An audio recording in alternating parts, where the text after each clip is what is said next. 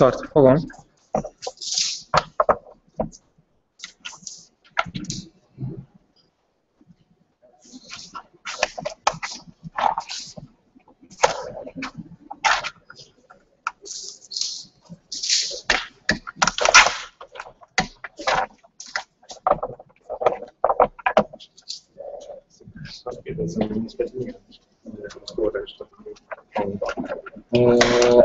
Ezen van egy kis mikrofon, úgyhogy megpróbáljuk azt, hogy mindjárt nézzük, hogy mennyire lesz.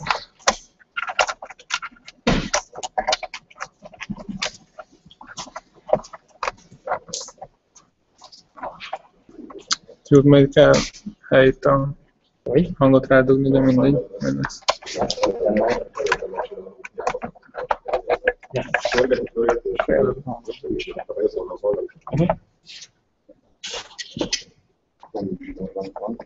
Bedugjam?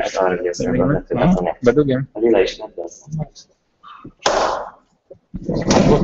Nem a... Ezek jó pontokat látsz. Ide meg. Beraktam. Ugye? Szerintem rajtam kívül is.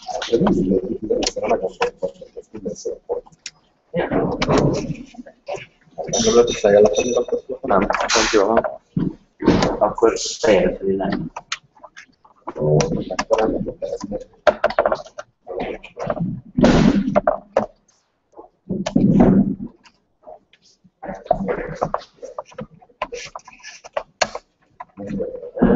Csak adjam hozzá ezért nagy kuliknál, hogy YouTube-ból is tudják.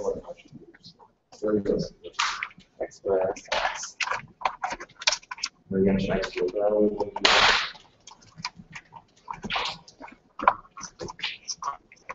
Hát ugyanígy HD-ba rögtön. Milyen nem lesz? Hát akkor...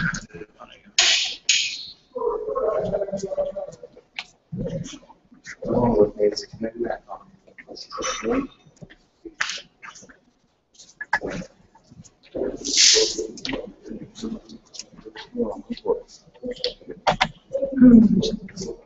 sőt, ha is nem.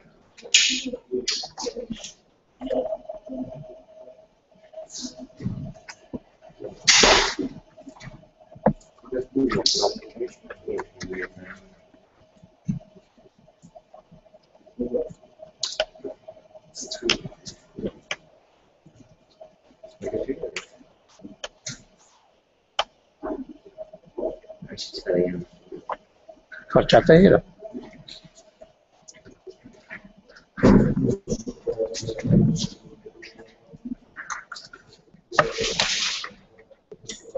Gyere közelebb a pulpitus elé. Oda.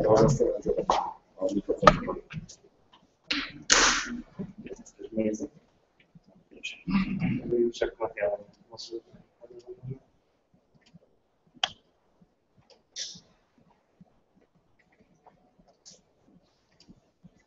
Gyere közelebb a lámpához. Lámpához gyere közelebb.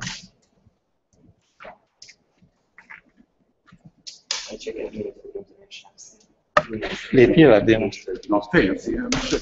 Igen, 5000 körül. Ezt a papírt honnan szedted?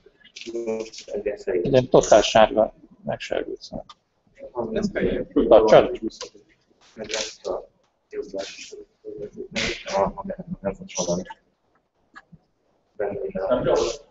Jó, most távolabb. Lépjél távolabb a lámpától. Oda, igen. De nem nézel, mint vagy egy kontraszt, mindjárt nagyjából belőttem, nem jelent sokkal. Közelebb. Két van az csak. Igen.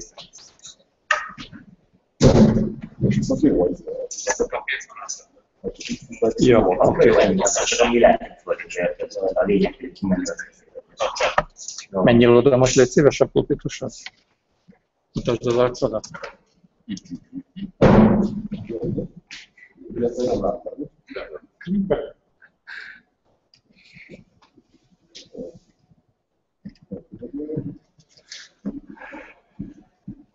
Hát annál jelentődik.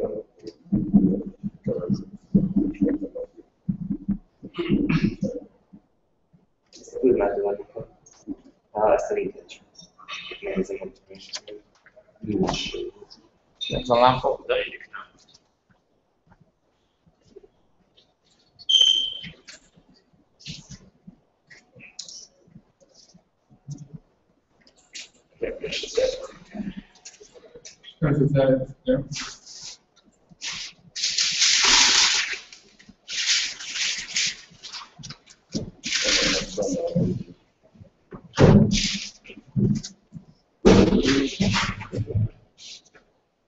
Hát hogy közvetlenül megvan. Hogy ezt mondom, hogy az elbeszélhetnék. Nem. Ja, úgy mondom, hogy ez szerintem. De lehet. Ja, megjött. Nézem onnan.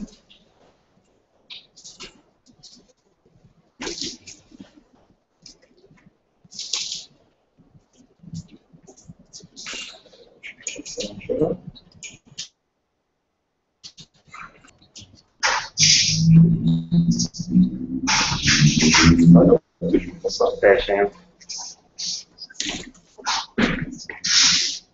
Mind a szó még a például megveszik valami is megzavanak. Na most állj oda?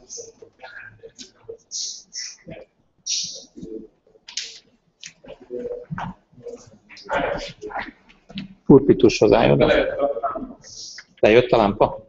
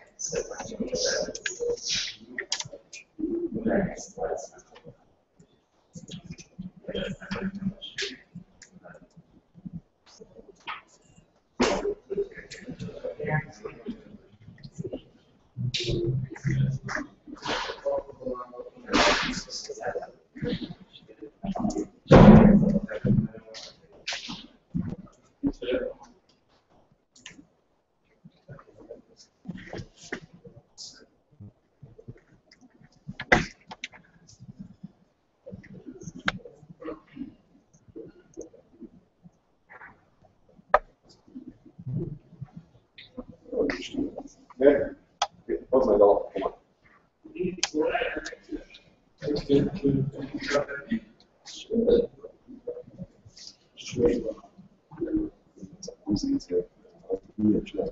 Minden zebra ki van kapcsolva, ki dolgozott ezzel?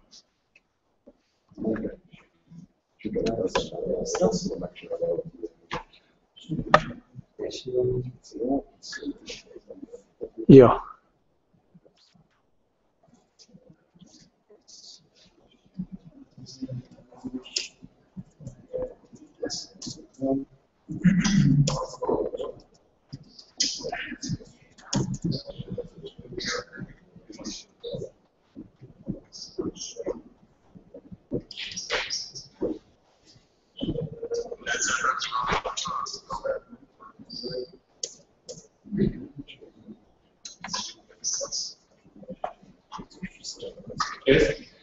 Nem felejtsd állítani azt a közvetítési időt.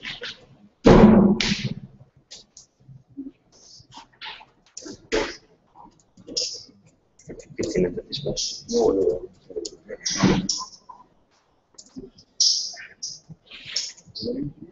Modernes időszak. Igen, visszasejtettem.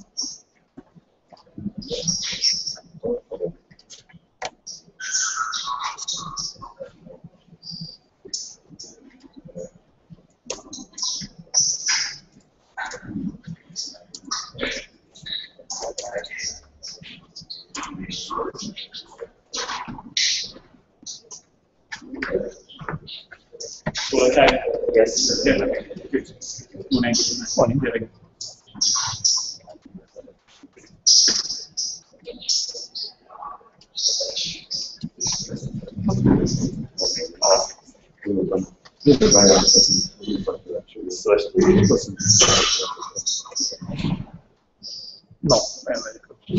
Úgy köz 220-ról megy? 220. Miért 13-6-ot ír? Mert annyit az csak nem. Igen. Mit vedd le az aktív?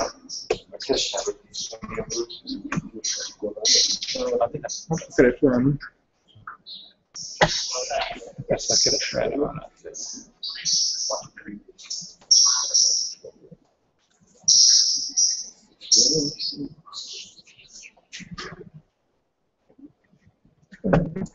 Keresőnek is, úgyis kell. Kereső erre. A kereső. A kereső fajta.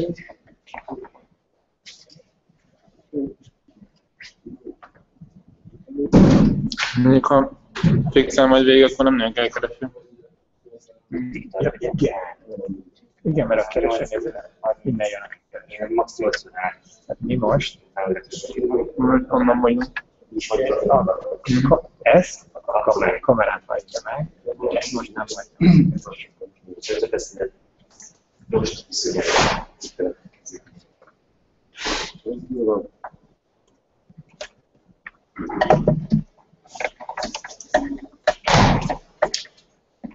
Future profile nézted?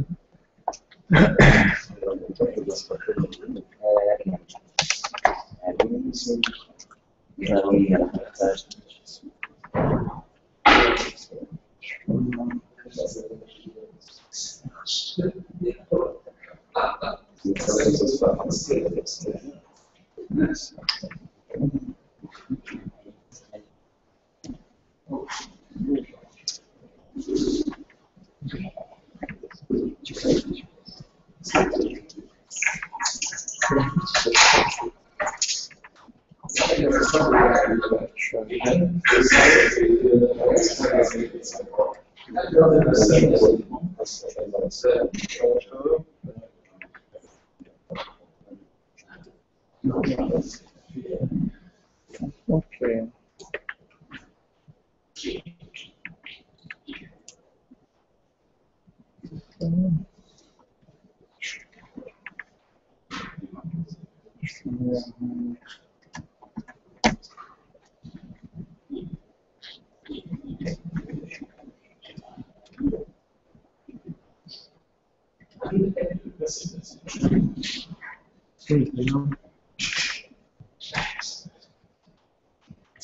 És hát te most 50-re tetted? Igen. Ja, nem, az a másik kamera volt. Másik kamera?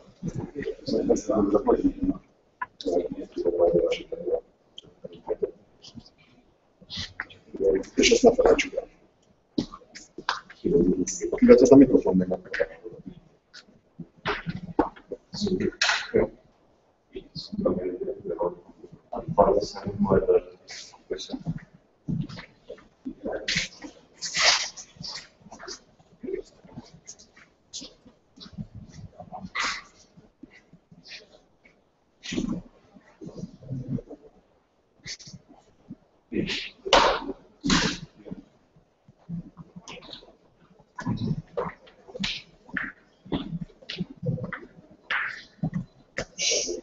Projektort akarod?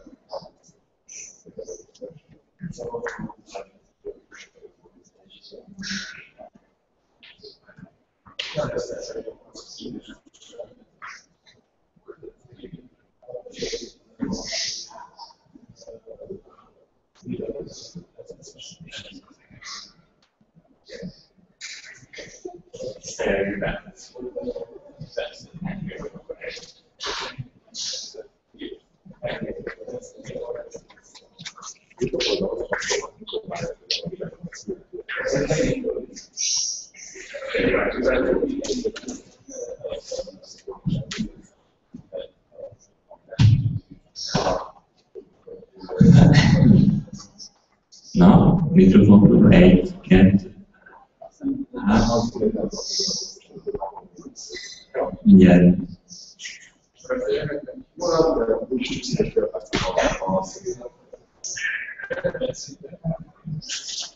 Még elérte valamit.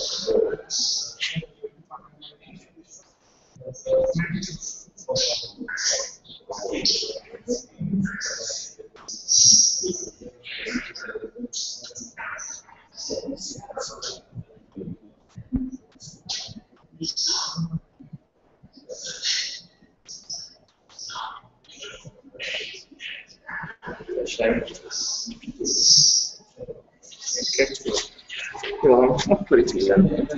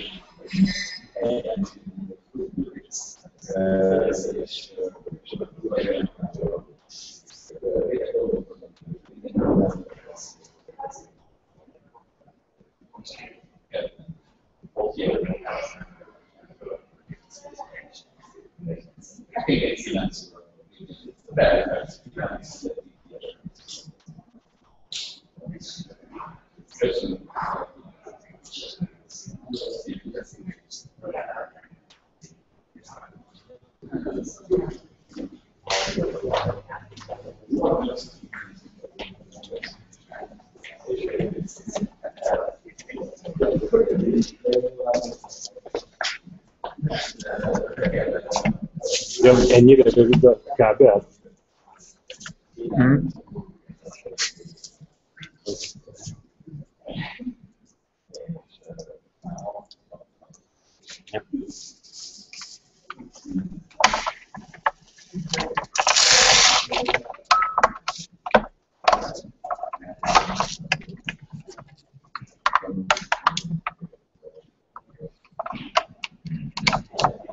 Nem kell viszont fűzgéljük a kábeleket, nem?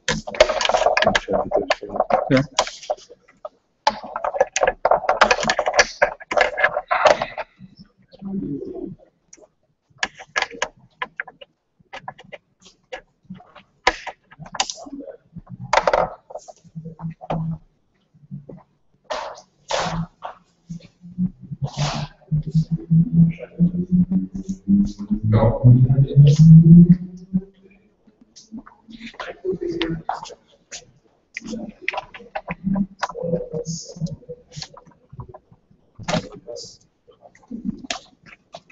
Összenézzük a tankódot.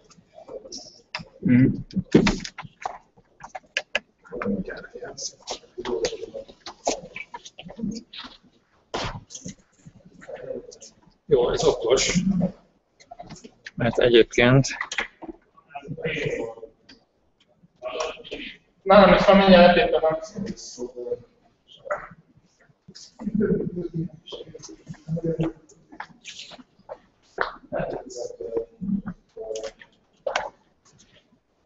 Most kapcsolom be. Most kapcsolom be, mondom.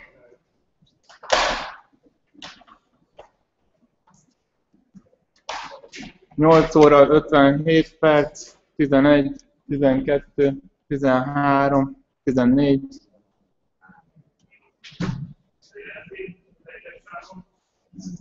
Hát szerintem egy kicsit alacsony. Két egységet mondtam.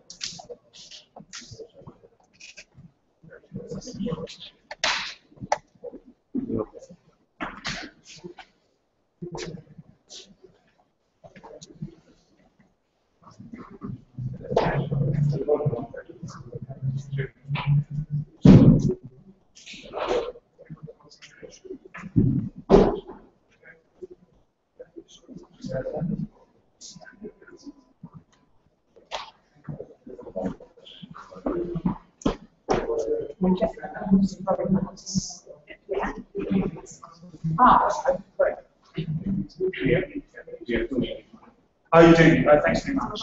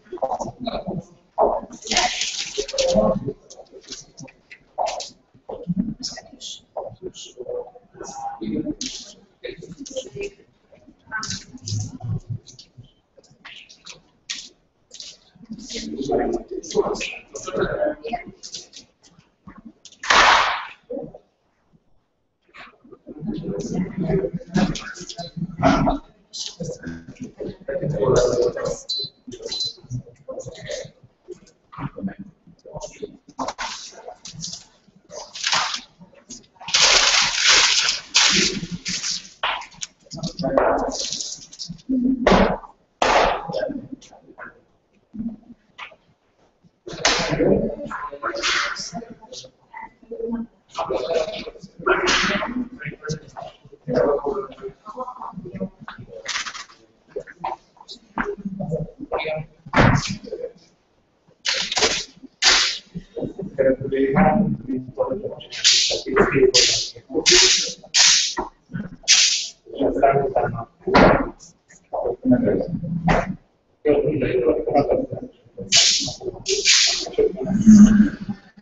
So, I'm sorry I can't be with you in person. I'm just speaking to you.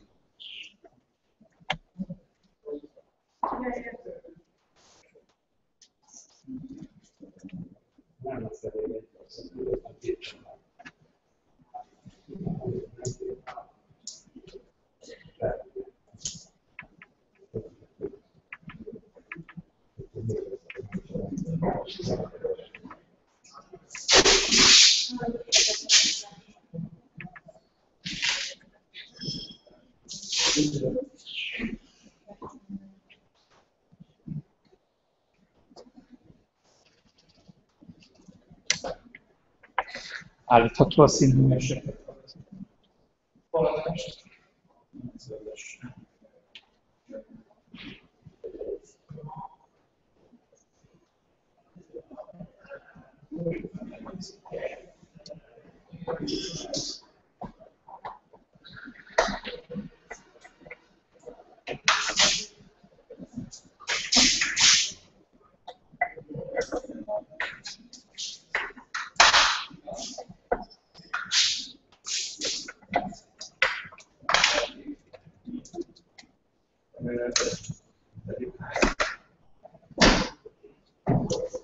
Megnézem.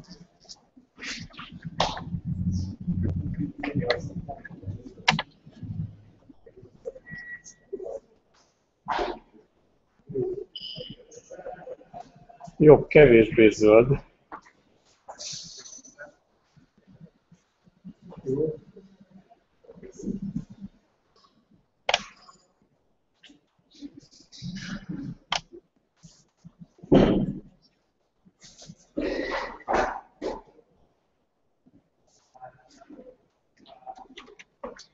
Jó, most egy fehéret tudnál adni a helyére? Tehát kép nélkül csak valami fehér tartalmat, amit a vetítő csinál. Aha.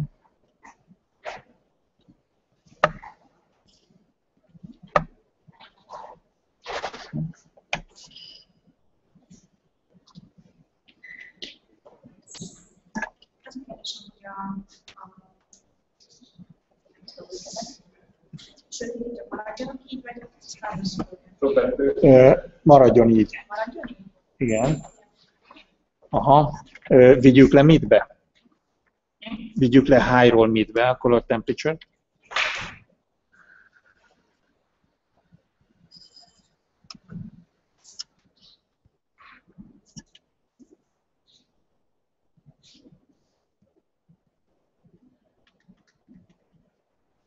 Aha.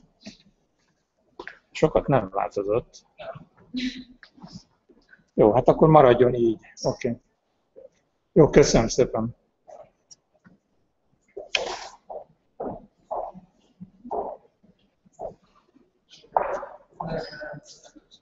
Kicsit zöldes a kép, nagy a zöld tartalma sajnos. De valószínűleg ez a vetítőnek a hibája lesz, vagy a vetítő lámpájának.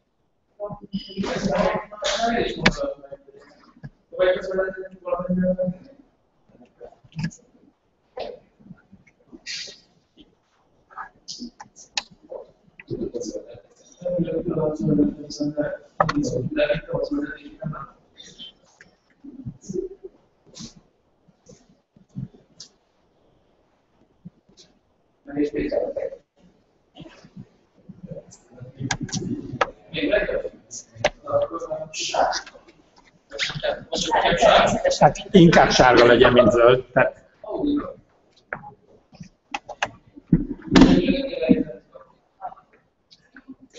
Valóban most egy kicsit sárgás, de ez még mindig bőrszínebb, mint a zöld. Jó,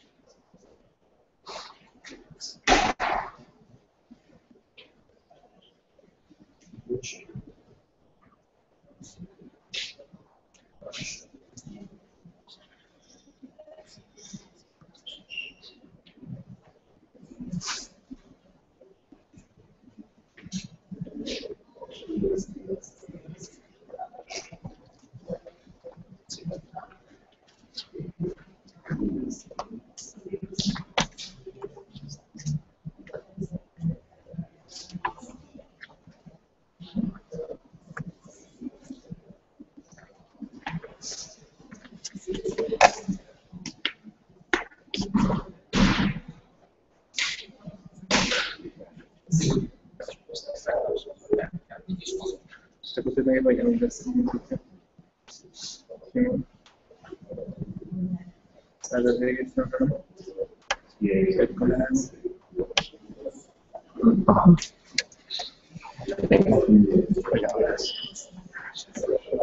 Mind a két kártya benne van.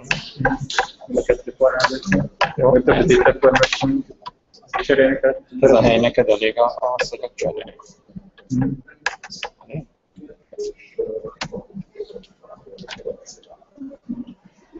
Jó, akkor mi gyakorlatilag meg vagyunk.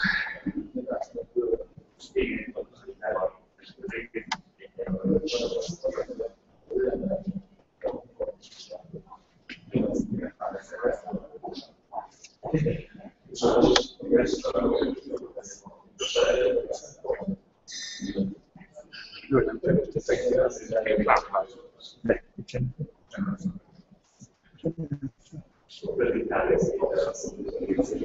keleti benne van ott egy ott sorozban előtt. Annak kell többet mennie.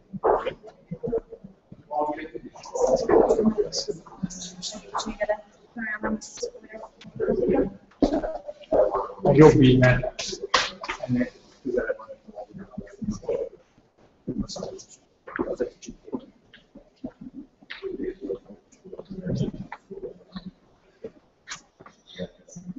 Na jó, akkor Vagy kapcsolom addig.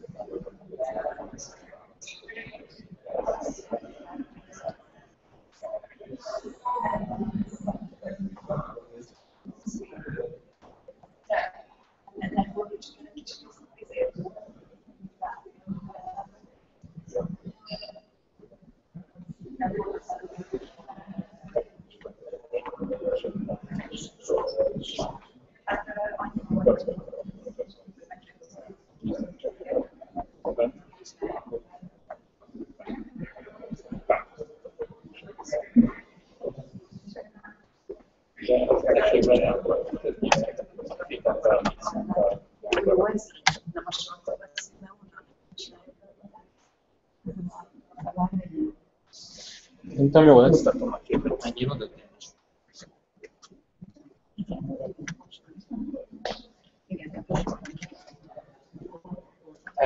Ez lesz a kép.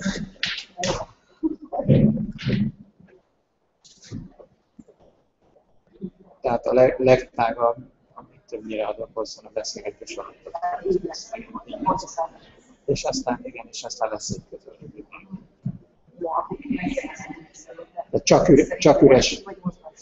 üres járatokban fogok figyelni. Szerintem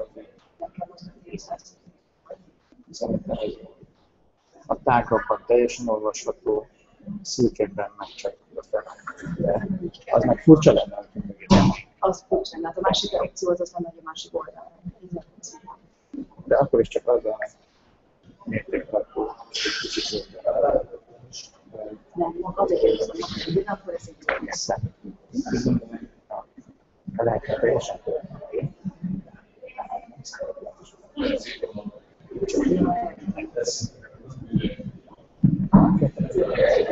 Fogok majd nyilvánokat is. Itt akkor tej, és ez a teljesen olvasható. Mert azért én elvettem az előbb is. Hát az csak tágban próbálsz. Ugyanis a brit és már a másik különben. Tehát időnként majd ki fogok nyitni, de csak üres járatokban. Anyagot kifejezetten a századvég Alapítvány. Amíg nem tudom.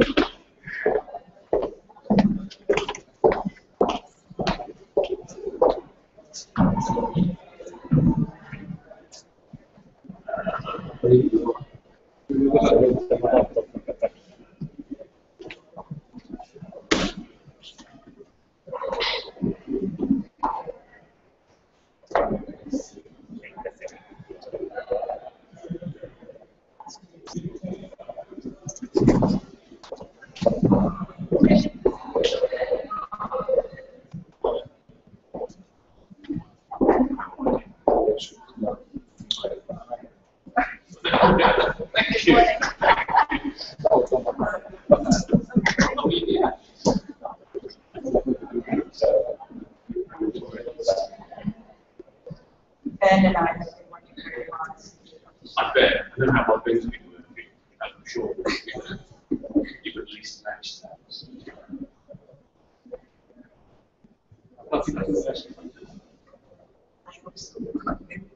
You never Depends on what you consider fun.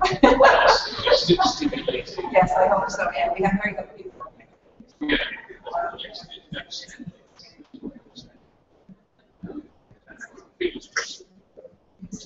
Well, I've called all the people in this everybody that I gathered yesterday, and they all confirmed this coming. So I think it's only the two economic that's going back.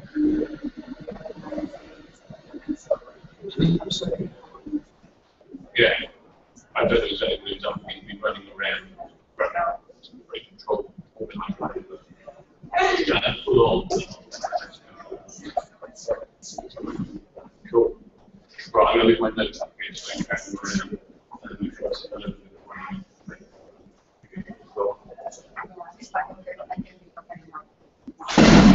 okay. That is what else I know, but I know you know I have an extra. That's very nice. If you see someone doing things,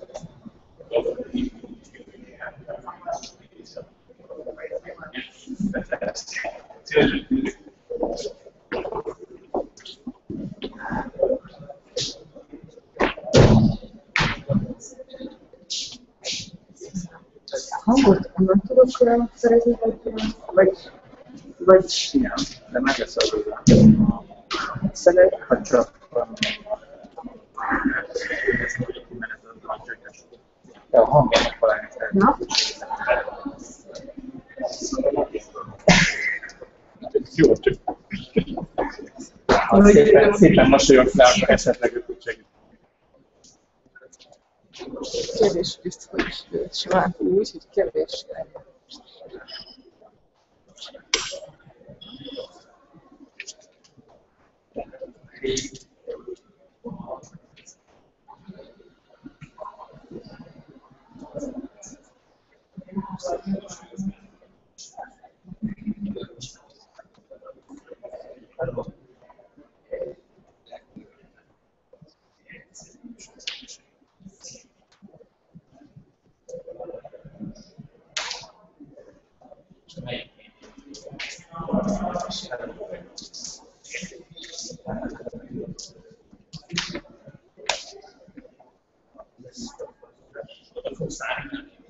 Igen. Gyere segítek, akkor szerintem csináljuk azt, hogy széket faladnál.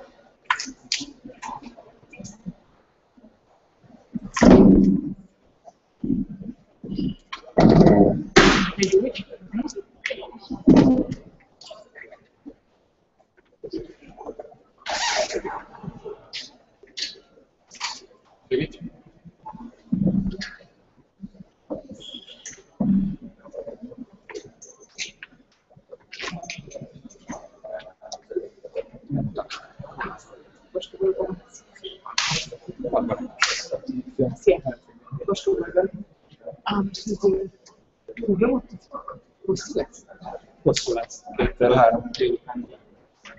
De most lesz szünet. Közte lesz. Te az egészet túl akarod? Nem. Akkor közben rá. Hanem a szélére. Érted, csak azt tudja mondani, hogy...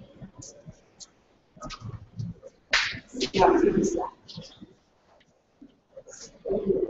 Hát, gyakorlatilag vonalhangot kaphatok? igen. Tessék? helyzet a következő. Igen. A kollégánk, a mistábornak a hangmérnöke. Igen. A helyi technikusok valahol máshol vannak. De egyébként arról a berendezésről lehet mondani. Szia! Szia! Ha van itt szó, akkor most szia! Nézzük egy. Nem, most nekem valamit csinál.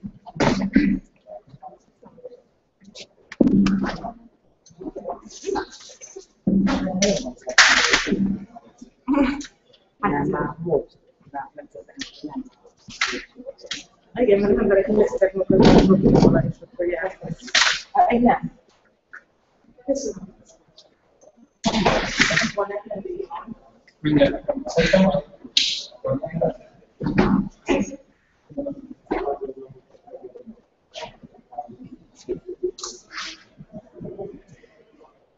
Te ott maradsz?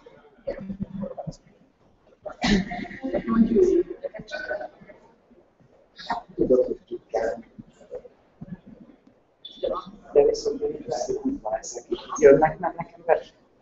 Magyar? Befogadjuk az egyszer.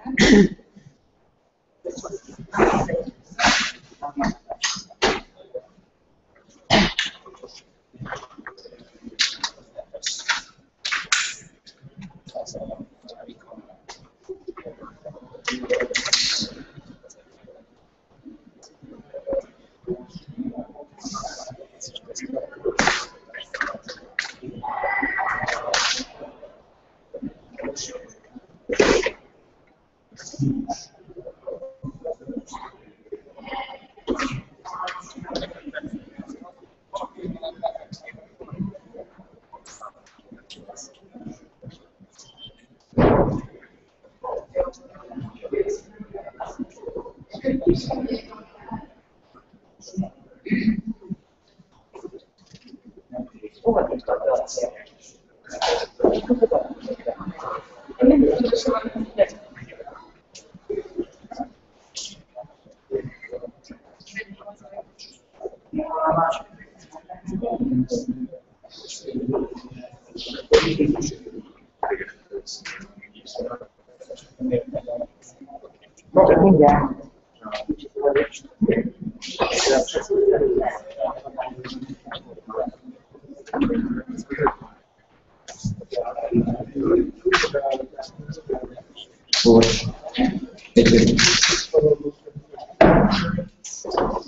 Sziasztok!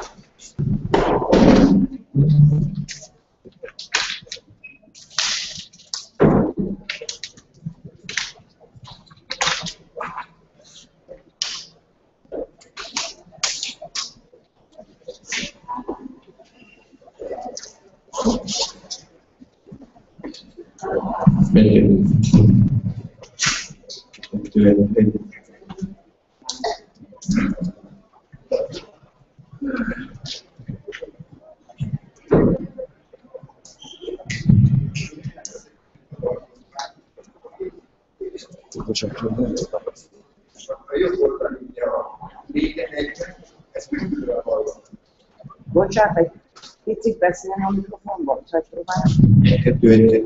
Egy.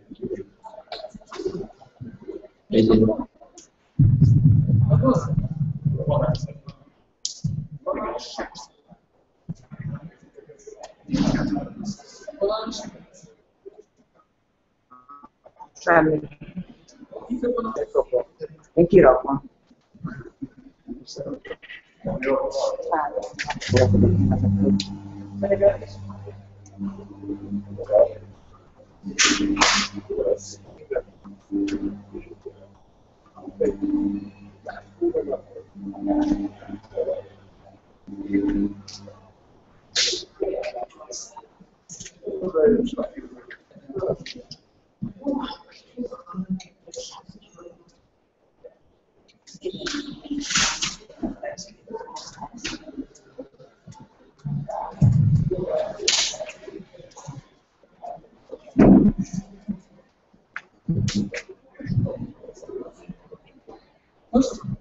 Most hogy van? Most nekünk várja? Egy-egy. És elégedett? Egy-egy. Én nem lesz hangosabb. Egy-egy. Most van hova? Most van.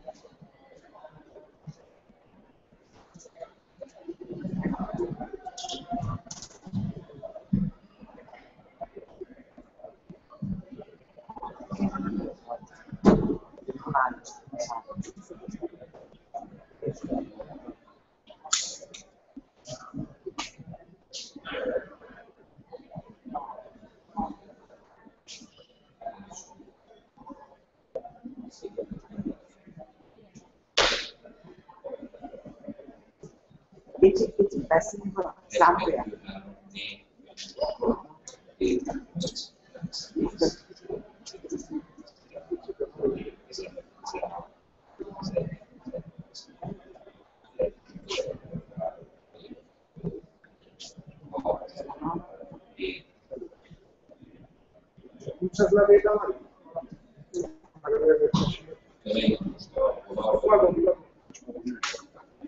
Jó.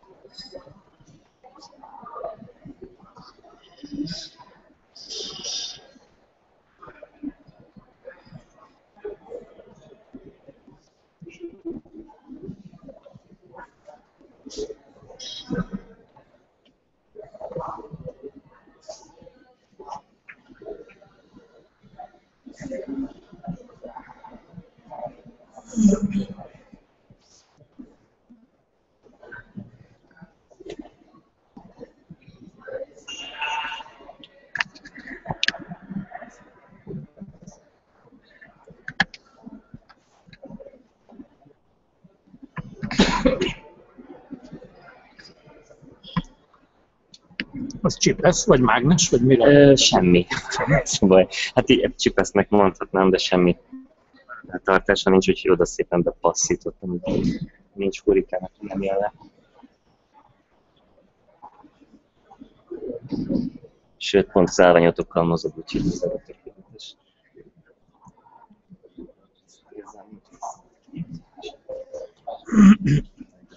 Befűzöm ide a kábelét. Látom, hogy húzza a súly a kábel. És akkor így nem... Szuper, köszönöm. Aztán egy kis USB-hoz fordított. Igen, nem húzza a súly. Állítva. Nálunk tetszett.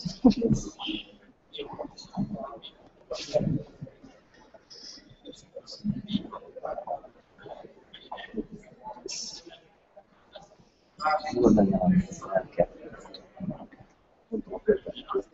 Hogy?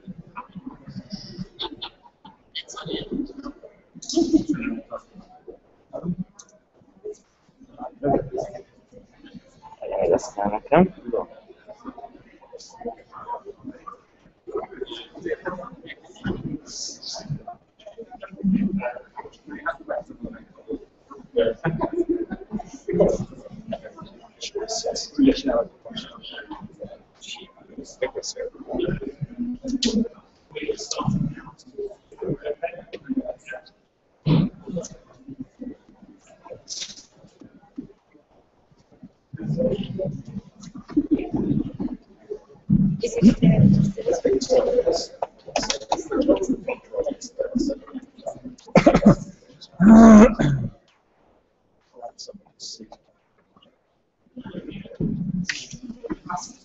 Be so rude to ask you to move to the next room. Reserve this for our speakers. Thank you very much.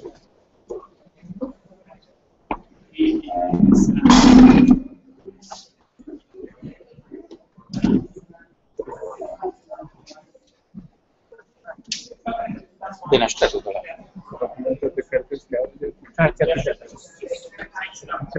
Ez egyik legyen ez.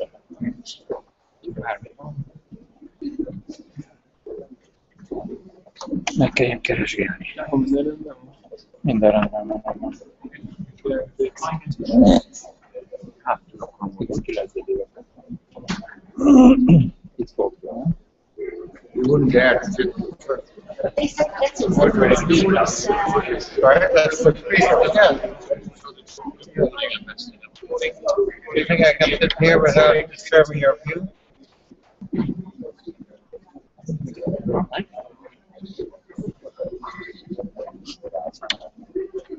Én elmondtam, ez az izé nincs benne?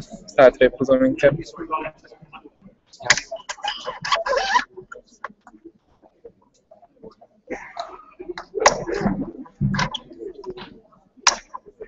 Nem tudok hozzáérni.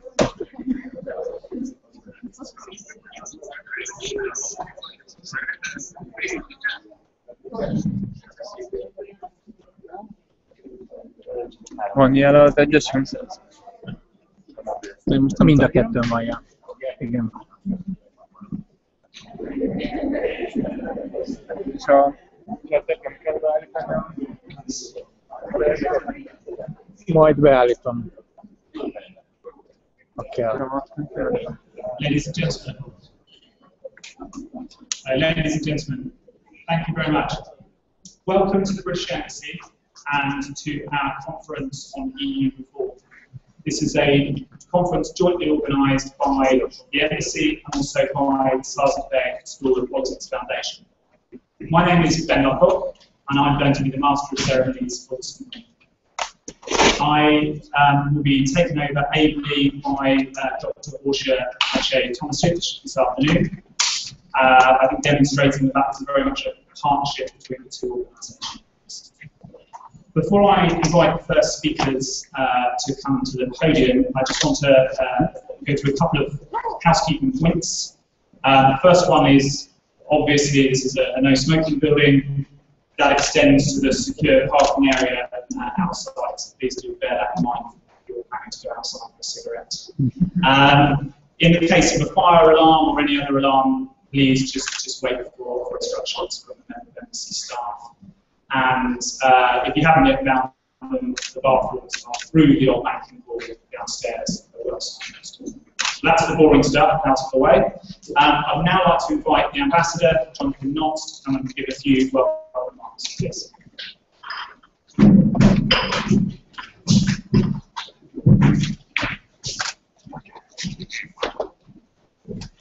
Ladies and gentlemen, respected guests, it's a great pleasure to welcome you, as Ben has said, to the embassy this morning. It's a very great pleasure to be able to host this event in conjunction with our good friends, our respected friends in Századvég. And I'm delighted that today we've got so many expert and influential voices on Europe in one place here in Budapest.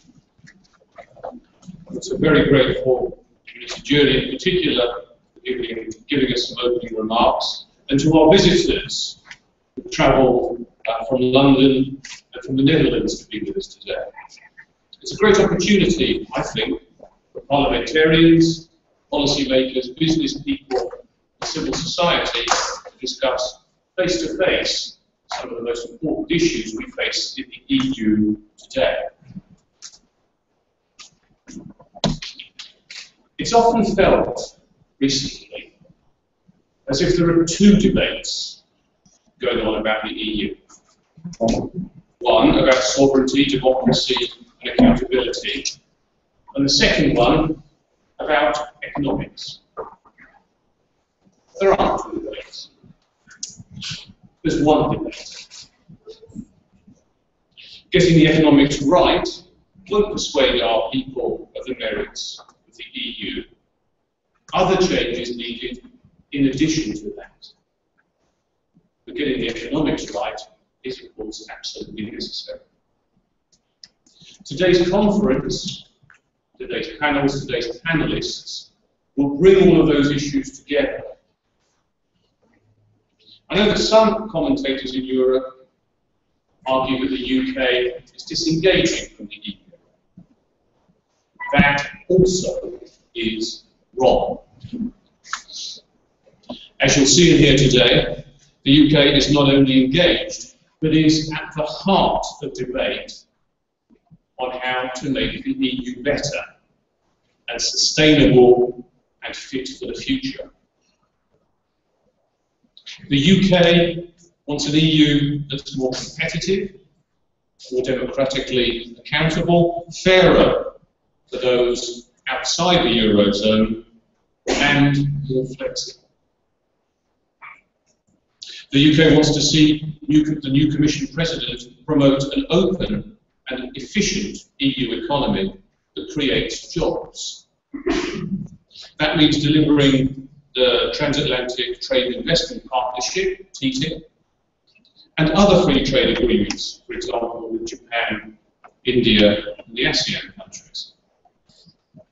And, of course, launching negotiations with China. It also means reducing the regulatory burden on EU businesses to help them become more competitive. The UK wants to see an EU that works fairly for all of its members, including those like the UK and Hungary that are outside the Eurozone. The Eurozone must become more stable while the single market is safeguarded for all of us. So, no discrimination on the basis of currency and a fair say for all member states on the issues that affect them, whether they're in, Euro-ins or outs. And the new Commission President must bring the EU closer to the people. The role of national governments has to be recognised.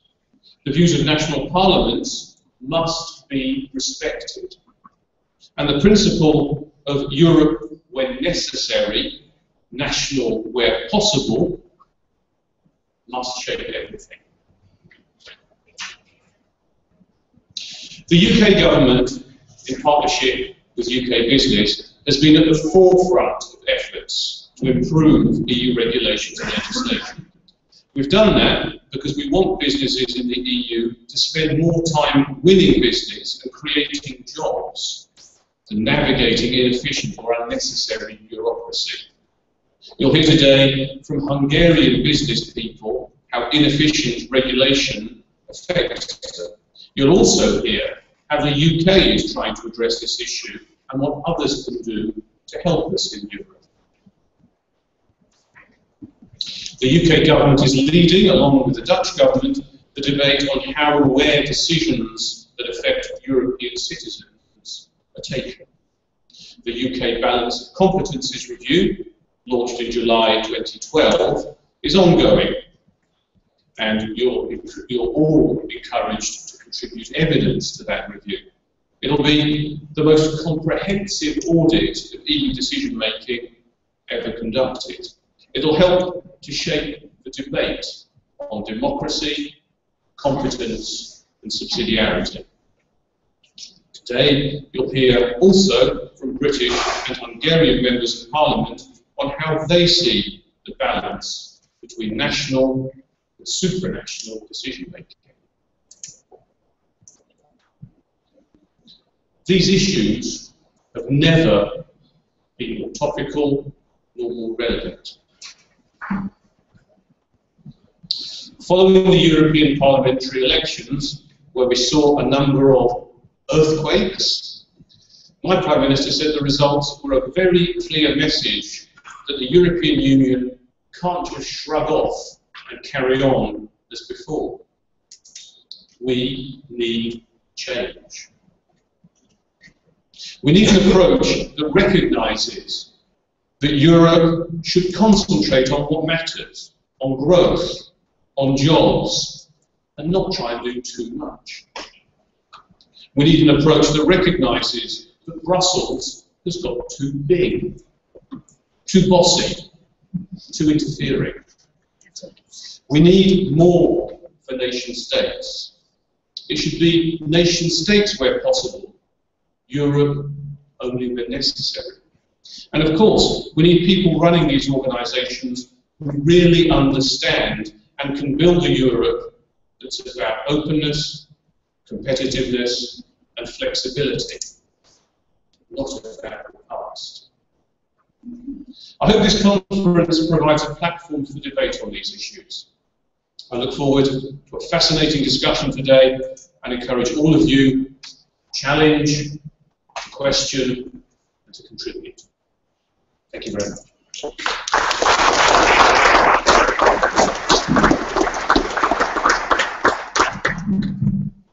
Ambassador, thank you very much. I'd like to now call on Professor Lancy to give his welcome remarks. Please, Professor.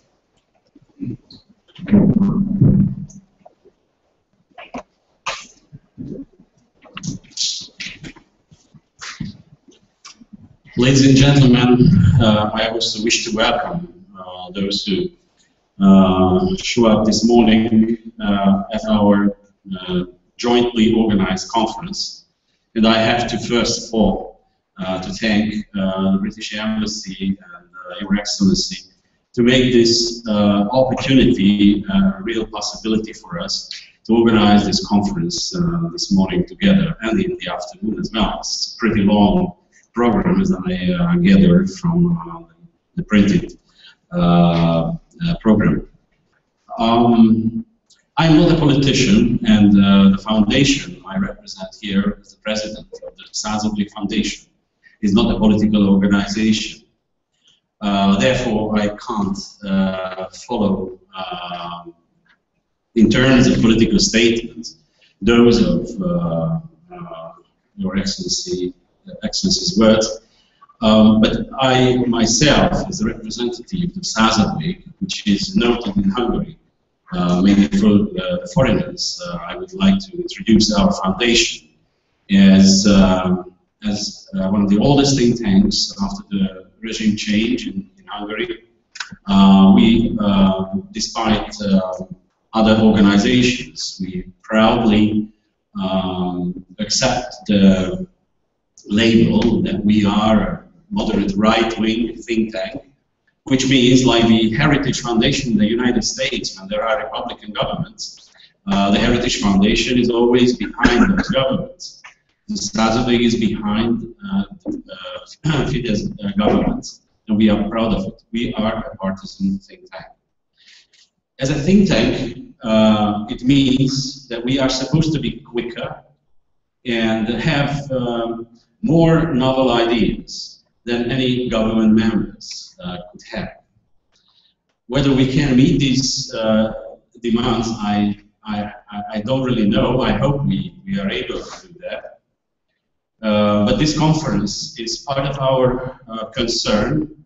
We would like to be well informed in order to have novel ideas on the future of Europe. We would like to contribute to the common thinking on Europe. I don't know how many questions we have on the table right now. maybe there is one, and this is the future of Europe, but this includes or implies a number of other vital issues, including economic ones, including social ones, cultural ones, and the whole is framed in a political context. Yes, the European Union is primarily a political framework, and some 10 years ago it was obvious, well before the economic problems, that the European Union has to answer one big question, and it is further integration or new ways, maybe old ones, that is to preserve the national sovereignties. As you know, the incumbent Hungarian government, which was just elected a few weeks before the European parliamentary elections, again with a two-thirds majority, which is rare, and for many politicians and analysts in Europe and also globally, intrigued how can it happen that under democratic rules a government is repeatedly elected by a two-thirds majority. It is connected, I mean, this success, huge success of the Hungarian Fidesz-led government is connected with the issues of the European Union. As you know, the Hungarian government has been pursuing just those reforms, new ways that also Your Excellency mentioned, that we ought to find a way out of these stalemate what we have been in Europe for some time. It is not, the question is not the question put by the radical or extremist parties or movements. This is not that whether to join or quit the EU. The question is, and this is the theme of our today's conference, how to improve, how to make more democratically accountable organization of the EU. And all the issues I don't want to question, I don't want to repeat, you have heard, which I share very much with Jonathan Mott's contribution. These are the issues. We have to avoid the extremes views on the European Union. But still, there are vital issues we have to address. And this day is one of those opportunities where we can do that. So I wish to thank all our contributors on the administrative side, and also those who are going to speak today. I know how difficult it is to find some time in your lives to come to such a meeting. I hope you are going to enjoy it. It's going to be thought-provoking, will be fruitful for all of us, in order, let me be selfish, to make our work as well more competitive, flexible, more democratic, I don't know.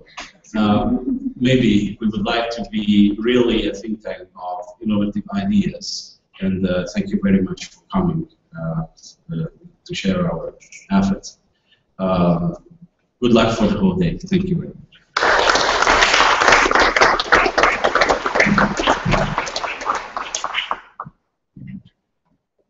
Professor, thank you very much. As the Ambassador earlier said, we're absolutely delighted to have the Minister for Europe, Anna Kachuri, here with us this morning to share some of her thoughts about the EU and reform of the EU. So please, Minister, if you would come up.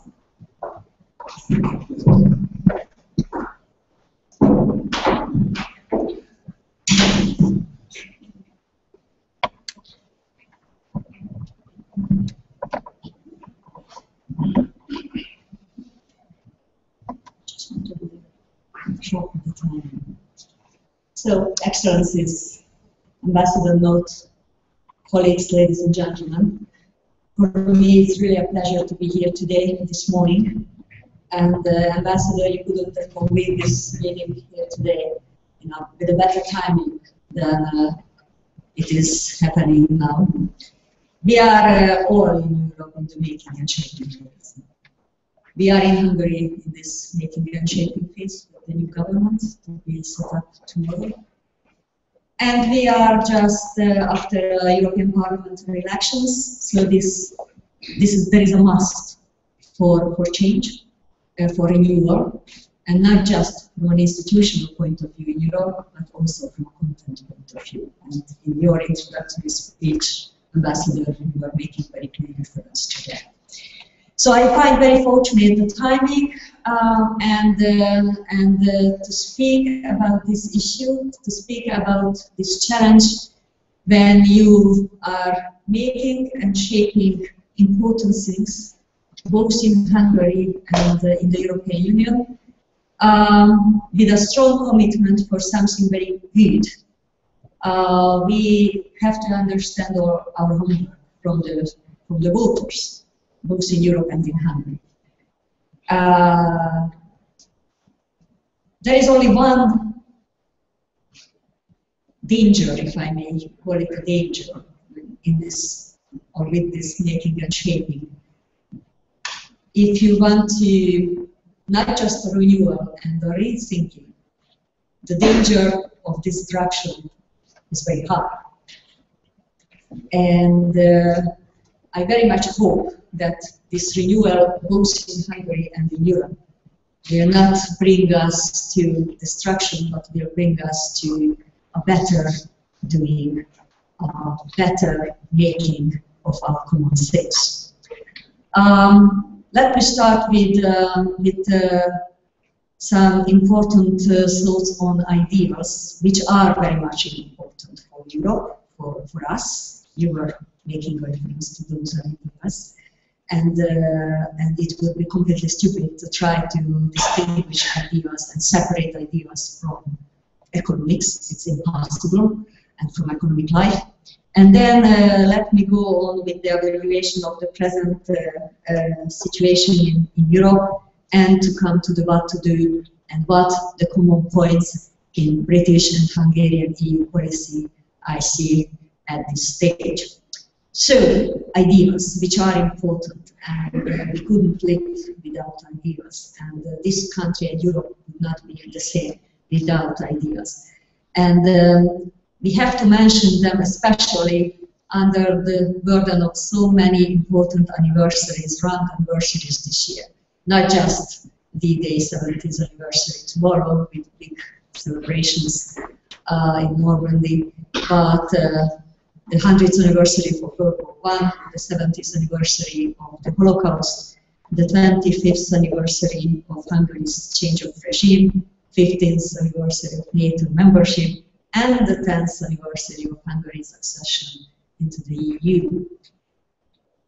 We all know that these important events brought us important lessons, and we should be able to learn from these lessons, and they all also have messages for the future.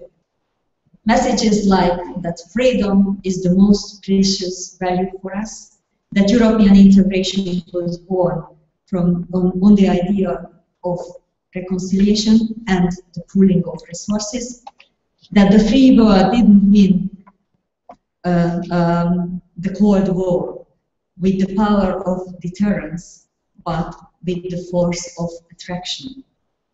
And that this attraction comes from ideas of the free world like freedom, democracy, social justice, human rights, and rule of law.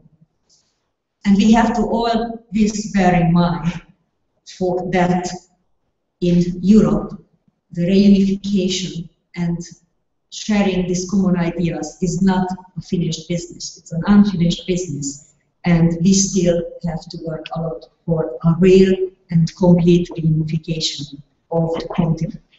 So Europe's mission has not ended, and Europe's responsibility and mission is there even in the 21st century. The Ukrainian crisis clearly demonstrates that. So, where we are now, we have these ideas. There is a strong commitment, I see, from all of us for these ideas. and still we are in trouble. Why are we in trouble?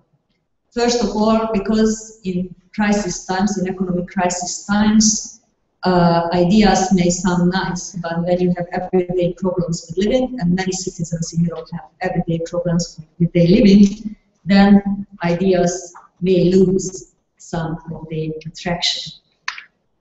And this crisis clearly showed us the weaknesses of the European construction, the weaknesses of the economic and monetary policy.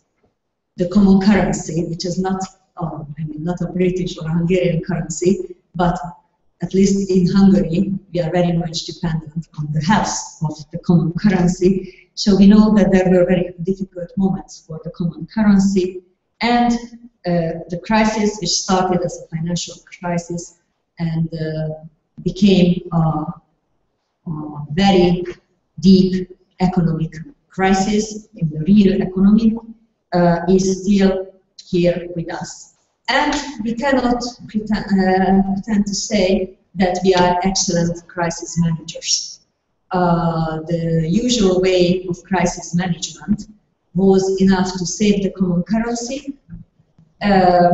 We were very good in accepting new norms in the EU for preventing future crises, but we were much less successful in managing the economic crisis and in stopping recession, in stopping the disappearance of jobs.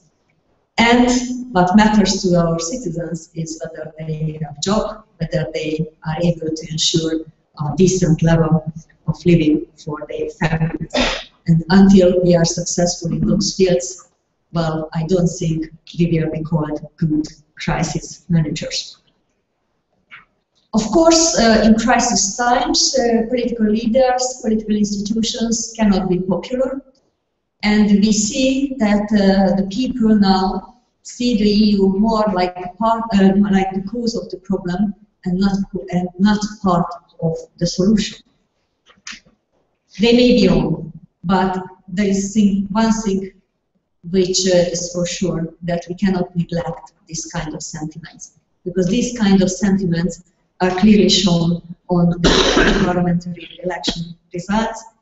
It's a warning sign, and if politicians don't learn from these warning signs, I don't think they can deliver. I don't think they are doing what they were elected for. So besides this economic crisis, we have a clear confidence crisis in Europe. And I think that even the confidence crisis is twofold. First, it's what I've already mentioned. This is loss of confidence in the European construction, the loss of confidence in the EU that it helps Europe in getting out of the crisis. But I see another confidence or trust crisis as well. It's between the institutions and among the member states, which I find at least as dangerous as the previous type of confidence crisis.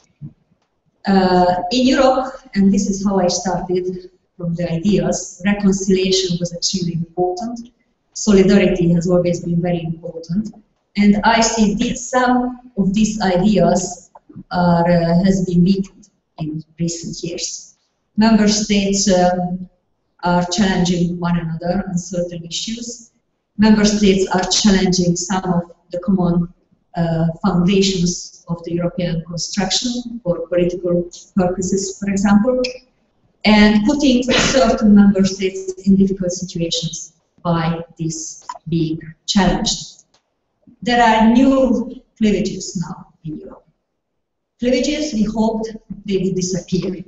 Cleavages between the north and the south, between the east and the west, between the new and the old member states.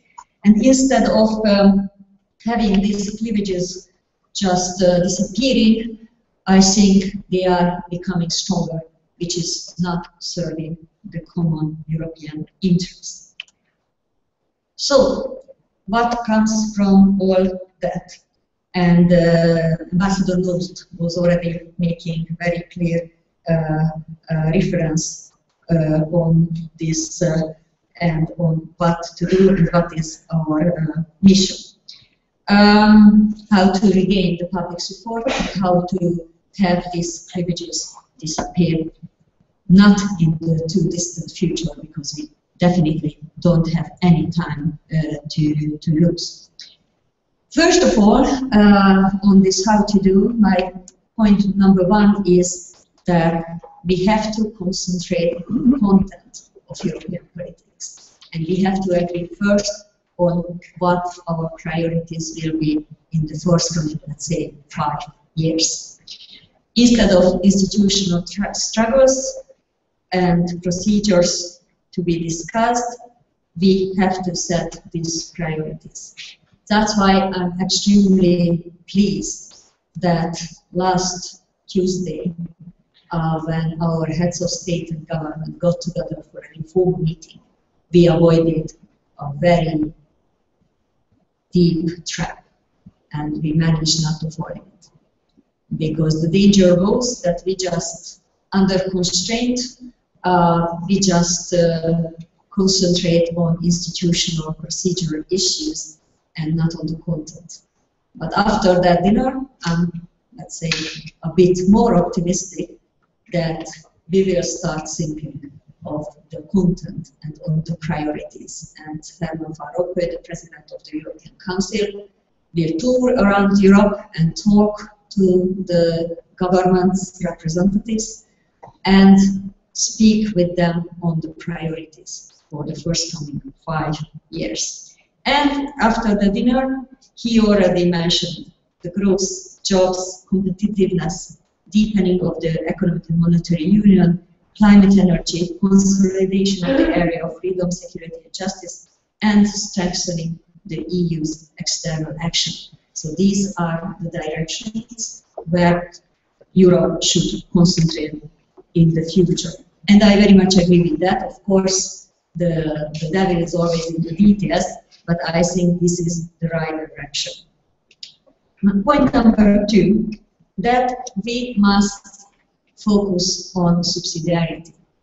And we know this. Actually, there is nothing new in it. But have we been successful and have we paid enough attention to subsidiarity? We have beautiful, even a protocol to the Treaty of Subsidiarity. But in all our actions, are we acting on bearing in mind this, the principle of subsidiarity? I'm not very convinced about it.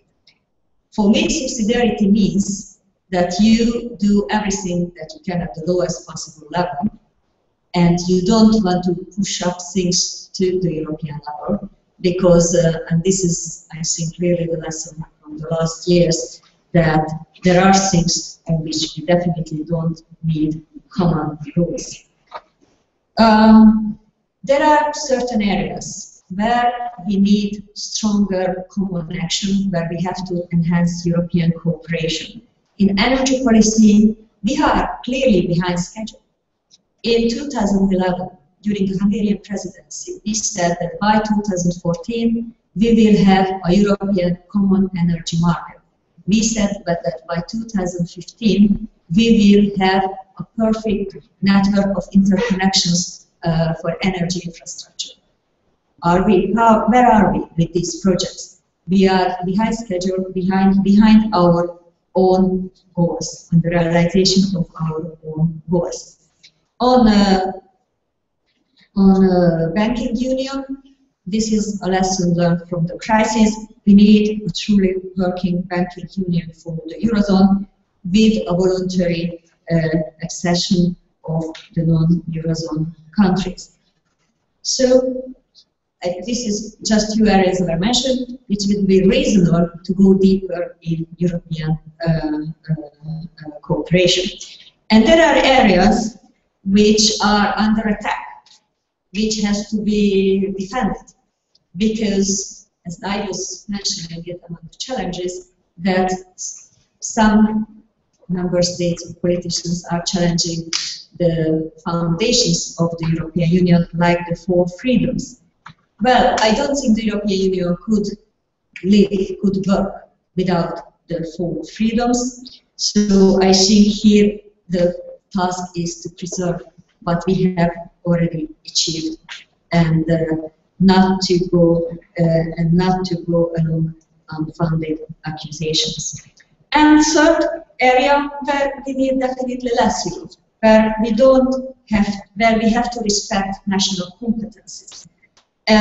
Like the energy mix, it's clearly national competence. So we should try to avoid any attempt which goes against this. Taxation should remain in national competence. Taxation is a competitiveness issue. It's I think, extremely important that we don't change the rules there. Social policy, respect for the national and constitutional identities, these are issues which are clearly enshrined in the treaties, but nowadays, sometimes in politics, they are challenged, and I don't think it's a right move. Point number 3, which comes from the previous one, is respect the treaties.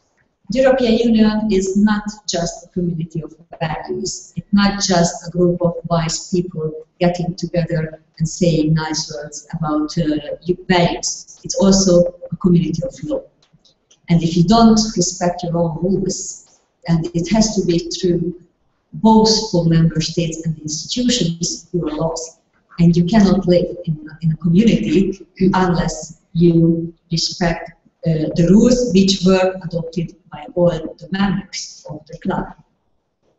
Number 4 is that I'm convinced that we need strong institutions and strong member states, but they all have to cooperate. We need the community method, where it is clearly described in the treaties, and we need an efficient decision-making within the boundaries of the competencies. So we have to be clearly against any kind of creeping competencies or creeping federalism, and no institution should pursue its own agenda with this kind of creeping integration. It has no foundation in the treaties. I would even say that it is an action which goes against the treaties, and we should stop this practice by certain institutions which are permanently, on a daily basis, checking the boundaries of its competencies and even trying to go a bit beyond. Because then we will spend more time with institutional wrestling than with concentrating on the content. Point number 5 is equality of member states. Unless we truly respect this fundament of the European Union, we will be lost. You cannot have double standards. You cannot allow something to certain member states or to a group of member states and not let it exist in another member state.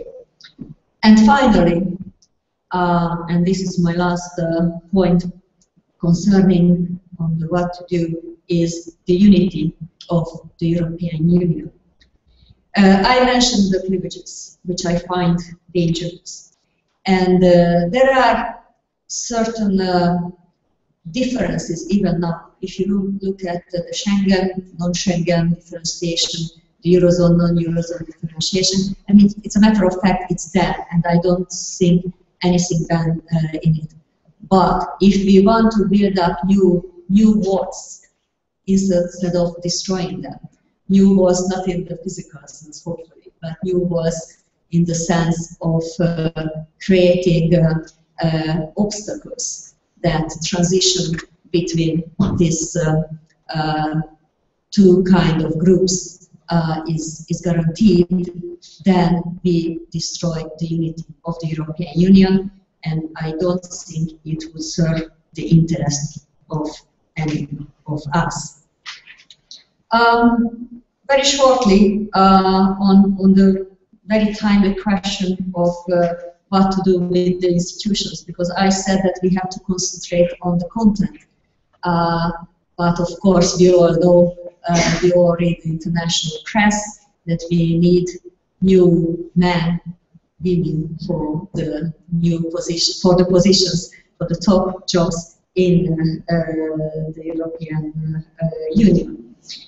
Here, and I was already mentioning that I was very pleased that that dinner of the heads of state and government saved Europe from falling into its own trap, was good not just because we started to concentrate on the content, but also to avoid not to follow what the treaty says concerning the nomination of the President of the European Commission.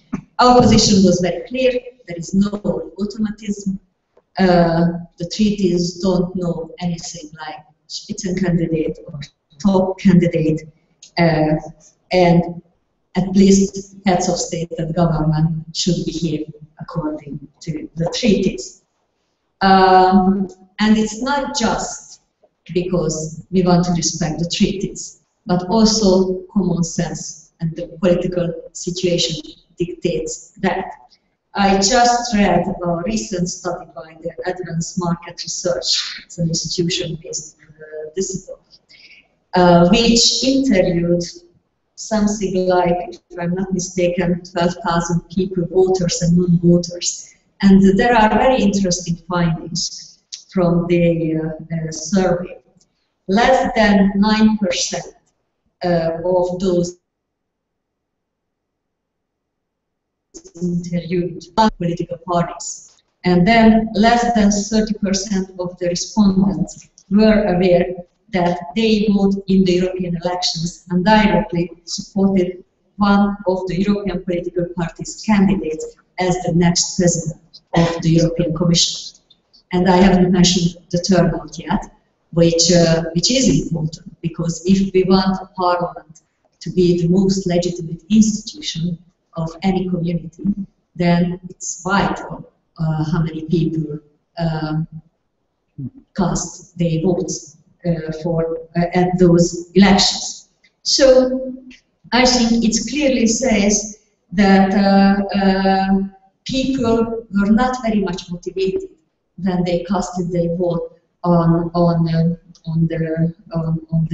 the parties at the European elections, that they were not supporting a top candidate or a top position, and almost 90% of the interviewed said for them the major criterion for electing anyone or nominating anyone should be whether this person is able to do the job, whether that person is the most qualified one for that position. So I think it's not just a treaty obligation that we let the heads of state and government to decide, hopefully with consensus, although the treaties allow qualified majority, but I think the spirit of European cooperation is for going for a candidate who could be acceptable for all the member states. But also a political reality that there is no European demos yet, there are no true European political parties yet, and people's motivations are more local. And maybe we should accept that political reality and not to constrain the Brussels bubble intentions and political games on our voters. And I'm finishing here. Just some of the common points, as I mentioned, concerning British and Hungarian EU policy. Actually, what I've already said, and if you compare it to the introductory speech by Ambassador Nock, you see that there are many common elements. And I see that we have a lot to talk about subsidiarity and how we interpret it. I am very cautious with treaty changes. First, because if you open Pandora's box, you never know whether you will be able to close it. And if you start a kind of cherry picking exercise, then the cherry I will pick from Pandora's box, I'm now already very confused with my picture, will not be the same as the 27 other member states' cherries. And how we will be able to decide what remains there and what to receive. My advice would be define well where to go deeper.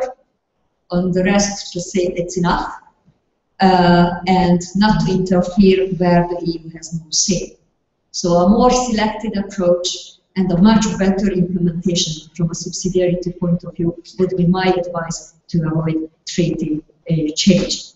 And to concentrate on the real job, on the content, on the priorities of Europe, and don't be afraid of saying that in certain areas what we have already achieved, like in area of freedom, justice, etc., it's time to consolidate and time to listen to the skeptical voice, time to listen to those who are saying that it was more than enough and the EU should do less in certain areas.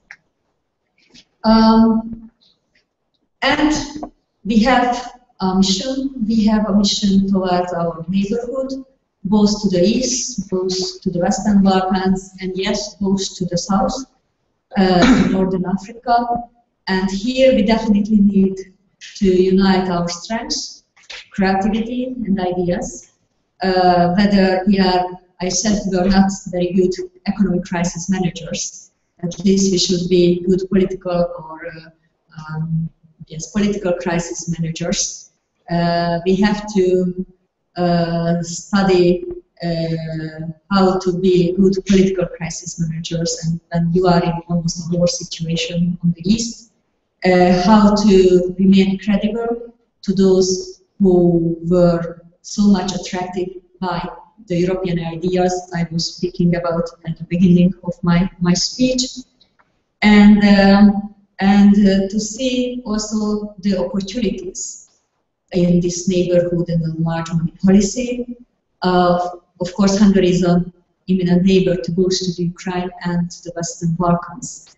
But we cannot, if we are too busy with our own ideas, with our own problems, with the crisis management, with regaining the public support, and we forget our neighbors, then we will be on the wrong track. We will not be successful, and we will miss an important opportunity, which I think would be very strongly contribute to even our future prosperity.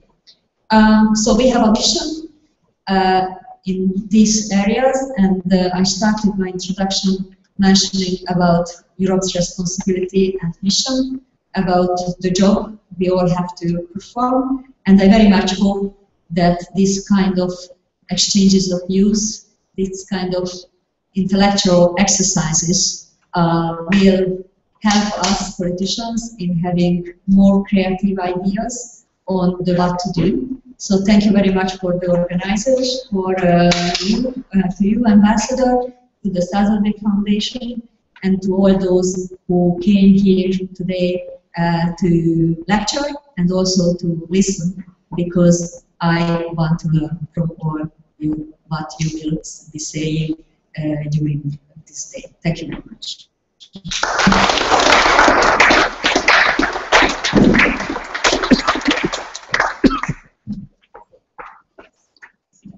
Minister, thank you very much. I'd now like to invite, we're going to invite two senior officials, the first from the British government and the second from the Hungarian government, to talk a little bit more about where the UK and Hungary see the future of Europe and EU reform. So first of all, we'll kick off with Brits. I'm going to ask Richard Crowder, who is the head of the Future of Europe department at my Foreign Ministry, to please come and say a few words. Please, Richard.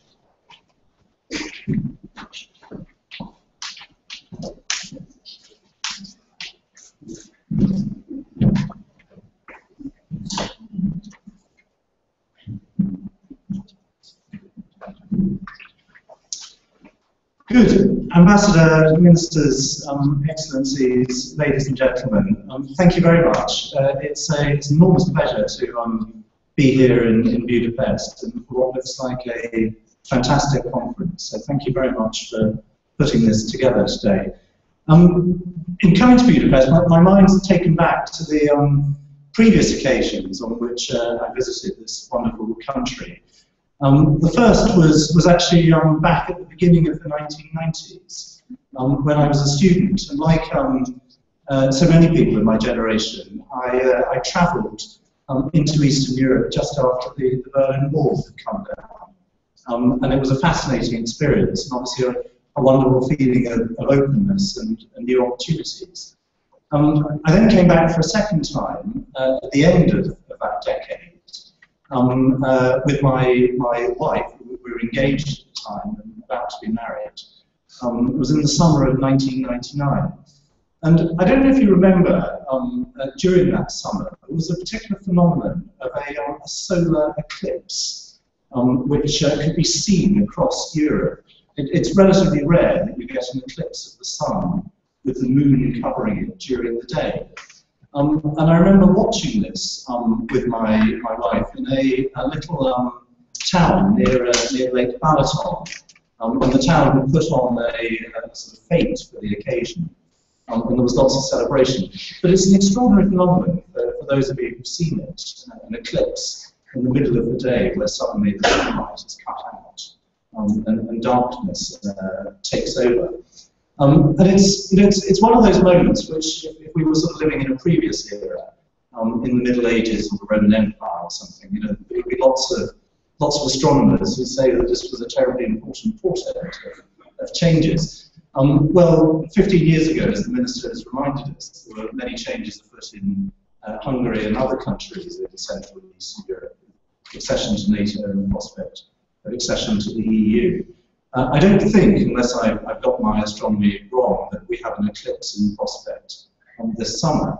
But I think there is modern day astrologers look at sort of opinion polls and so on as the equivalent to try and to set those sort of winds of change. And I think what's happened with the European Parliament elections and other developments in Europe should be giving us equal pause for thought, as we've heard from the previous speakers, about what is going on.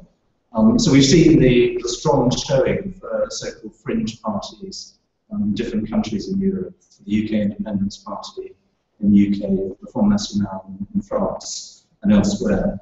We've also, as the Minister mentioned, seen very low turnout, including some quite extraordinarily low figures, such as 13% in Slovakia, which has to give us pause for thought.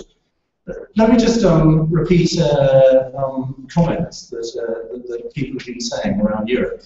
My first is from Marie Le Pen. I should hasten to say I'm not advocating policies of the Front National here. But she said this is unquestionably a historic moment.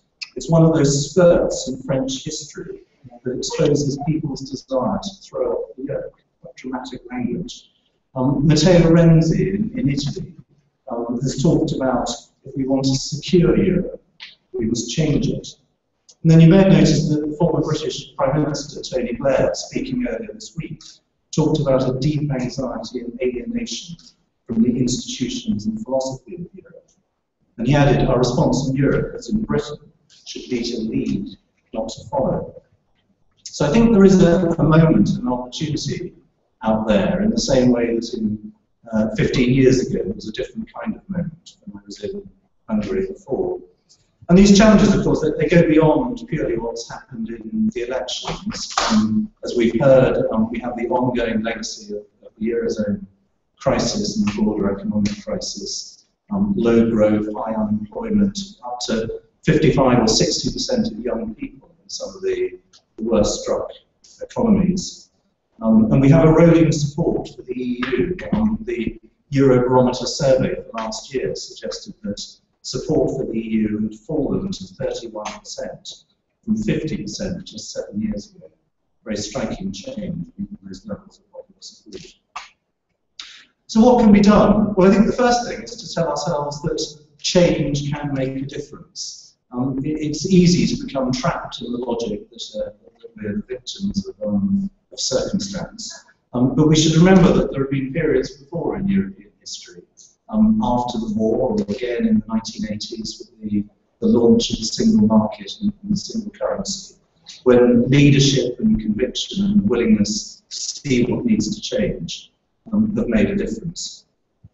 Let me set out just 4 areas in which we believe, from the British perspective, that we should be seeking to make make those changes. The first is about the economy and growth and jobs. We all know that this is central to recovery in Europe and building support for the European Union. But it requires us to tackle some of those issues which otherwise can take too long to reach the right result. So, as we've heard, concluding free trade agreements with the United States, with India, perhaps with China and other fast growth economies. A deal with the United States, we're told, will bring over 100 billion euros in extra revenue to the European economy.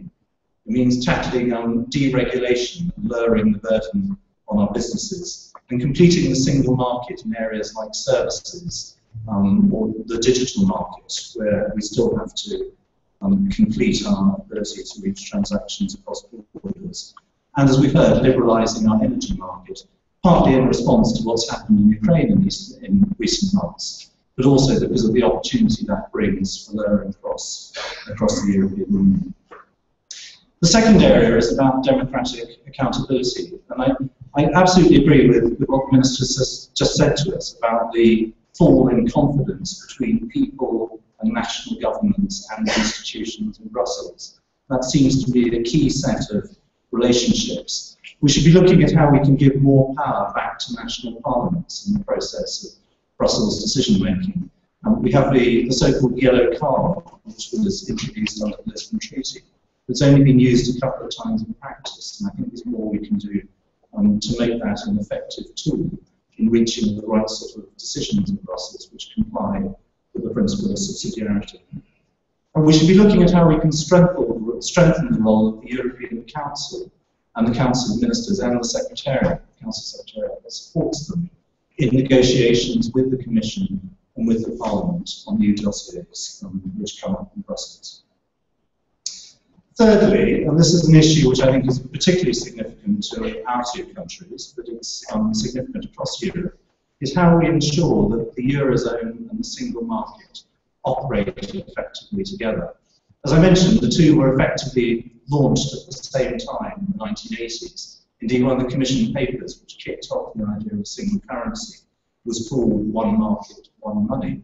So the concept of these two aspects of European integration has always been there.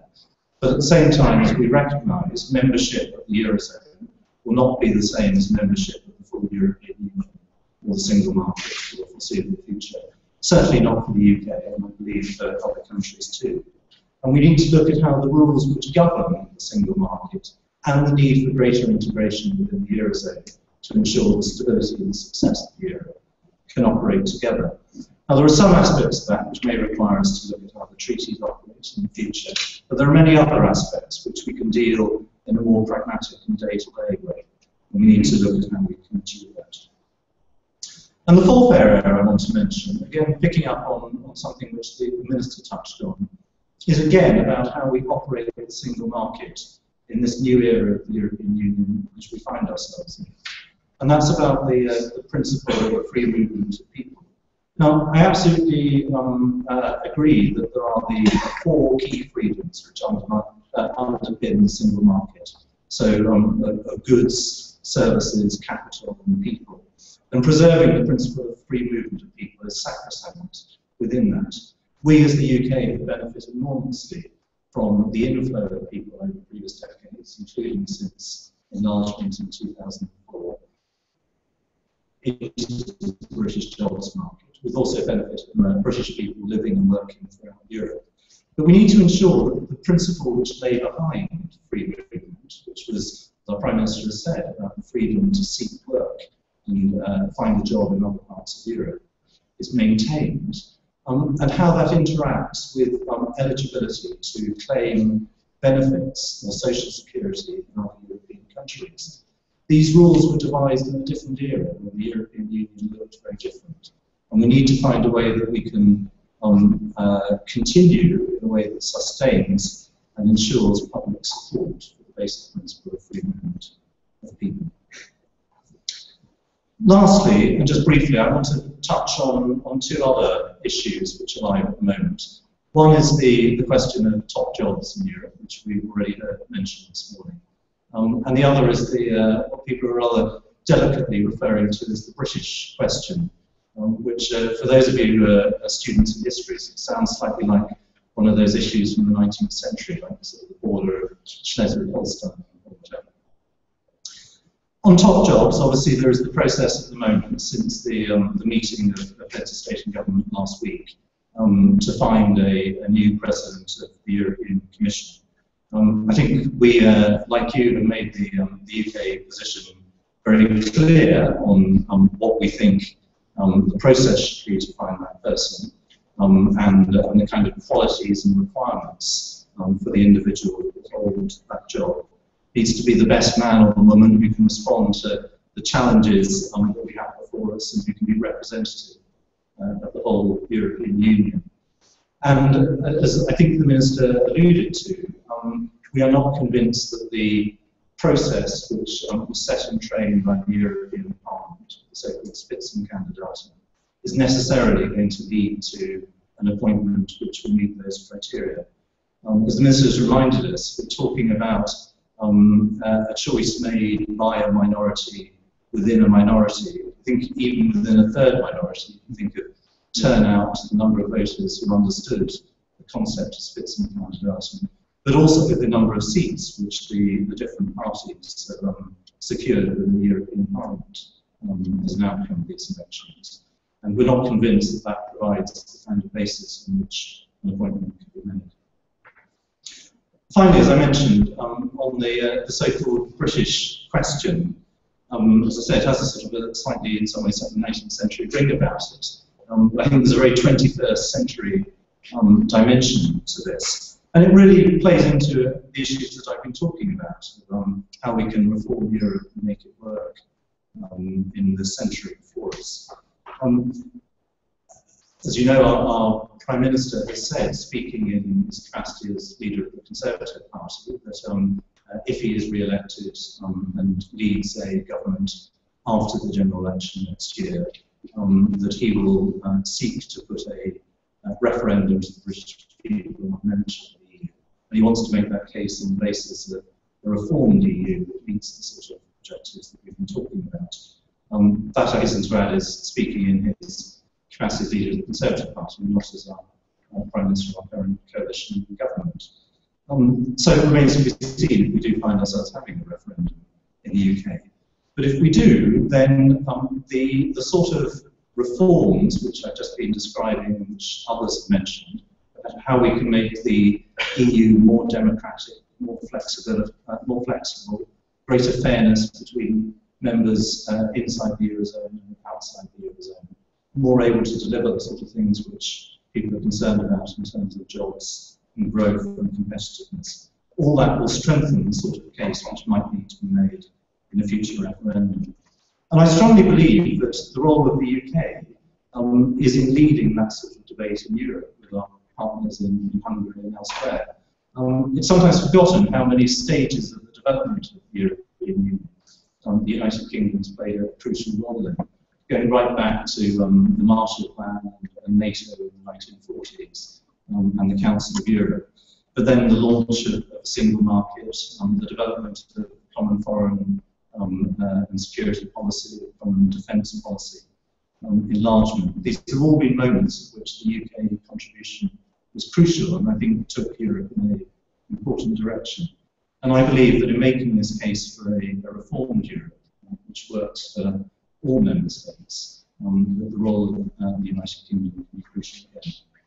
So thank you very much.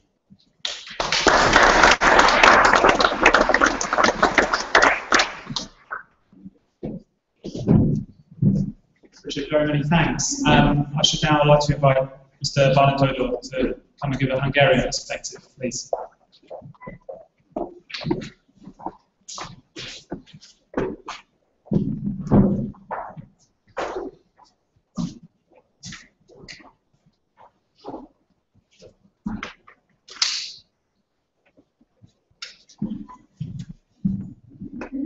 Thank you very much. Ambassador, first of all, I would like to thank the Századvég Alapítvány, the British Embassy, to organize this very important conference. This morning, when I when I left my home, I just asked my daughter, who is barely 8 months old, what should I say to the distinguished audience today about the future of Europe?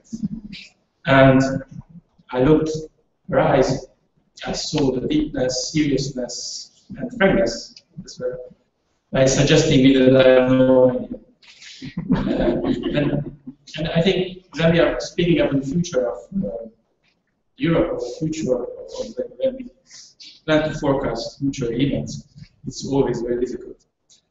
And when I was coming here, I was wondering whether I should speak about the crisis of the European Union last couple of years, or should I speak about the future prospects? And to summarize and to sum up, I think that I have to give you an understanding of how I see the current situation of the European Union and mainly of the Eurozone, and then to try to draw some conclusions for the future. And allow me to speak partly on a personal note. After having so many speeches today already on the same issue, I try to be more provocative and perhaps give ideas for the future. So I think that today we have come to a situation where the Eurozone is stabilized. I remember how many very difficult European countries we have to survive last couple of 5, 6 years in order to be able to state that the Eurozone is or has been stabilized today. Banking union is a huge achievement. The establishment of a new solidarity fund, which is the European Stability Mechanism, is a huge achievement. And I could continue to mention the results. And I'm sure that you are aware of all these achievements. But what I have to tell you is that this stability is there for the short term. Uncertainty is still there for the medium and long term. And my personal conviction is that we need to go further in the Eurozone. We need to make more reforms, more steps in order to ensure the long-term sustainability of the zone. We could give a light from a theoretical point of view why it is needed, but also from a political one. I think that we have to go further, and I will give you some arguments why I think that. I would like to make very shortly, so 4 points, and be very brief today. So the first point, the first question is how and when we should continue the reforms of the Eurozone. The second point will be the big challenge, which is both a political and an intellectual one, how to go further in the Eurozone in maintaining the integrity of the European Union as a community of 28 members. And the third point would be about the further prospects of enlargement of the Eurozone, which will have, I think, some very important impacts in the coming 5 years. And the fourth point, if I remember well, is how in the wider context, so that I think we should put European Union and the EU reform process in a wider context and look from the global scene how it looks like. So my first point is how and when and which area we should continue with and speaking about the reforms. I think that this year is a very crucial year of establishment of the new institutional structure. Previous speakers mentioned so much about that, I don't want to speak about that. But I think from next year on, the future of Europe discussion can come back to the picture. Can come back to the political discussions, and I hope very much, and that's my provocative question or statement, is that I hope that we can avoid that this discussion is coming because of a new crisis. So I think that we should avoid to speak about how to go further in the economic and monetary union. We shouldn't speak about that because there could come a new crisis in 2, 3, 4 5 years' time? I don't know. That's a theoretical presumption or question. So I think it's important to see that there is a structural deficiency still in the economic and monetary union, which is that some very important part of the cooperation is very much in the hands of the member states of the Eurozone countries, which unavoidably leads forward. So last 20 years showed that the convergence program, the convergence didn't occur, and the competitivity program still is there. And I think the big challenge is how to go further in the coordination of economic policies, which is understandably very difficult because this is the core of the country's policies. This is the most sensitive national policy area, and that's why when we just set up the economic and monetary union with the Maastricht Treaty, we didn't want to touch this area because we were not able to do that. So I think that some kind of further steps should be made in order to have a deeper cooperation of economic policies of the member states. This is the only way to come to a more stable and a more stable currency union, where the differences of GDPs and the differences of competitiveness are shrinking and not dividing. Whether it is needed, whether a treaty change will be needed or not, I can't tell you. It's very probable that a treaty change is not possible for the time being. But there are other solutions, unfortunately, also, if I can put it like that. So many intergovernmental agreements took place the last couple of years. So there are other ways to do than modifying the treaties. There is a possibility of doing international treaties outside the EU treaties framework, which is, I think, also an important thing. And I think this should be avoided. So my second, and it has some relations with my second issue point, which is how to maintain the integrity of the European Union as a country, as a community of 28 and hopefully more countries in the future. That was already mentioned that the single market and the further deepening of the Eurozone is a big challenge. I think the first test will be also the setting up of the new institutions, mainly the Commission, and also the European Parliament in that regard. So I think that the establishment of the new Commission and the European Parliament also should reflect that there is a need to maintain the integrity. So we shouldn't go to the fragmentation of these institutions. We shouldn't give space to the fragmentation or possibilities to fragment these institutions. But I think this is not only a political but an intellectual challenge how to come to this. And it leads to my third point, which is the development, what I expect that there will be a further enlargement. There could be further enlargement of the Eurozone. And the big question is how far we will go and how deep we will go. So how many Eurozone member states we will have in 5 years' time or in 7 years' time? I don't know. But I think there will be more countries in the zone. And this will have an impact on the functioning of the European Union and also on the very important issue of relationship between Eurozone countries and non-Eurozone countries. My fourth point, very briefly, is that we also have to put the situation, the current situation of the EU in a wider context. We have to try to understand how a Japanese or a Chinese or an American is looking at the EU of today. And I think the prospects are not very promising from that point of view. Shrinking GDP, internal strugglings, and the incapacity of having bigger economic growth. This is what we experience from the outside world. So I think it's also very important to learn the real lessons from the Ukrainian crisis. Then it is that we need more stronger European actions, external action space, and a more unified EU foreign policy. And we also have to look at the real challenges of the Ukrainian crisis, which is going well beyond with what is happening in the Ukraine.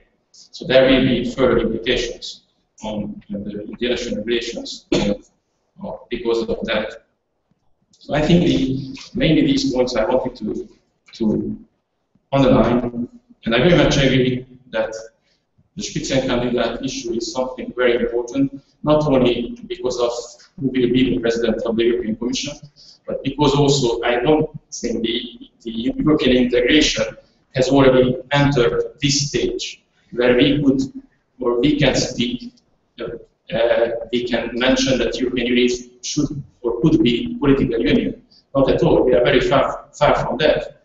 And I think that if we just accept the idea of the Spitzenkandidat, we politicize much more the European Commission, and we are not yet there in the European integration process.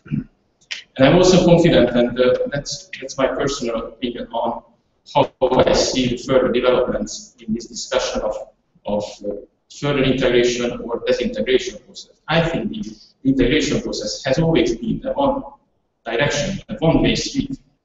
It's very difficult to imagine how we could turn back and renationalize very important policies like for freedoms, for common agricultural policy, for cohesion policy. I think if we are going on that following that direction, then this is the start or the beginning of the disintegration of our community, which is, I think, not very suitable. And that's why I think that and that's the Hungarian position also, that most important achievements of European integration have to be maintained, like for freedoms, common agricultural policy, cohesion policy, and we are very much open to speak about initiatives like REMIT and so on, which are also about these kind of, how to say, more rationalized use of competence, but I think this is a different discussion than discussing about whether we need to have a policy on common agriculture or on cohesion. So this is something which we are not at all agreeing on. So thank you very much. I don't want to speak more, and we are, I think, open to your questions. So, thank you.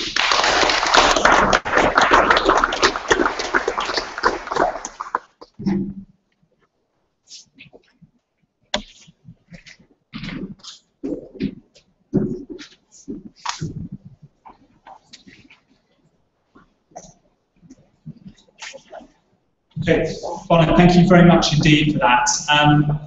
We're running slightly behind time, and a couple of our speakers I know have got important parliamentary business to return to, so I'm going to ask you to hold your questions for a moment and to take a very short coffee break. I was at a military conference a few years ago where the major who was doing this role said, you can have a 1 minute break in your seats. I'm going to be a little bit more generous than that, but please do go and grab a coffee, and if you can come back in 5 minutes, that would be great. Thank you very much.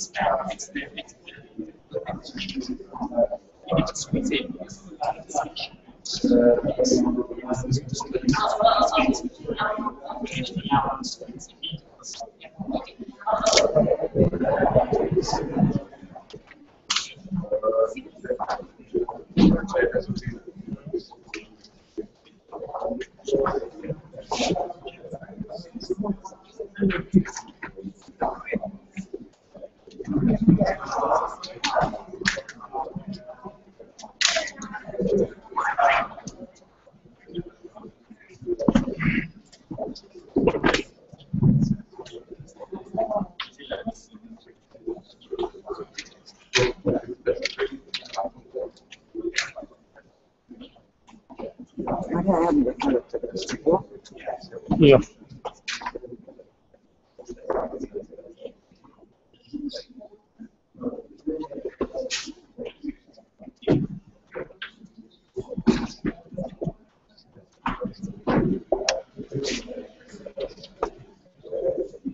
Mi a kája? Jó, coffee break van.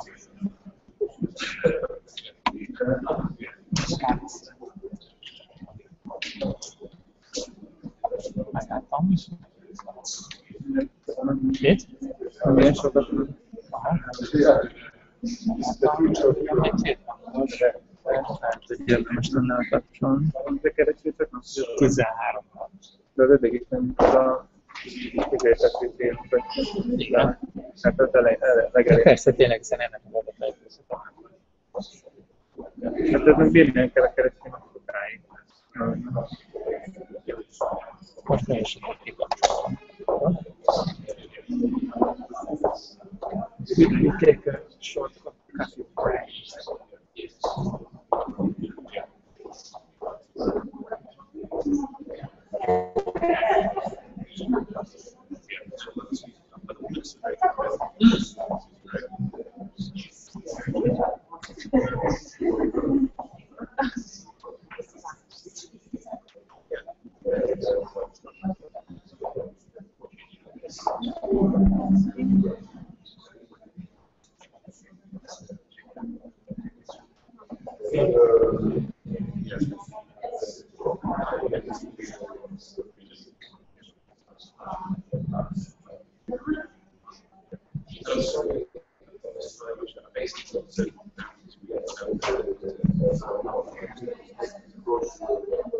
No, it's brilliant because it was better than somebody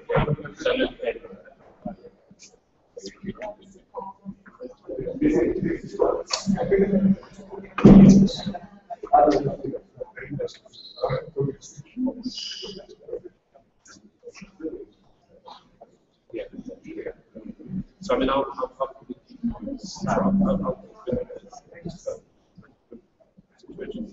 quite interested.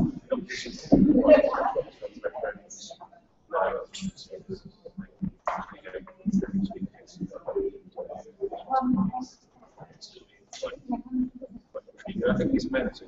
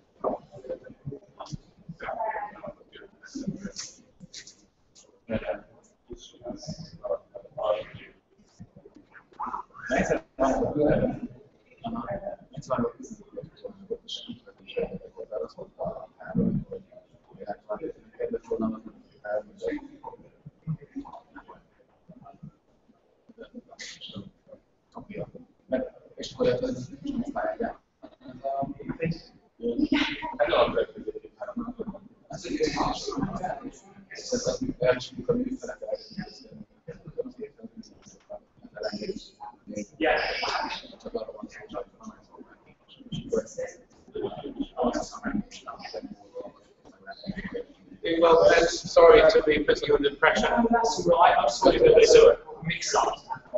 Don't worry, just on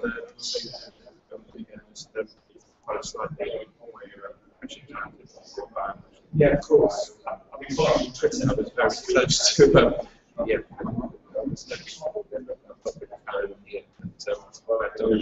Sessions. Got more tutorial things in Europe. Yeah. Is it? Yeah, yeah.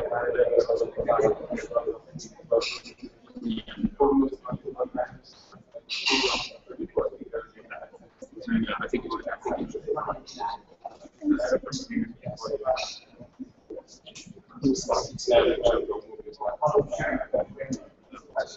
Yeah, that's been really interesting.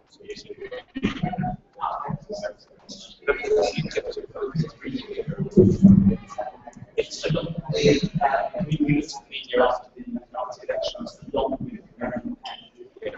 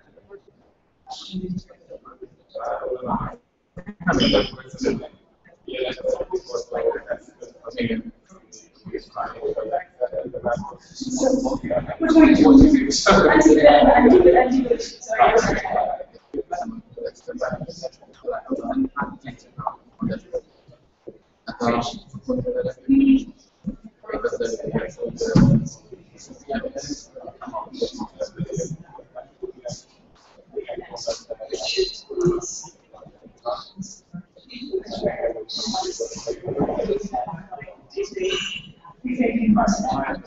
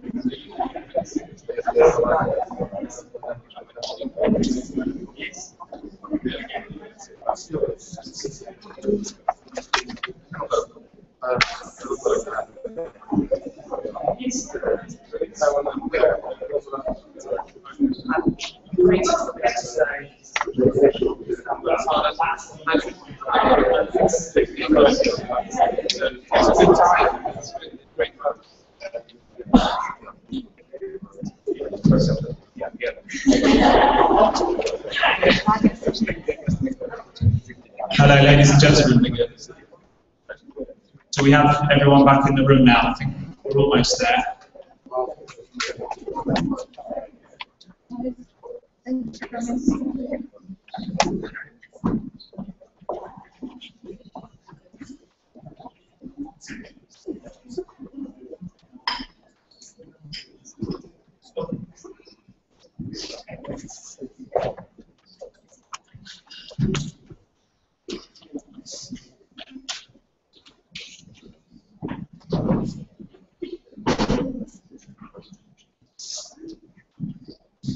Okay, thank you very much for returning so promptly. This is the first main session of the conference where we'll be discussing competence and subsidiarity. The idea, though, is that this session merges seamlessly into the next session where we're going to be talking about the role of national parliaments, and we have parliamentarians speaking in both sessions. At the end of those sessions, when we've heard the 5 speakers, we'll ask them to come and join Mr. Laszlo Szynka for a moderated discussion, and this is the opportunity you'll then have to please ask some questions to challenge what you've heard and please to participate. So first of all, I'd like to invite Alison King to come up and speak. Alison is from the British Foreign Commonwealth Office and has been coordinating our Balance of Competence review, which the Ambassador said this morning is an ongoing review. Alison, please.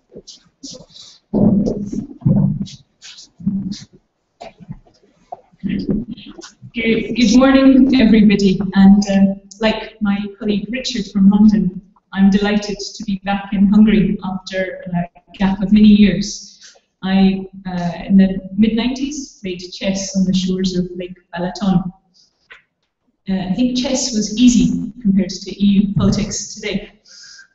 I want to say a little bit about our ongoing Balance of Competences review, where we've got to in that process, and of course encourage you to submit evidence.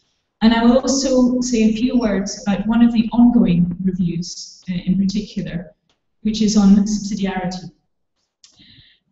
So, as many of you will know, the UK government launched a evidence-based process to gather the whole range of opinion on where the EU was acting and whether that was in the right place. It's been not the political process that some people thought it might have been at the beginning. It's been led by officials. We've been very much told by ministers that we must go out and ensure we get evidence from everybody who has a view on things. So we have to engage with the public, we have to engage with business, academics, civil society, parliamentarians, and of course all these institutions, not just in the UK, but also in EU member states and beyond. We have followed this as an official process, so it is impartial. And it is based on the evidence. And now a number of these reports have been published, and people realise that they are what they were meant to be, that they are a contribution to informing the debate about the future of the EU and where the dividing line is between EU and member state action. And I think, as some other speakers have said earlier, there is much more impetus to that debate now.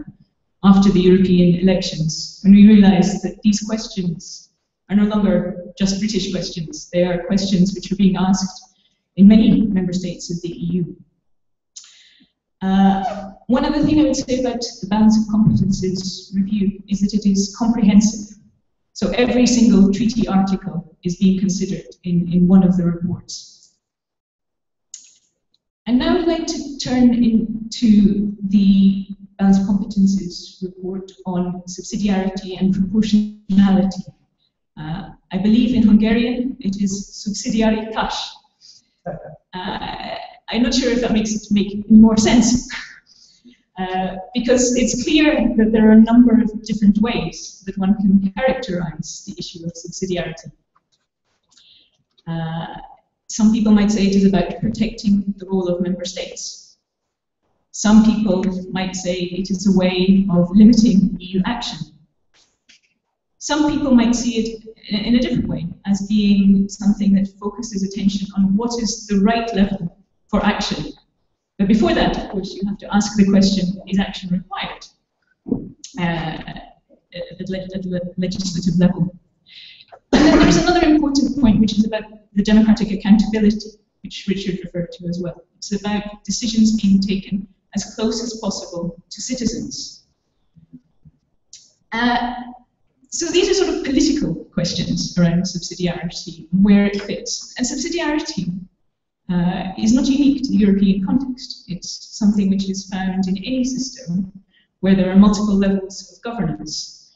It might not be a term which is used in the US, but I can assure you that the debates about what are state powers and what is done at the federal level are in fact an example of the federal questions, subsidiarity. I think it's also important to stress that subsidiarity is not just about EU versus member states. It's also about within member states, should something be done at the national level, or at the regional level, or at the local level. And you might also say it's a question of good governance, and certainly that's true for the other part of the report, which is on proportionality. It's also a legal question, and the Minister spoke today about how the EU is a creature of the treaties. And we have a legal definition of subsidiarity in the treaties. We have a protocol, and we have legal mechanisms to ensure that subsidiarity is observed on the European level. Subsidiarity actually binds every single EU institution, and it also binds member states when they're implementing EU legislation. But one of the things that we're hoping to get out of our review is a really detailed examination of how each of those actors in the EU policy and legal framework consider their roles and what their incentives are, and are they actually aligned? Do they have the powers that they need? Do they have the interests that you would think in order to properly safeguard subsidiarity? For example, the European Commission, what it does, one of its roles in the treaties, is to propose legislation. By definition, it's not going to propose legislation unless it thinks there is a need for legislation. Is it possible for it to restrain itself more? These are quite fundamental questions. What is coming out from the balance of competences reports on a range of different sectors is that people are by and large quite happy with what the treaties provide. The treaties are carefully negotiated amongst all the actors in the EU sphere, including the member states and national parliaments. So by and large, where the treaties provide for the possibility of EU action, people have thought that this was a good idea. Where I think the evidence is coming out is that the practice is not always so good. So some of the things like impact assessments are not very well thought out. You get sentences from the Commission in proposals saying, there is a cross-border element, therefore this legislation is required. That's not good enough anymore, and it wouldn't be good enough in the national level, and it shouldn't be good enough at the European level. There are all kinds of other things, new mechanisms in the Lisbon Treaty, and we'll probably come on to talk about this more when we look at the role of national parliaments. So we have the possibility of yellow cards, we have the possibility of orange cards.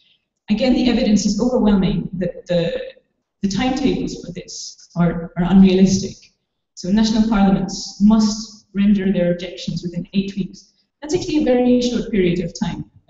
And why is it that national parliaments have such a short period of time when the other actors and the Commission can take as long as it wants to bring forward a proposal? So there are some very practical things which can be done to really improve the practice of subsidiarity. We could also look at the role of the court and whether it should be doing more. It's very, very rare for the court to explicitly pronounce upon issues of subsidiarity and whether decision-making has been at the right level. And again, perhaps something we can discuss. Is this fundamentally a legal question, or is it fundamentally a political question? Some people would say that the court is not competent to say whether action is required, and if it is required, at which level it should take place. Anyway, these are all big questions, and I hope we will have a very good discussion about how it works in practice and also the theory. And I would strongly encourage you all to submit evidence. You have till the end of the month, and probably sometime longer. We very much welcome to hear your views. Thank you very much.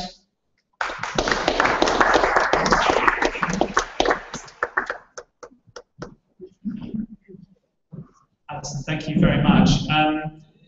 Of course, it's not just the UK looking at these issues. Lots of member states are considering these, as Alison said, as we've heard from others. The Dutch have conducted a similar review, but it's not the same. We'll hear a bit more about it now. I'd like to invite Patty Zanstra from the Dutch Ministry of Foreign Affairs to come and talk about the work that the Dutch government has been doing.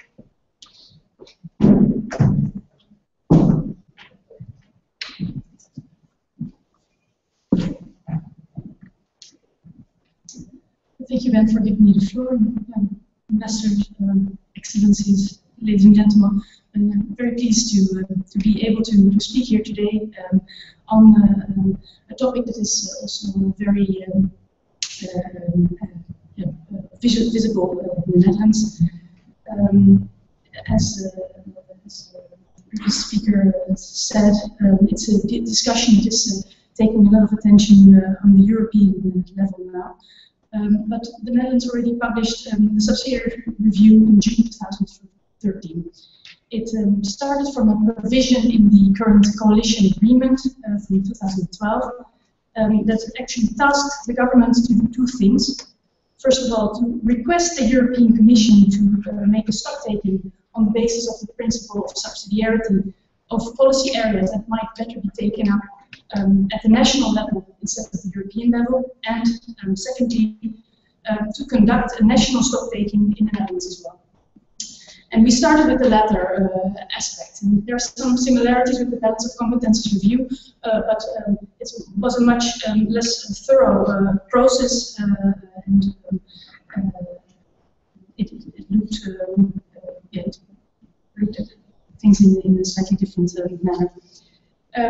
We started the process with setting up a working group chaired by the Ministry of Foreign Affairs with members of all government ministries participating, and each ministry invited stakeholders from their own policy area to participate in the process. This is something that is very much in our national tradition, to invite stakeholders throughout this process.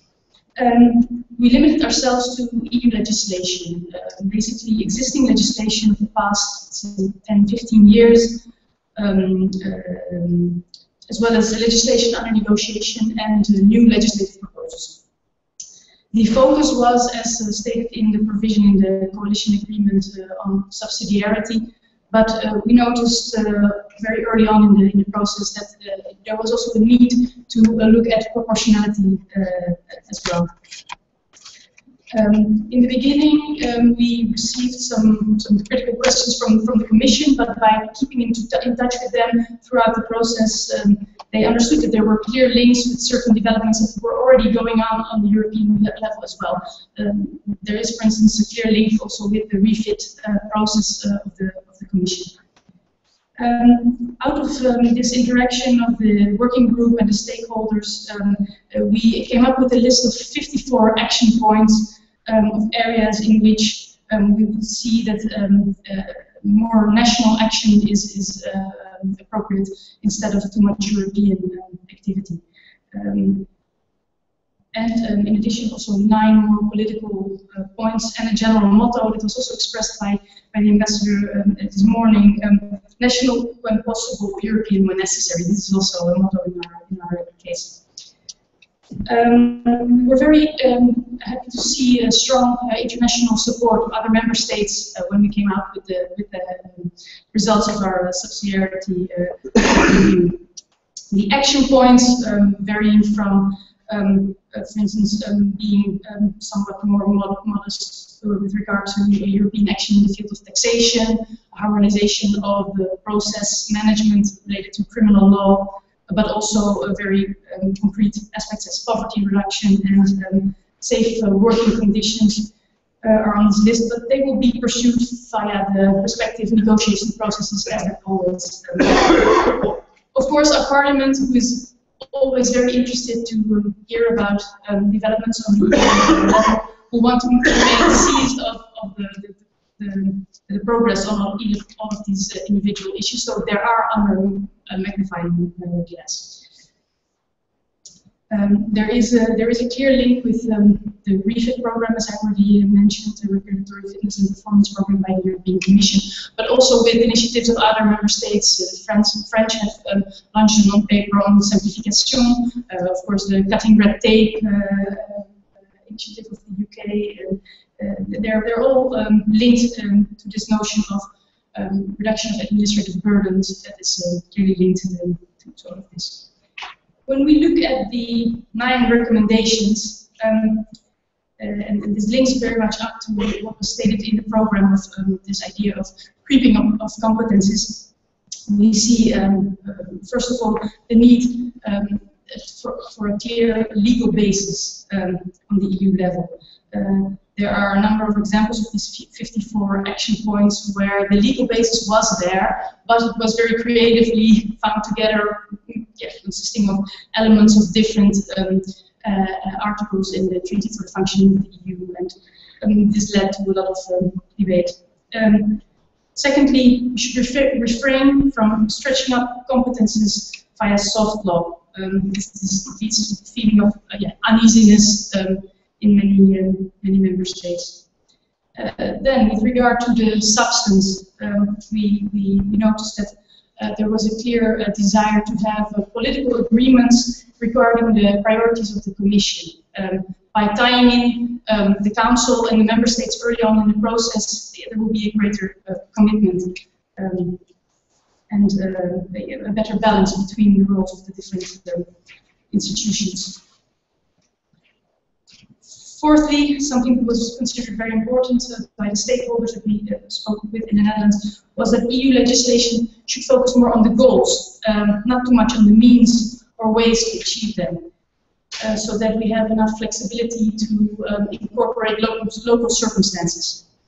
This is actually very important because in the Netherlands, in some areas, we already have taken certain steps to safeguard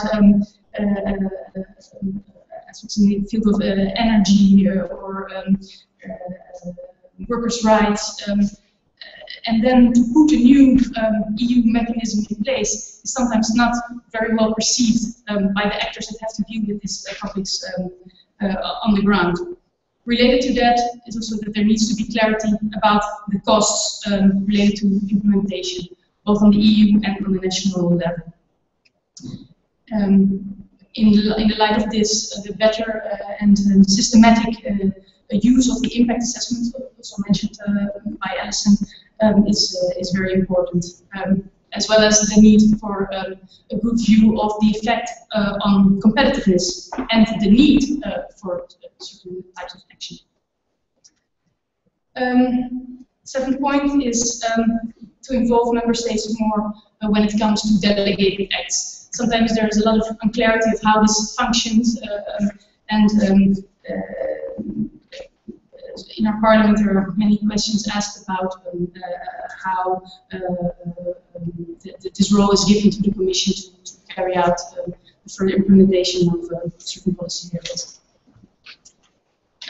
Then, with regard to the role of the EU Court of Justice, we see that also a need for a more proactive legislator, both on the national and on the EU level. For instance, if there are certain unforeseen rulings or interpretation by the EU Court of Justice, we have to look at whether the legislation that is in place is actually doing what we would like it to do. And then finally, the role of the Council. There should be a stronger role of the Council in setting the agenda, also, as I said already, to tie in the Member States early on in the process. The Netherlands took these findings that we had at the national level forward for follow-up on the EU level. My Minister, Minister Timmermans, addressed his EU colleagues in a letter before the General Affairs Council of November. And after that, we had a seminar in The Hague with a very large turnout of high representatives from other member states that led to some input for the meeting on the March 18th of the General Affairs Council, in which this topic was addressed again. We were very happy to have the President of the European Council, Herman van Rompuy, present there, and also his commitment to take on further work in preparation of the upcoming June European Council. The outcome of the informal dinner of the European Council of the last week was, of course, very positive, as also Minister Jurli mentioned. And we see now that there is support of other member states to come up with a signal from the European Council in June, for which underlines the need for a better focus. This message should be, in our view, twofold. It should focus on the substance, and the topics are basically already mentioned for the Netherlands. These are very much in line with what's mentioned before: growth and jobs, functioning of the internal market, decent work related to the free movement of people, and also the effective external action of the EU. We see it very important that by having a strong signal now at the start of the new legislature, that we can prevent future changes at this time, because if we distract too much from important steps that need to be taken. We would like to see it as an inclusive process of all 28 member states without special arrangements or opt-outs, and also to involve very closely the EU institutions. It should be a constructive agenda. There have been some rumors about about dismantling of the Union. No, it is not. It's actually by safeguarding what we find very important. A better focus will lead to a more effective functioning of the EU, greater output legitimacy, and it will enhance, in our view, support.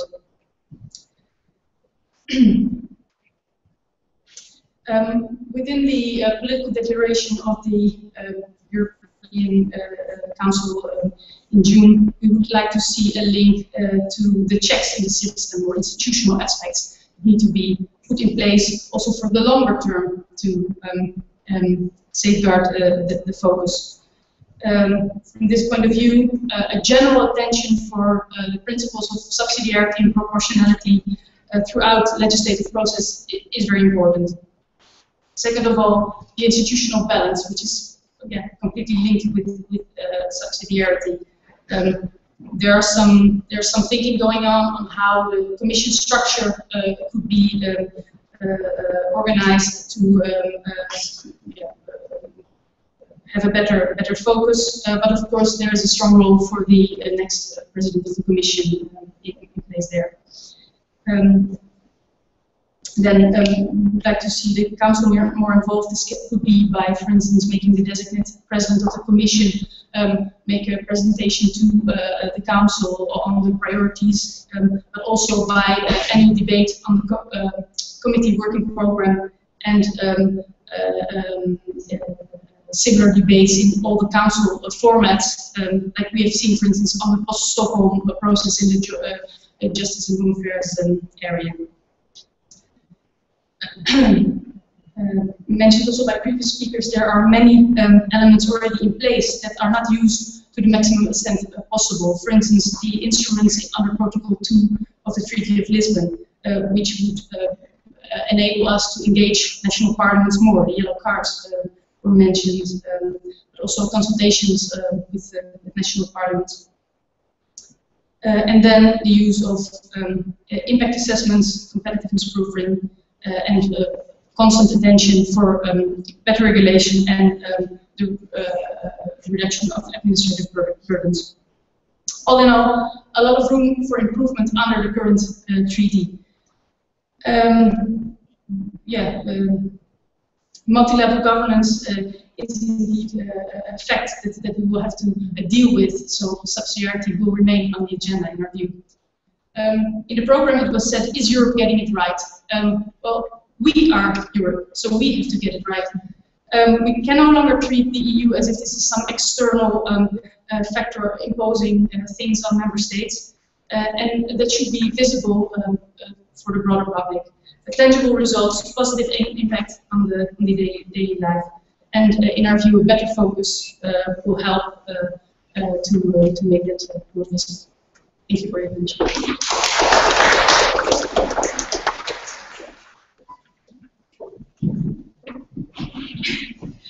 Thank you very much indeed, and especially also for keeping so closely to time. I'm going to ask now Mr. Ann from Hungary, and also from a member of a parliament, from the Hungarian parliament. Richard is the chair of the EU Parliamentary Committee here, someone with a deep level of understanding of issues in Europe and with a lot of experience of looking at Europe. So we're very honoured to have you here.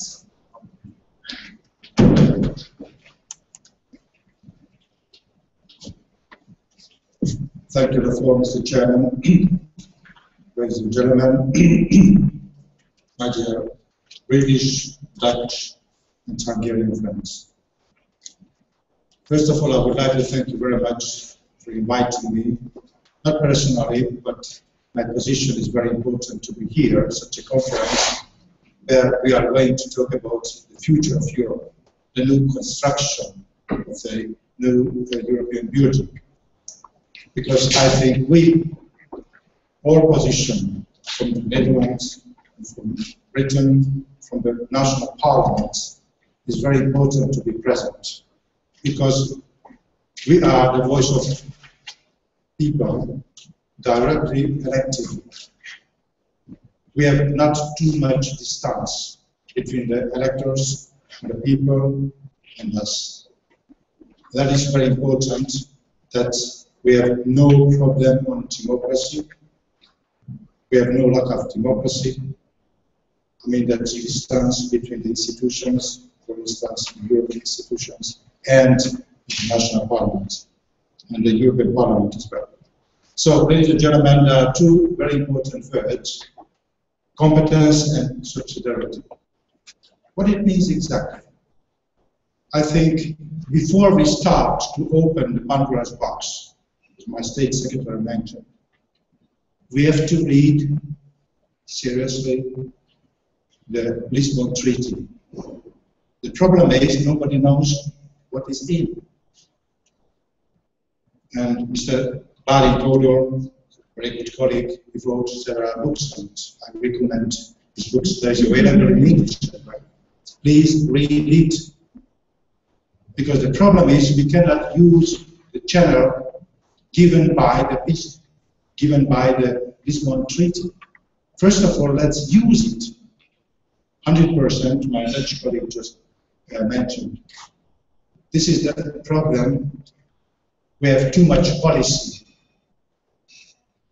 on how do we want, which kind of Europe do we want to build, instead of searching seriously the things. So, ladies and gentlemen, in the next 11.5 minutes, I would like to mention 5 points. First is just talking about a little bit the Treaty of Lisbon, because it's 5 years old, small child. Second of all, subsidiarity checks in the Hungarian National Assembly. And I would like to talk about what are the main lessons of the parliamentary subsidiary checks. And fourthly, what are my main suggestions with regard to the future? And finally, I would like to conclude. About the Lisbon Treaty. I think the Lisbon Treaty is an instrument, is a channel. The problem is that we, national parliaments, cannot use enough. Sometimes against Brussels, sometimes for Brussels, and so on. This year is the 5th anniversary of the entry into force. The Treaty of Lisbon is celebrated all over Europe. Should celebrate, should show, because this is a good result after a very, very long convention. Do you remember? Let's have this document clearly, that a treaty is highly important because it foresees a more democratic union with two co-legislators in many areas, the Council and the European Parliament. In this new architecture, the primary role of national parliaments hasn't changed since national governments are, as before, accountable to their national parliaments and not to any European institutions. Although my colleague just mentioned the protocol number 2, on the application of the principle of subsidiarity institutionalized the role of the national parliaments in monitoring this principle. So, ladies and gentlemen, this is the channel. Why don't we use more? And I would like to congratulate the Dutch MPs and the British MPs as well. William Cash, his good friend, Lord Boswell, two chairmen of both houses in Westminster, or the madam from the Dutch Parliament, always putting this very important topic in the COSAC meeting. 2 weeks' time, we are going to meet in our theme, and talking also about this. So, congratulations, you are on the front, and we, the Hungarian Parliament, and the other Parliament just behind you. But we would like to follow this role. It's very, very important. In Hungary, the Committee on European Affairs, I believe, is capable of influencing the Union decision-making procedure in dialogue.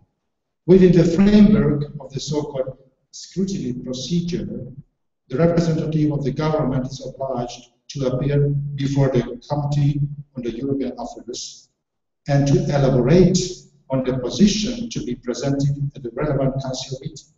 That is why I used to say I'm the chairman of the most important committee of the Hungarian Parliament.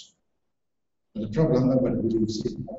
This thing, shows that we are really important.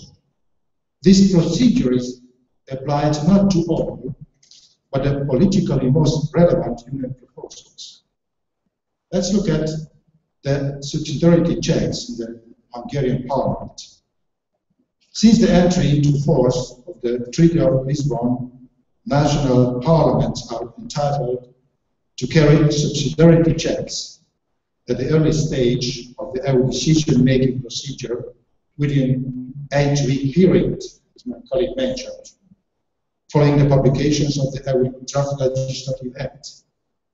In the Hungarian National Assembly, it is my Committee on European Affairs being primarily responsible for subsidiarity checks.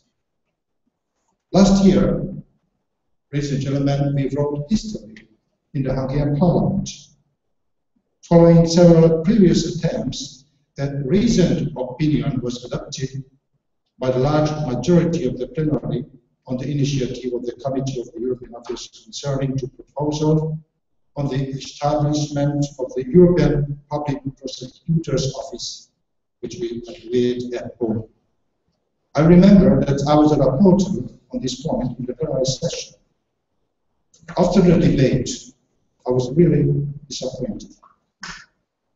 I realized that my colleagues in the Parliament do not understand what's going on. Richard, you will be similar as your Prime Minister to be a freedom fighter, fighting Monsieur Barroso and sending or showing, like in a football match, a yellow card.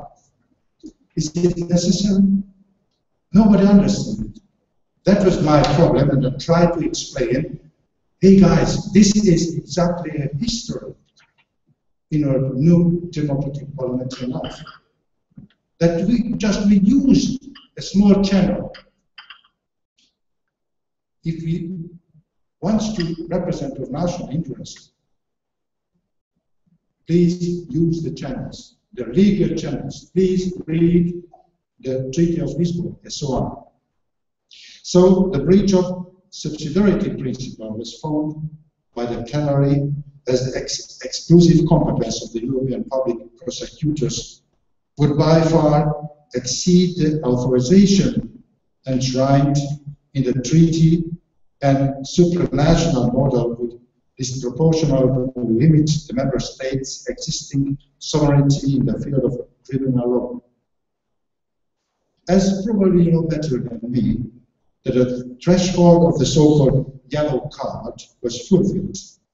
Thereby, for the first time in the area of justice and home affairs, the national parliaments were able to coordinate their positions and internal procedures.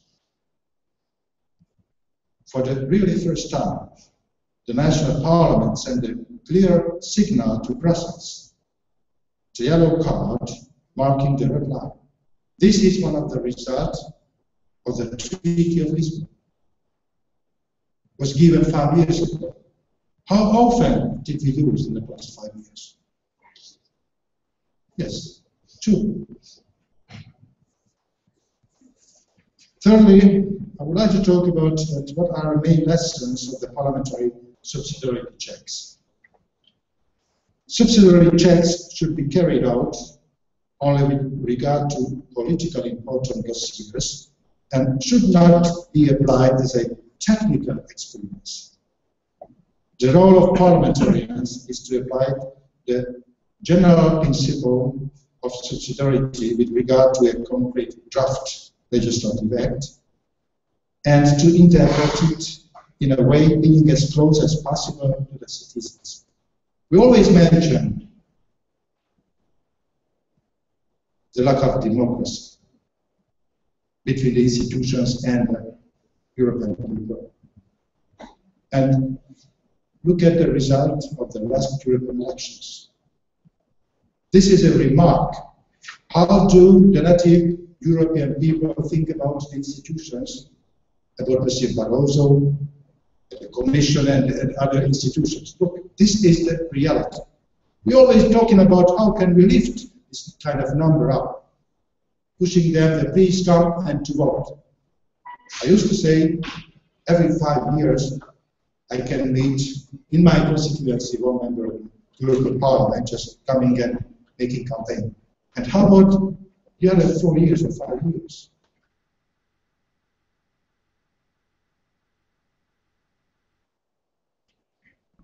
Represents a political interpretation of the application of subsidiarity principle.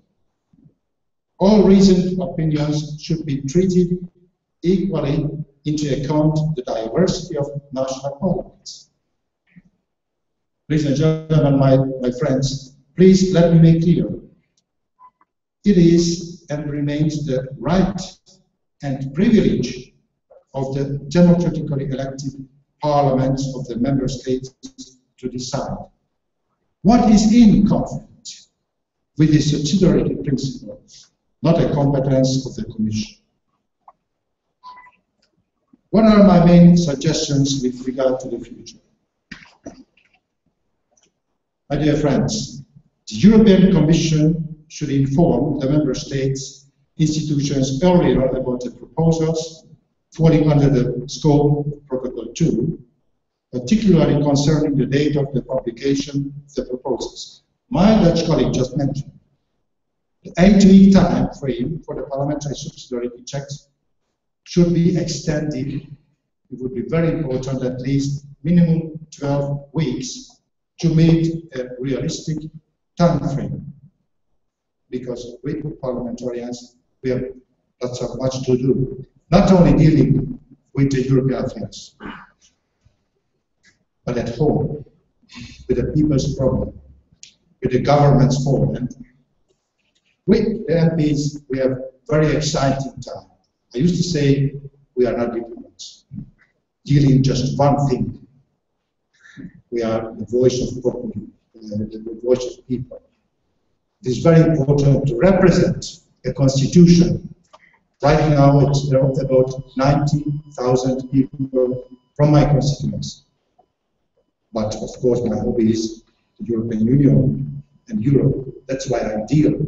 But the problem is that we have not enough staff dealing with the European problems and dealing with the European Commission. But let's see the future. I hope so that we will have more friends to do it. And so, the European Commission's answers to the recent opinions of national parliaments should be provided swifter and in a more detailed manner. Furthermore, I would expect the Commission to provide the important information focused more on quality than on quantity. Sometimes I feel when I just visit the Commission that I'm just a small and tiny member of the national box. Those people walk on the corridor coming from different departments.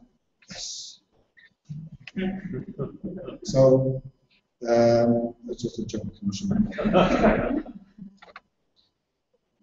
And finally, ladies and gentlemen, I would like to conclude.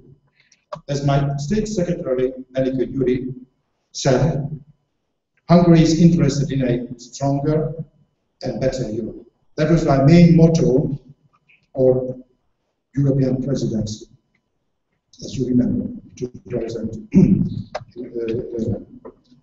Stronger Europe doesn't only mean continuously enlarging scope of European semesters and enhanced economic governance, but also more European semesters, but also more respect to the diversity of member states and their cultural and constitutional traditions.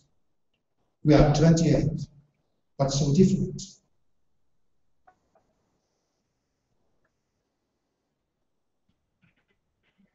Actually, Commission that we change, right? We draw a new constitution, and within half a year we changed, and the next half year we change as well. One of my Luxembourg colleagues said, Richard, we have 400 years old documents done for 4 times we changed every year. Is it caused any problem in the public of Europe? No. And so we are so different. Europe can only be strong when its member states are strong. Better Europe entails more Europe on a real union level issues and less Europe on areas where the member states' special interests prevail.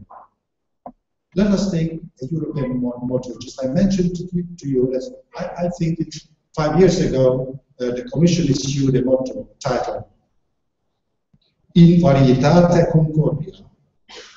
That was Latin. United in diversity.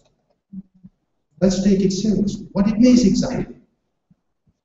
It might sound a bit populist, but I want a European Union which doesn't try to regulate and control every single field of the everyday life, like my colleagues just said. The Union should not focus on the regulation of production and acacia trees, but on the bigger issues, like the economic crisis, or other real pan-European problems, like unemployment in Spain and Portugal, and in Hungary as well. That's why the people didn't go to the pool station, because we, the Europeans, politicians, did not deal with those everyday life problems like unemployment. How can we explain what does it Europe and how lovely it is for those people who have no jobs? So I do not want to be too populist, but look, We have to look at serious problems, but we deal not only the European institutions, but also basically the national institutions. Finally, ladies and gentlemen, I have to mention that, as you heard 3 lectures, how close the British and the Dutch and the Hungarian point of view, not only the governmental level, but also it's more important from the parliamentary level. And I can tell you that we have a really good cooperation with Bill Cash and Lord Boswell, and we go to the COSAC meeting before the meeting starts. We always come together and just cooperate each other. And congratulations to the Dutch government and basically the Dutch MPs who lead us to use more and more the treaty general. Ladies and gentlemen, thank you very much for inviting us.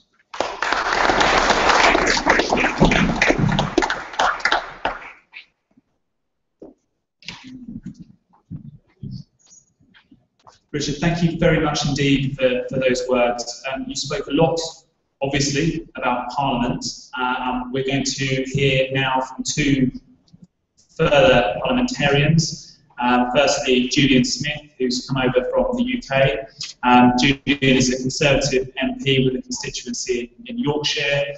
And Julian is someone that, like you, Richard, is someone who's very focused on EU, has a lot of experience and knowledge on the issue. So first, I'd like to invite you, please, to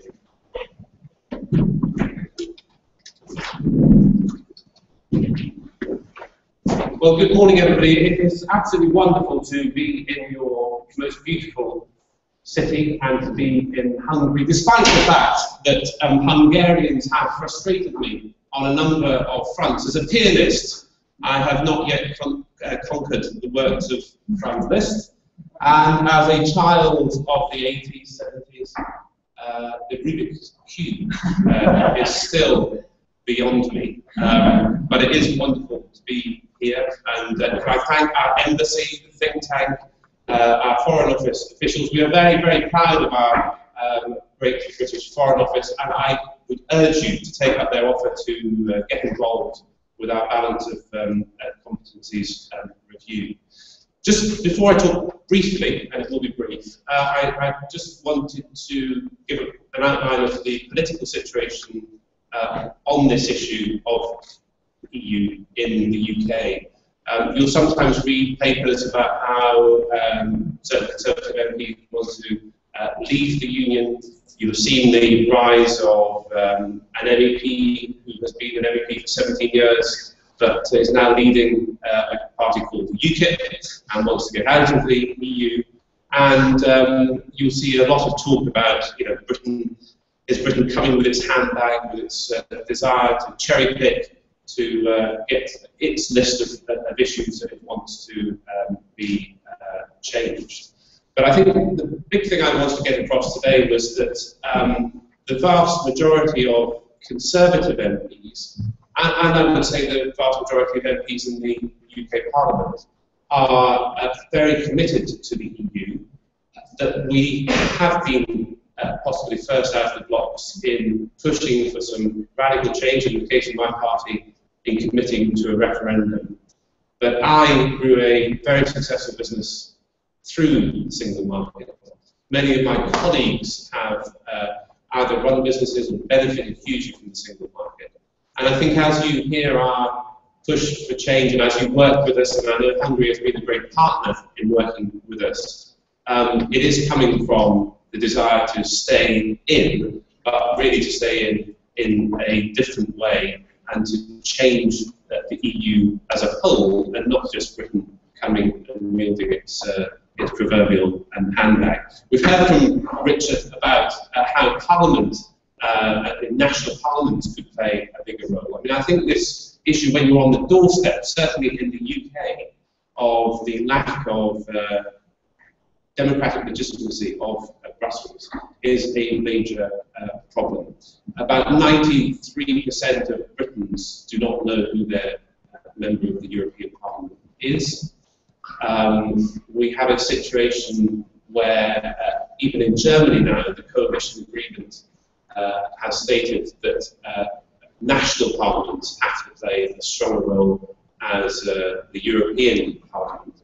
And it does seem that despite Lisbon and the powers that have been given to MEPs and the important role they play, that in order to get back many of the things that our citizens are concerned about, we do need to give stronger powers to national parliaments. I agree with Richard, there's a lot in the existing treaties that we can use. And certainly, I think our European Scrutiny Committee could do more to get in early and to start influencing proposals. The French are very good. They did this carve-out on the audiovisual cinematographic sector in the TTIP discussions, and that was driven by the Green leader of their European Scrutiny Committee. And we can do much more with how we scrutinise, how we get in there early, how we use COSAC and other bodies of the different parliaments to bring them together. But I think until we get a situation where this yellow card system is working better, where we get a longer period to look at legislation and dossiers coming from Brussels, and move yellow card into red card, where we can actually give powers, not for one parliament to unilaterally push back on proposals, but where we can get good powers to multiple parliaments to club together. I don't think until we do that, we're going to really be giving people the say that they really want. We've heard a lot about subsidiarity. I think in Britain, the fact that we've had so much mission creep, the fact that at the moment we're trying to reform our welfare system, that there are constant legal battles, with Brussels pushing back on some of the things we're doing, the fact that we are absolutely committed to getting more women leading our companies in Britain, to becoming CEOs, that Vivian Redding has come up with yet another proposal to have quotas and to dictate from Brussels what has to be done. I think we need to see from Britain not only more powerful parliaments, but much less legislation coming out of Brussels. I think we do that by potentially having less commissioners. We have to protect the outs as well as the ins, and we have to look at a double majority voting bloc to have those protections. We have to make sure that there are as many powers and an overriding commitment to the single market as the centre of the EU. The Eurozone is obviously critical, not just for the in members, but for countries like Britain and Hungary. But really, the EU is about the single market and how that operates, and we need to make sure that that is to the fore. But I think we've had a number of proposals, a number of ideas. I think these are all very good and all very important. But the biggest issue is something that Richard alluded to at the end of his speech, that really, we've got to look at the competitiveness of our European Union. When you look at the growth rates of India, of China, and you compare it with the Union, when you look at the fact in Spain and in Italy, you're getting to 1 in 3, 1 in 2 people under 24 who don't have a job. This is a really, really disturbing situation, and one where we're never, I don't think, with any of these proposals, going to get any traction with convincing people of the importance of the EU until we address these problems. I ran a small business, built up a small business from scratch, and I think that whilst Brussels has been very good at making sure the interests of big business and making sure that the single market works for big business has been effective. One of my big criticisms, and one of the things I want to see on the agenda that we're pushing in the UK on competitiveness, on less red tape, on deregulation, is that for the large bulk of businesses in Hungary and in Britain and across the EU, for the small businesses of less than 10 people, Brussels has not got anywhere near where it needs to in terms of making life easier for them, interfering less with them, and ensuring that those small companies, we all know, we all see them, they're our friends, our family, our constituents who are running them, that they are motivated and that Europe has done everything possible to encourage those companies to be free and to take on staff and to give employment to young people across the EU. I've been heavily involved in supporting the transatlantic trade and investment partnership, which is a great initiative where we will see hundreds of billions of benefit for EU nation states, on average, €400 or €500 in consumer benefit per capita in most countries. But in that TTIP negotiation, Brussels had set up an advisory council to allow civil society and other groups to input into the negotiations. And it was only when a British delegation of MPs that I was on visited Brussels and visited the chief negotiator that we found out there was no one representing small business on that advisory council. No one. So we've had the Small Business Act, we've had REFIT, we've got multiple initiatives to improve the single market for small business. There was nobody on the Transatlantic Trade Investment Partnership negotiations looking at it who had a small business background. Business Europe is not representing our smallest businesses, and I think we need to make sure that our smallest companies, wherever they are given much, much more focus as we set the priorities over the coming months. We can do a lot more with Parliament, a lot more with the Council. We can have lots of ways of putting emergency brakes and locks and focusing into our management of the European system. But until we release the energy, the fire, the dynamism of the women and the men who run Europe's smallest business, I think we're going to really struggle to address the legitimacy and the relevance that is at the centre of the topic that we're discussing today. Thank you.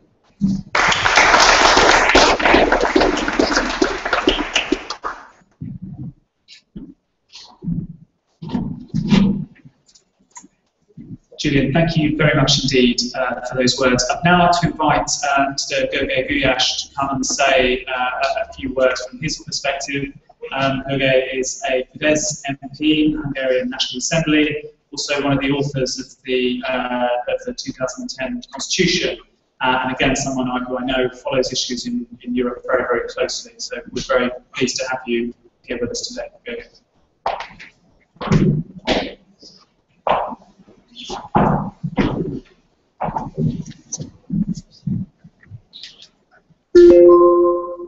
Your Excellencies, ladies and gentlemen, first of all, I would like to thank you for the kind invitation. In particular, I would like to thank you for your interest in my thoughts about the European Union, even when so many analyses are available on this issue. We are 2 weeks after European elections, and the analysis or analyzing the developments of the establishment procedure of the European Commission, including the excellent staff of the organizer Századvég Foundation, are pondering over the future of the continent and the European Union. How could be different an analysis of a politician? As Churchill said, a politician needs the ability to foretell what is going to happen tomorrow, next week, next month, and next year, and to have the ability afterwards to explain why it didn't happen. I am taking the irresponsibility in the next couple of minutes to tell you what I think is going to happen and what would be optimal for the European Union. I can only hope that I will also be able to explain later if it does not happen. The topic of this panel is the deficit of the European Union democratic legitimacy. There are plenty of books written already about one aspect of this question. My opinion is that there is a more important and thus more urgent aspect of the European democratic deficit, and this is the European constituents' total indifference to Europe. This questions not only the legitimacy of the European institution, but also all the intentions to give more power to the directly elected European Parliament in the European decision-making procedure. Not least, it has an effect on the daily European issues too. in the current investiture struggle, which is about the right to nominate the President of the EU Commission, the European Parliament with its low legitimacy level has not much chance in the first place, especially as in the European Council there are presidents and prime ministers who have won their mandate in the election in their home countries, with the participation rates ranging from 60 to 80%. We can say that 2 weeks ago the participation figures of the election were tragic. Only 43% of the European constituents voted. This participation level is almost 20% less than on the first European parliamentary election in 1979, and this figure has been continuously decreasing ever since. It is fortunate that this tendency has stopped this year, moreover the participation increased by a big step, by 0.09%. However, these figures are tragic, since the percentage includes those countries where voting is compulsory, like Belgium or Luxembourg, where turnout is over 90%. The most shocking figure is from our neighbor country, Slovakia, where only 13% of the constituents went to vote. Only 13% of the Slovakians felt that they were affected in any way by what happens at the Strasbourg Brussels European legislation. The only one consolation for the Hungarian people is that Hungary at least performed better in this region well. Hungarians surpassed the Visegrad countries with their 29% participation rate. Though it is still below the European average. What could be the case of this massive indifference in Europe? To answer this question, I would rather not discuss the complex social context. The answer is much simpler, I would say. The ancient Roman poet Horace warned us, quid rides, dete fabula narratur. Namely, what are you laughing at? The story is about you. We could not point out better the cause of indifferences. The problem with the European Union and the European bureaucracy is that this fairy tale is not about us.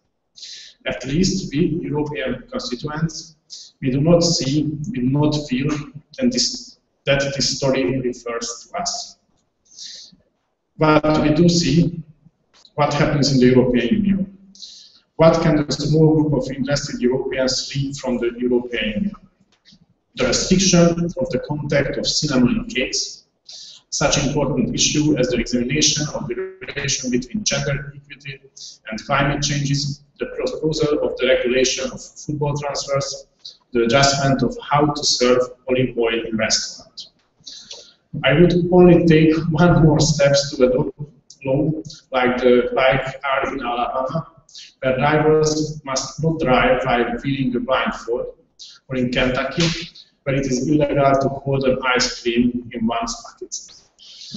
But if we look at the more abstract discussion, what can we see? What is the most important question of the European today? What is that issue that brings you thousands of euros for organizing conference? The United States of Europe or Europe of nations? The former one is meaningless, the latter is a reality. Dear ladies and gentlemen, I wonder if you agree, but I do not believe anybody is truly interested in this question and do not believe that they significantly affect the future of either Europe or the European people. If we agree on it, we only need to ask why these irrelevant issues still dominate European political discourse. Bureaucracy in Brussels became synonymous with the European Union. The average man and woman in the street who take the trouble to think about the Union feel that the technocratic machine manages the common European house. Machine which is laughing everything that is political, that people are interested in, that touch both emotion and spirit of the voters. There is, in my opinion, wrong assumption that governments based solely on rational arguments can be successful. But this assumption is ruining today's European decision-making procedure. If there is any model of shame which allows to calculate these effects of decision-making, today's European governments will always be based on this, because the opinions are given by the expert. The politician has no other function but to push the voting button and to give his name to the decision. European decision-making resembles a permanent expert government of the first kind. Let us remember that expert governments never last long, and they slowly kill the real political debate and real policy making. The will of the people is practically disregarded in this spirit of decision making. This means that the credo of Brussels leadership is governments by the people, for the people, without the people. Brussels governments is nothing else but democracy without demos, without people. This decision-making practice is challenged in two cases. On one hand, problem arises when people rebel against decisions made without them. It is sufficient to remember us that this Sunday, it is exactly 9 years ago when the Dutch, after the French, rejected the European Constitution by plebiscite. On the other hand, problem arises when there is no other choice than to make hard decision, when there is no precise calculation on the effect, because the result of the decision are unpredictable. When the European bureaucracy is facing this situation, it is paralyzed, as we can see in the case of Ukraine these days. But not only the bureaucracy paralyzed, but European politics too, because it is not used to real policy making and substantial decision making. This is one picture of Brussels one can see, but we Hungarians have another impression of Brussels developed during the last few years. A picture of Brussels where narrow-minded political battles, masked as technical remarks, can be fought. A picture of Brussels with lectures of disciplines equal member states about what is democracy and what is the only form of the rule of law based on the self-preparation of being infallible. A picture of Brussels where all wise member states can tutor and discipline the still learning new member states which cannot integrate into the mainstream thinking or are unwilling to do this.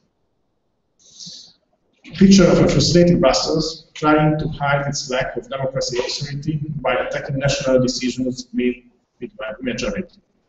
A picture of Brussels with force that are willing to play such pretty political games that pave the way for the fearful rise of Eurosceptics. According to Ronald Reagan, who passed away 10 years ago today, the most terrible words of the English language are the following. I am from the government, and I am here to help. Ladies and gentlemen, the words I am from Brussels, and I am here to help sound similarly terrible today. But should we do so that the European Union, our common European future, will not frighten us, but to be really about us, and not about what I listed above. As I was generalizing before, I will do the same things now. Europe basically needs two things. First of all, a good and real leadership, and the second, strong and conspicuous regional cooperation. Let us go in order of importance. What Europe lacks most today is leadership in the classic sense.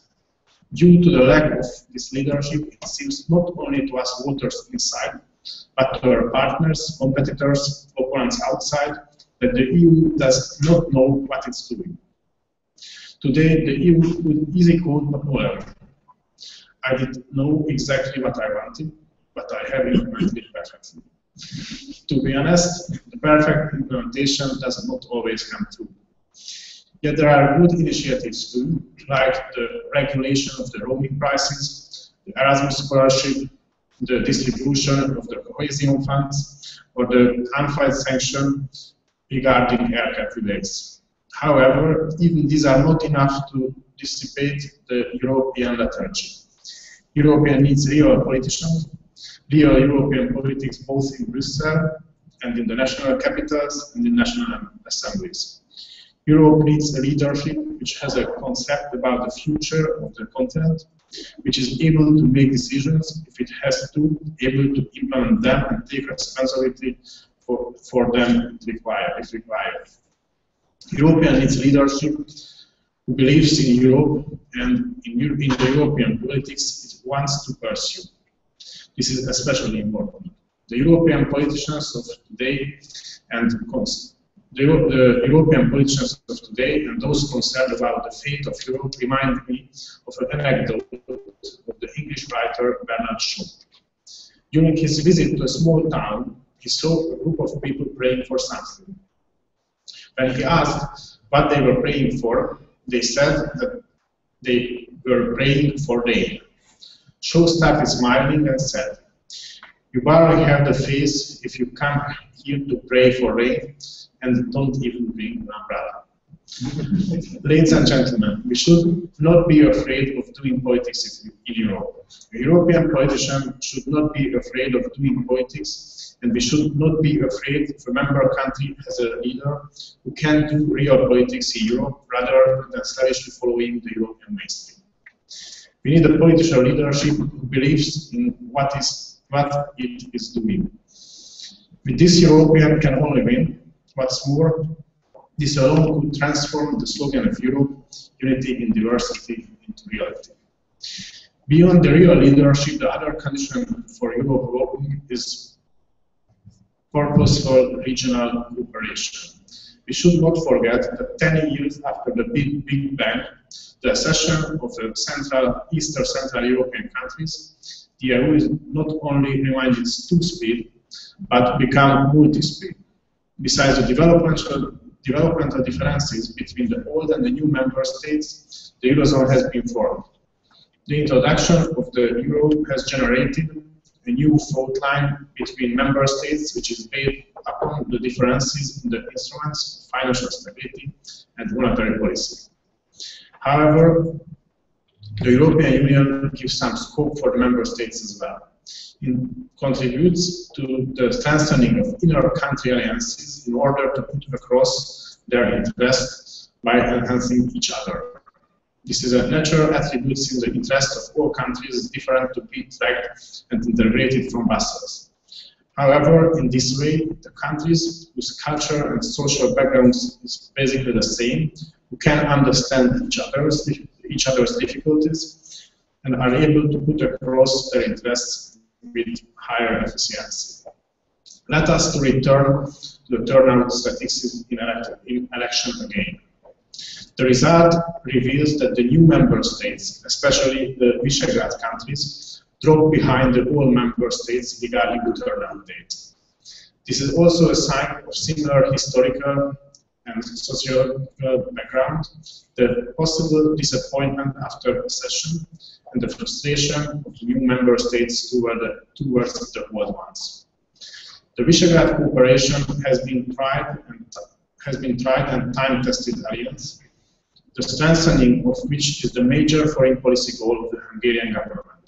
The tendencies of the European turnout date also draw attention to the need of the joint action of the Visegrad countries in the European governmental sphere in order to maintain our real regional issues on the European political agenda. And this is not unrelated but an empty cliché of a politician. We should not forget that the Visegrad countries have the same amount of votes in the Council of the European Union as Germany and France have together. Besides the ad hoc alliances on different political issues, this permanent regional cooperation of the Union could guarantee that the decision makers in Brussels would successively look for proper solutions for actual issues. Ladies and gentlemen, summing up the adequate instruments against European disinterest that undermines the legitimacy of the European Union in the long run are leadership and real regional cooperation. If we lack these in the next 5 years term, the story will not be about us. If real leadership and real regional cooperation are in effect, there is a chance that the story will be about us and the main obstacle of the continent's development, namely European indifferences, will disappear. Thank you for the attention.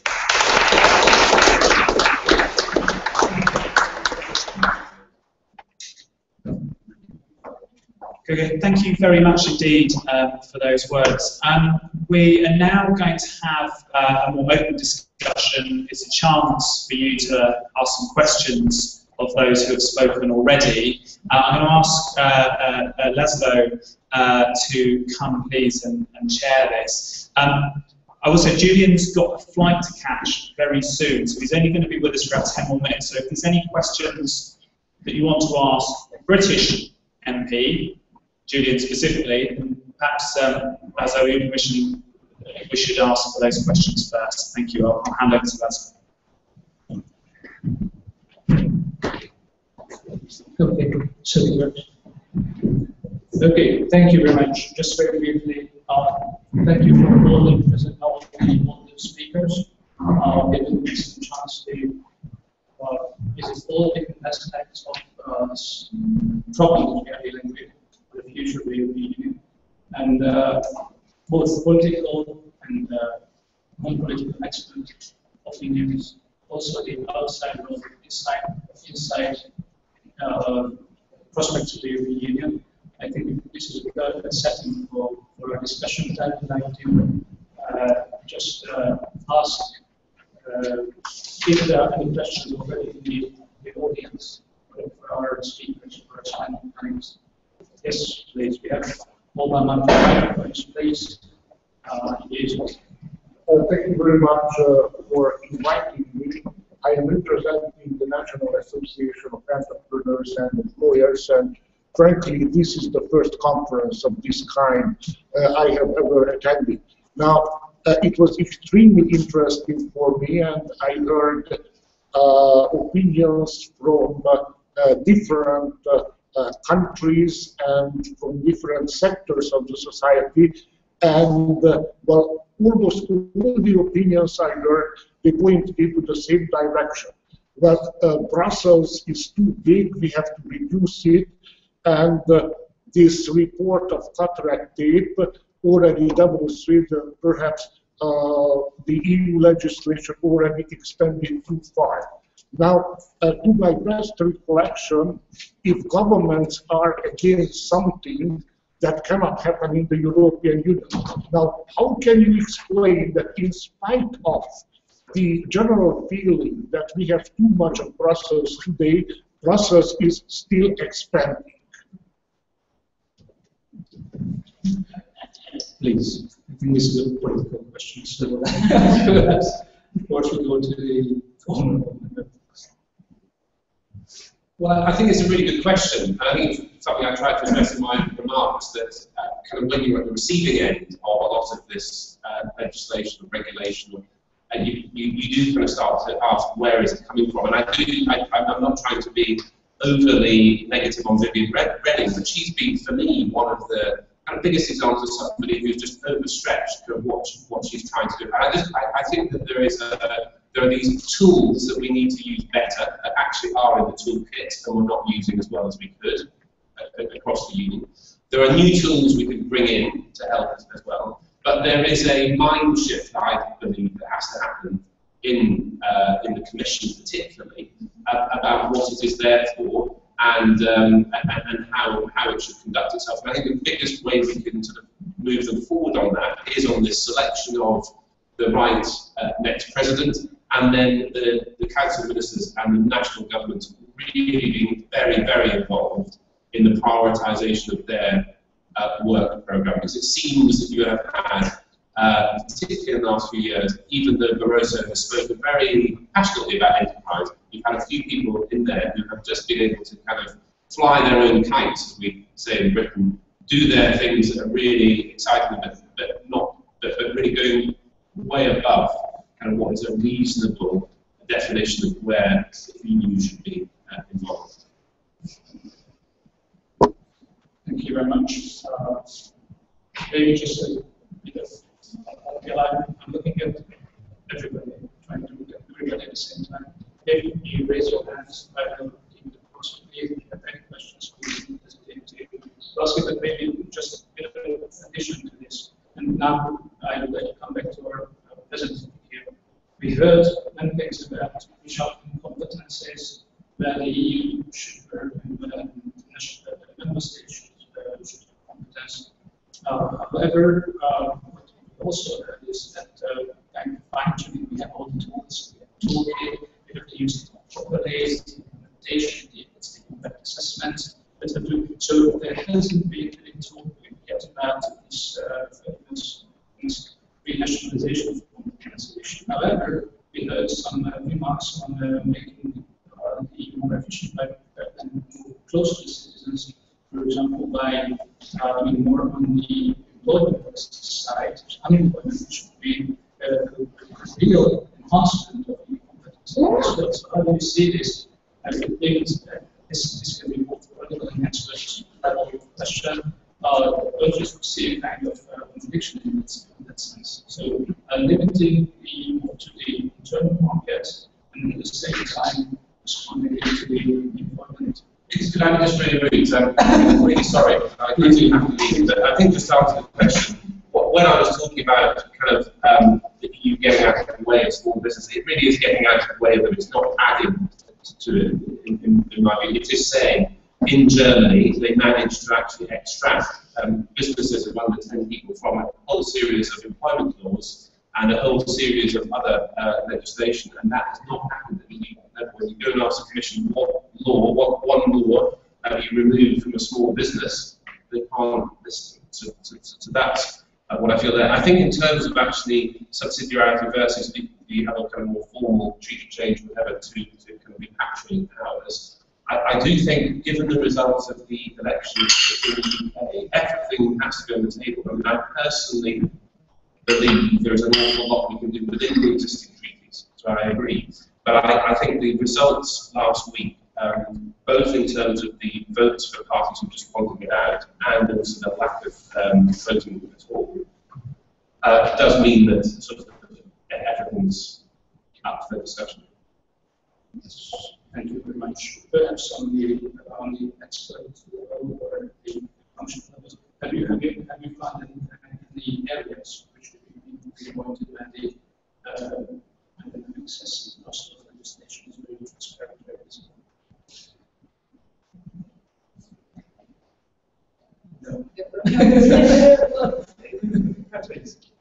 Perhaps saying that it would not be easy to do justice to the thousands of pages of evidence and the reports in very, very briefly. But I think the small business exemption is quite a good way of capturing the fact that even when EU legislation, EU action is justified and necessary, it doesn't need to be EU legislation that catches everybody within it. It doesn't need to regulate to the nth degree everything in an area. And there are lots of examples in different sectors where people would say the EU legislation is fine up to a point, but it goes beyond that point, both in the way that it is drafted and also the way that it can then be implemented in the member states. We talked about the issue of gold plating, where member states take a directive and they're very proper in how they implement it, which imposes unnecessary burdens also. So subsidiarity and better regulation is an obligation for the EU institutions and also for member states and governments when they're implementing.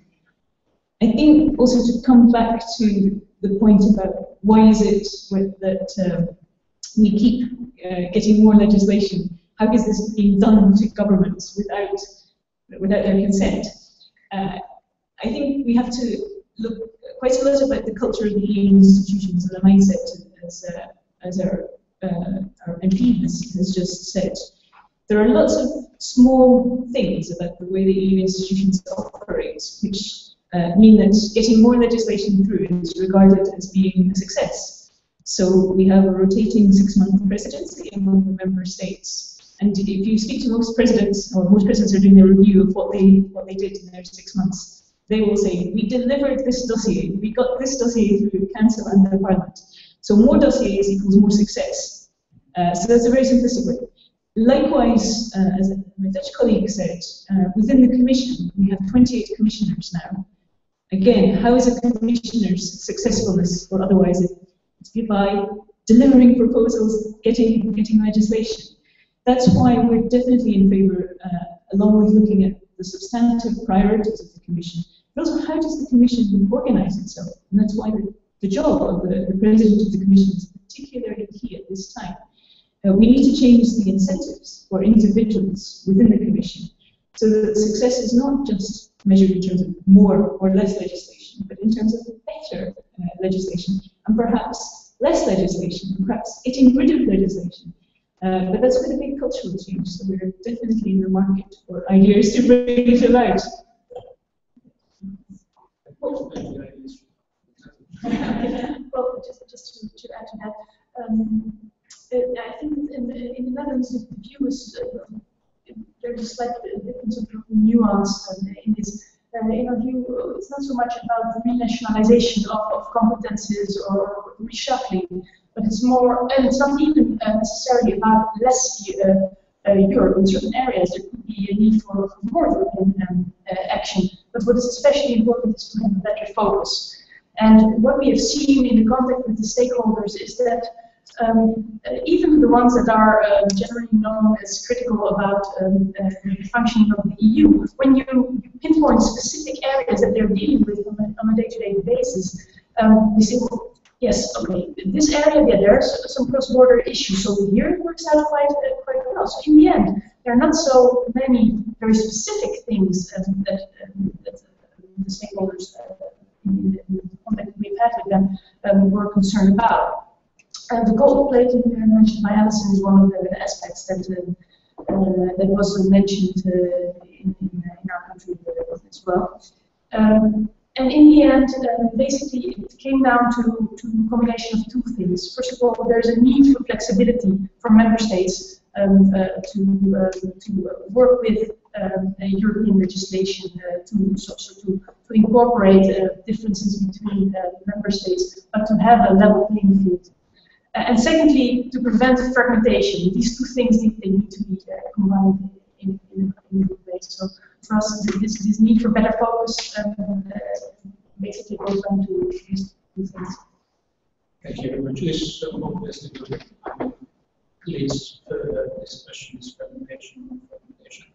So we can still take of that too. And one question on the national parliaments, perhaps. And this is about, yes, you see the turnout of the European elections, which is, leaves some thoughts at the legitimacy of the European Parliament. Obviously, this question comes up because we have inscribed with the movement of more important commission points now. As far as I know, this discussion has been going on for quite some time now. But the national parliament should do and how the Commission of Competences back on the structure as in the EU, European Parliament legislation parliament. Now, for a long time, the answer was that the national parliament's order should be decided within the member state, and the national parliament should be able to scrutinize the activity of the government, and this is the role that the EU has. Whether it changes or not, in which direction it goes. There are also discussions about the national parliaments moving forward, how this could be in practical terms. I understood there was some methods. 12 weeks, 8 weeks, but still political matters. So that would be more vocal in the European state. Perhaps the US. So I have a couple of thoughts on that. So I think as various speakers have said this morning, the first step is really about using the powers which the Lisbon Treaty gave to national parliaments, which was an important step forward at the time in terms of the so-called yellow card, which has been harder, I think, to operate in practice than maybe was envisaged. Part of the problem is about the time scale, because there's only an 8-week period in which national parliaments can issue a reasoned opinion concerning the depth of subsidiarity or proportionality of the measure. It's also about coordination between parliaments. So it's very good to hear that the link between the British Parliament and Westminster and your Parliament here is a strong one, but I don't think that's necessarily true across the EU. And for parliaments to have sort of assurance that they're operating as a group signaling concerns about the measure. We need more of that kind of informal channels of communication. So we would be very keen that in appointing a new commission, as part of the understanding between House and the Commission is that both sides will make an effort to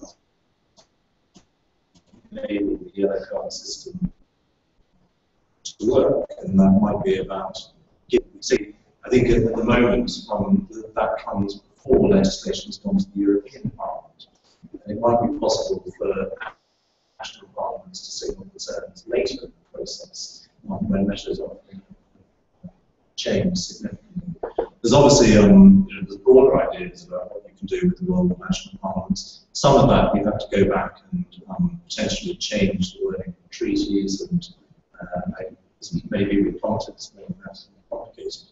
But I think starting with doing what was there in the treaty is good. Can I just add one comment on the earlier question about the sort of growing scale of Brussels? And I think it's just important to remember in that context that last year did see the first real terms cut in the EU budget. Now it was a very difficult negotiation, and obviously every member state comes to that negotiation as a net contributor or beneficiary of EU spending, and lots of national interests on the table. But I think it was a very important signal at a time when so many national governments are forced to cut spending as a result of austerity in response to the crisis, that it was possible to reduce the EU budget as well. And I would hope that the impact of that sort of cut over time will make the Commission and other parts of the Brussels machine, as Alison has been saying, think more about quality rather than quantity, because it's not the amount of legislation that's produced, it's the beneficial effect that we should be.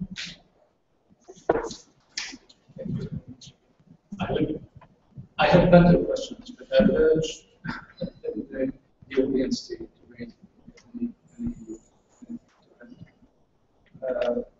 if not, then maybe we should go on this.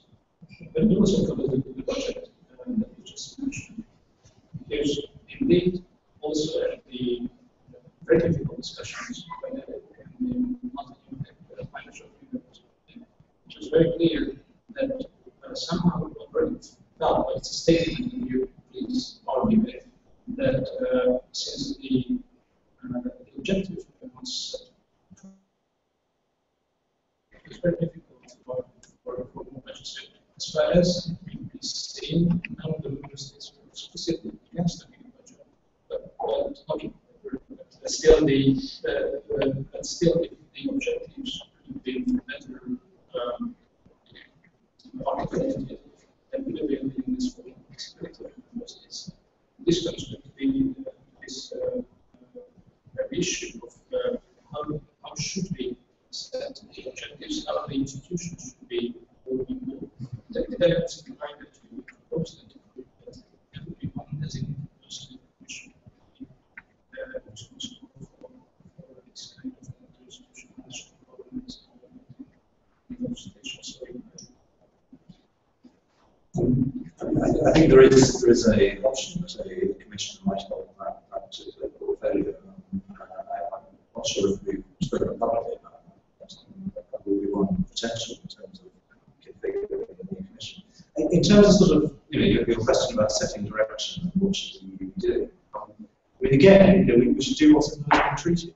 And the Lisbon Treaty says that the European Council, the meeting of the national legislative government, is there to set the direction for the EU. And we have a once in 5 years opportunity at the moment, the results of the European Parliament elections, with the appointment of the President and other commissioners, to do exactly that. The European Council later this month should be taking that opportunity. And I think we would like to see the European Council play that role throughout the term of the Commission. So that each year the Commission is reporting on how far it's met its objectives, and the Council is holding it to account. And I think it comes back to what we've been saying about democratic accountability and subsidiarity. That for most people in Europe, they look to their national government and their national capital as the first place to defend their own interests and support the welfare. And they expect that government to be holding the Brussels institutions to account. There are no other questions I would raise, just one issue that has been raised. These are all EU internal issues, however, we are moving in a road where there are certain challenges in the global system. So sometimes people can feel that it's kind of wasted as important because there are changes in the world and the EU has to cope with all of them, yet it should be looked down internal problems and internal. So indeed, if we have difficulties, we have to solve them fast.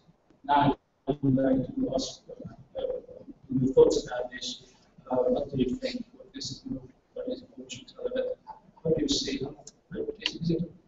What is the time scale for this? Now there are all these new processes going on. There are significant changes also that is going to change in the foreseeable future. So how do you see the EU manage to be competitive? So more competitive, flexible, to be able to play in the global scale.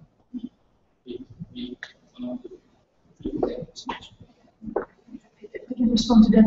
This is exactly one of the reasons why my government is of the opinion that at this first stage, treaty change would distract too much from important work that needs to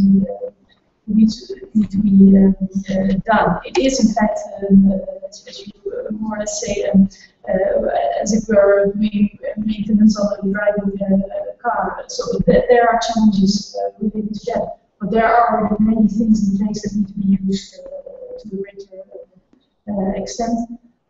Also, when we look at one of the topics that was mentioned as an important priority for the EU is external action. In order to be active on that, but also with regard to competitiveness, with regard to the EU's role in the area of climate and energy, we need to make steps now, and probably by focusing very well on these areas we have and using the tools that are already at our disposal, we will be able to be active. We need to make this. Yeah, I was just going to say, I think it was very encouraging to see the amount of consensus there was from the 28 heads of state and government at the informal dinner on the 27th of May about the priorities for the EU. I think really we should work, if we put those priorities, we should work with them now, and all the EU institutions should align themselves with those priorities, as Richard said. That doesn't mean to say there aren't other things that the institutions will do. To really put the majority of their focus, their energy, their drive into making these priorities real for people. I think that will go a long way, as others have said, to addressing the democratic legitimacy point. If Europe is delivering for people, fine, there is no debate, and that has to be clear to people. I think also, although we have been quite critical about some aspects of Europe, it's important to say Europe has had some very important successes in the past few years. I mean, Europe has delivered very good free trade agreements. We now have big primes of the free trade deal with the US, but with other very significant emerging powers, Europe has put the right free trade agreements in place. So we'll start to see the benefits of that in the coming years.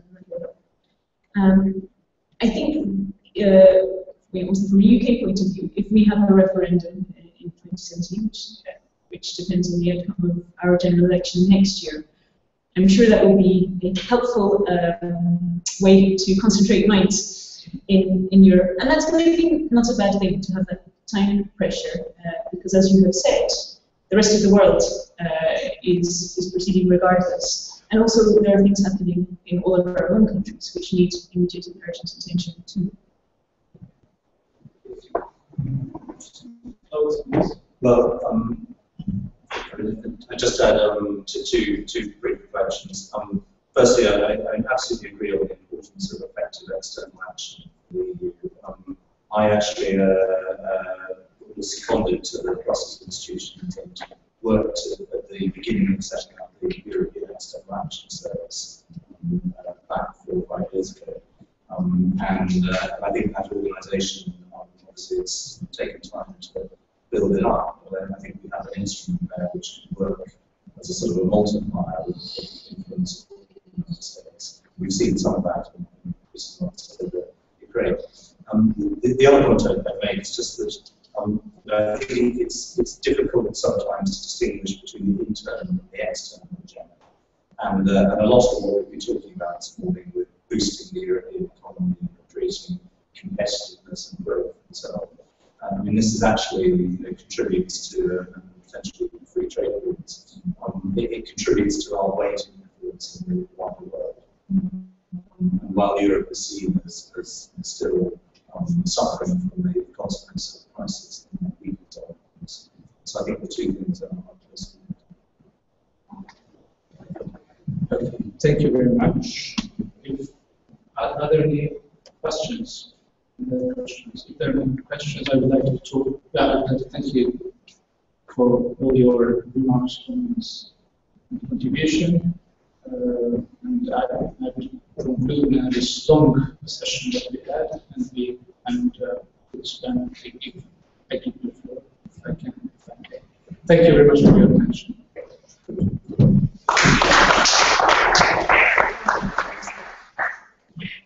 Thank you very much indeed for moderating this session. Our speakers want to take their seats back. I'm conscious we're very, very near to lunchtime, and I can hear the plates and the food being prepared. But we do really want to give a perspective also from Brussels. We've heard from national government, from politicians in Hungary and in the UK. So what we want to offer you is a perspective. So, I'm sorry I can't be with you in person. There he is. He didn't want to wait for me. It's George Századvég, Hungary's MEP, one of Hungary's MEPs, who has very kindly recorded a message for us from Brussels. He, along with many of the other MEPs, are getting their instructions and are competing for committee positions in the new Parliament. So he couldn't be with us today, but he has given us a short message, which I'd be grateful if you could turn your attention to. Should begin with the words bonjour, but actually I'm going to speak English. What I've been asked to do, and this is what I've been trying to do, is to talk about the European Union as a problem which can be solved, how it might be solved, and how this affects a whole range of activities which in a way impacts on every citizen of the European Union in some form or other. Now, I've been a member of the European Parliament for 10 years, but prior to that, I worked as a political theorist. So what I'm going to try and do is to understand what the European Union is as a centre of power, as a site of power, as we say in the political theory business. And what has happened is that the European Union was brought into being a long time ago after the Second World War, in a sense to ensure that there's no further war in Europe, that there is democracy, prosperity, and I think it has borne some of its qualities with it. Crucially, that it was an elite-run, elite-led process, an elite-led concept, in a sense to take what the European Union does out of the immediate control of the population. Don't forget, at the end of the Second World War, although we all talked about democracy, well, I think I was too small, nevertheless, there was a certain sense that democracy is good, but the people are capable of being misled. I mean, the reference there is evidently to Hitler and Mussolini.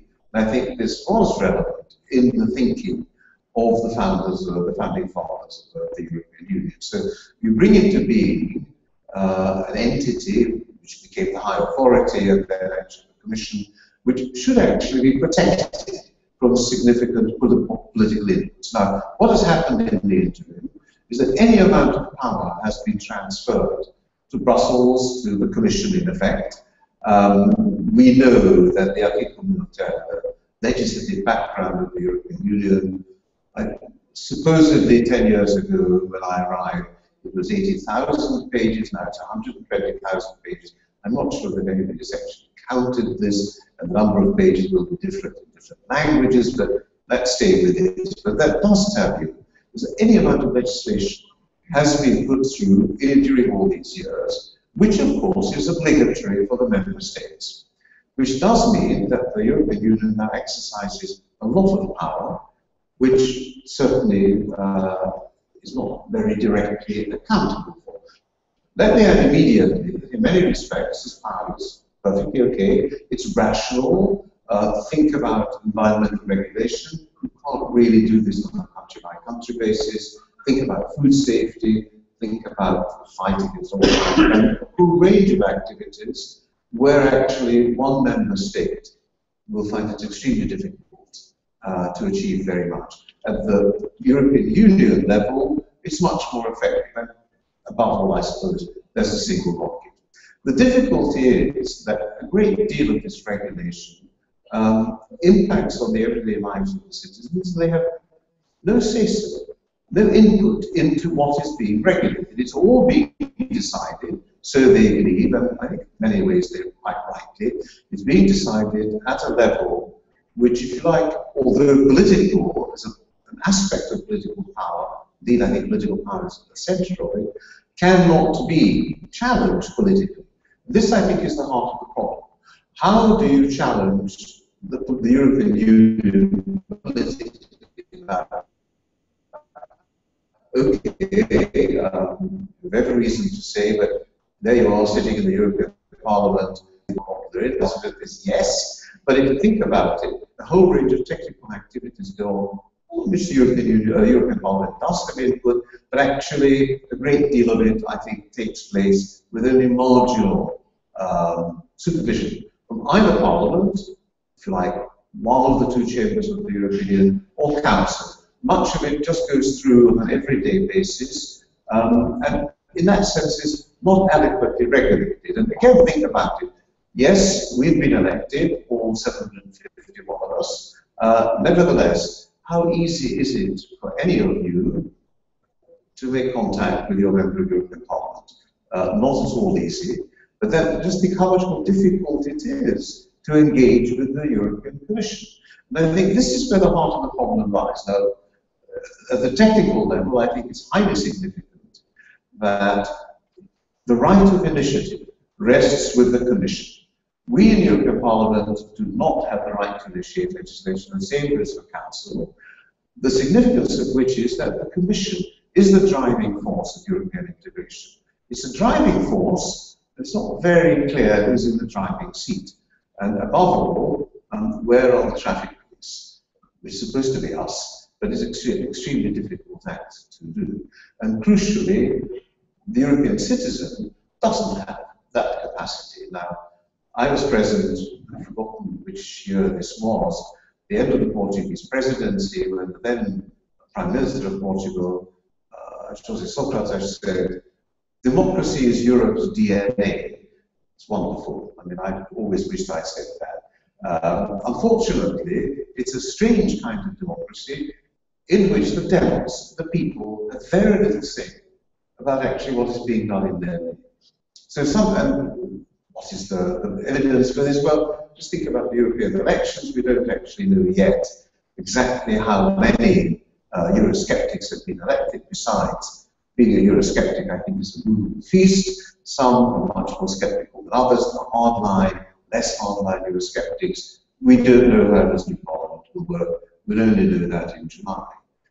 So there is a problem, and the problem, I think, to some extent, is being reflected in the proposition that I just made, that such a large number of Eurosceptics are now going to be sitting in the hemicycle in Strasbourg and indeed in Brussels, where we're sitting here. How do we think about reforming the European Union? How do we think about the problem of subsidiarity? Now, you will all know that the motto of the European Union is unity in diversity. To my mind, and I don't think I'm alone in this, there's a lot of emphasis on unity, rather less on diversity. Arguably, every bureaucracy tries to homogenize, every bureaucracy tries very hard to control, to supervise, to regulate. If if it moves regulated, it seems to me this is properly the motto of every bureaucracy. And I think clearly politics is there to ensure that this doesn't go too far. So how do we go about transforming this? We can't transform it overnight. It's like a battleship, it will take a very long time to steer in a different direction, but I think it's a good thing to start thinking about it.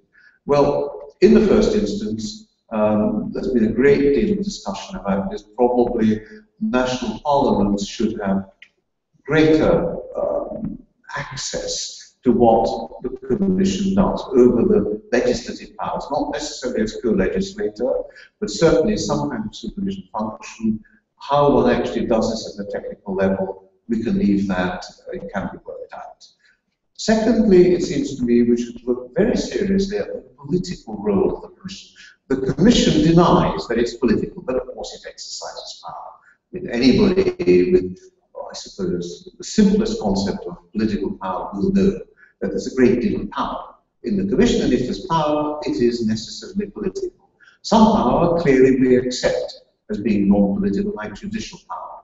But we're not talking about this, we're talking bureaucratic power, which incidentally, this is part of the problem, is argued in bureaucratic technical terms, which in a way it's impossible to engage in. The technical knowledge in the hands of the Commission clearly is much stronger than that which is in the hands of the individual, or indeed to some degree organizations like NGOs and civil society. It's very difficult to engage with the Commission. So my sense of it is that we should start thinking about maybe taking the Commission closer to the citizens by having the Commission present in the Member States and being open to challenge in the Member States. That having commissioners go regularly to the Member States, not necessarily to explain what they're doing, but to be open to being challenged and to have national NGOs and national civil society, as well as what exists in Europe, ready to engage politically with the Commission. There's also been a suggestion, it's pretty far out, that the European Union should have the right to levy certain taxes. This is very unpopular in most member states. Nevertheless, if you have democracy and representation, you should have taxation. I mean, we know no taxation without representation. This is standard part of democracy. But what we have is a strange situation of representation without really very much taxation. Clearly, what I'm getting at is that if the European Union has the right to levy its own taxes directly, people will become engaged with it. A further problem is, of course, the Brussels bubble, Planet Brussels, call it what you like, where all sorts of organizations, lobbies, multinationals, indeed, incidentally, NGOs, advocacy groups, exercise power, directly putting pressure on the Commission, influencing on the Commission, over which it seems to me the citizens have next to no power. We don't know. It's very difficult. It is not transparent what kind of lobby activity takes place in Brussels. It would be very interesting to know this, but it's impossible. There's a veil over this, and it's impossible to pierce the veil. Then furthermore, I think it's once we engage with the Commission, then it's possible to argue things out in a way that the Commission will not like, because the Commission of course finds it very comfortable to live in its own technocratic world, to do so in a political way. I've even found myself in my 10 years that the Commission, when it comes to committees of Parliament, won't really engage in any kind of discussion with us. They have their own remit, they read out the bits of paper, unless they're very senior. It's not terribly exciting what the Commission has to say, and they won't readily yield. They won't yield to argument, at least on a few occasions when I've had the opportunity to deal with a problem of this kind. But it seems to me that if the Commission does accept its own political nature, it does accept that yes, it exercises political power, then gradually over time this can be changed. Now, that's some of the areas which I certainly think we should look at. There's the issue of subsidiarity.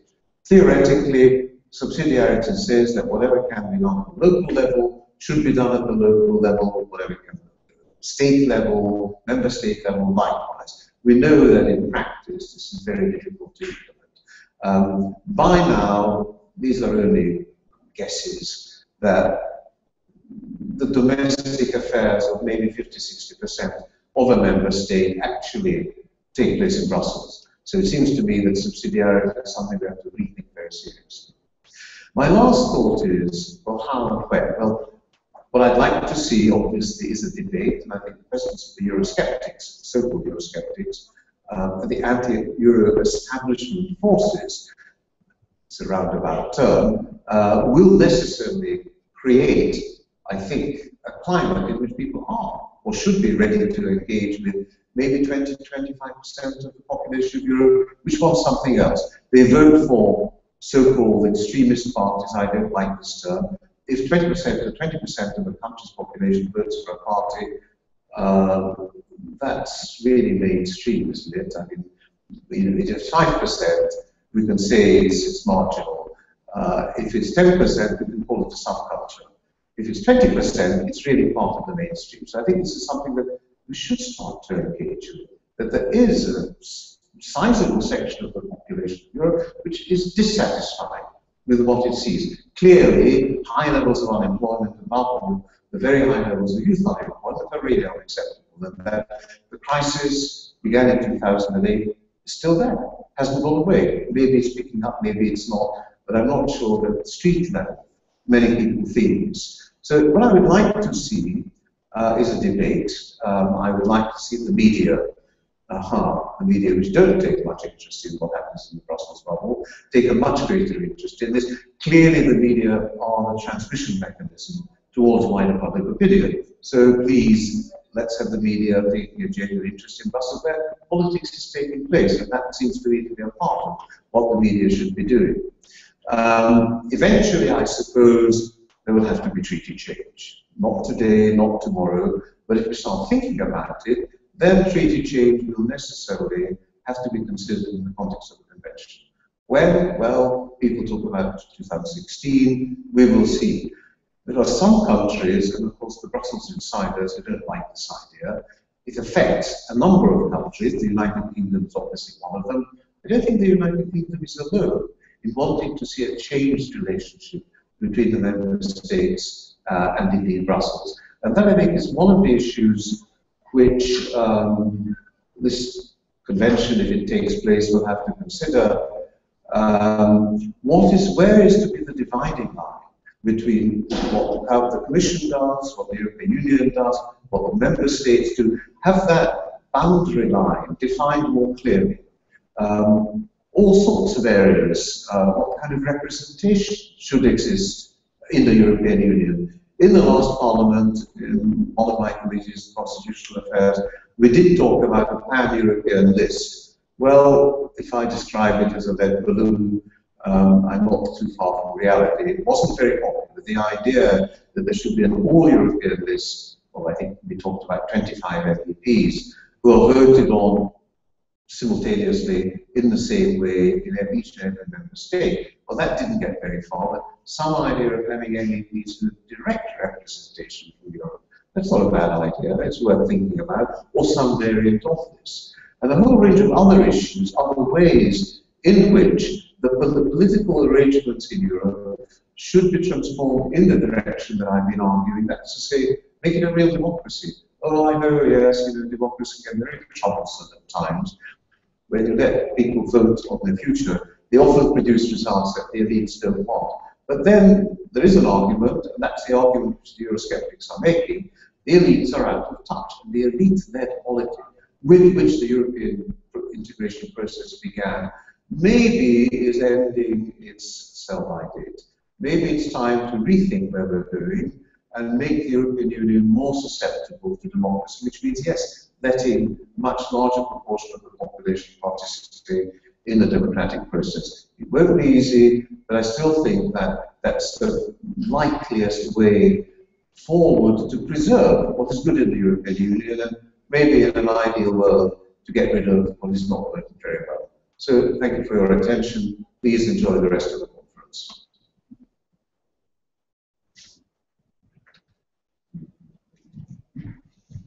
Okay, thank you very much for your attention. I promised you lunch after that message, and I will stick to my promise. So please do abuse our hospitality, please take advantage of the food we have for you now, and if you're coming back after lunch, we'll start promptly at 2:30. Thank you very much.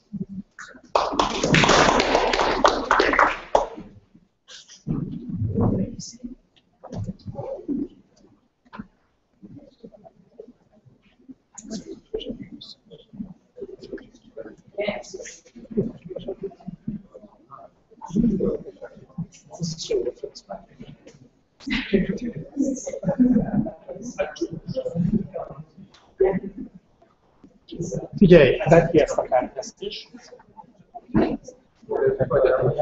Hát csak kíváncsi vagyok, hogy mennyi.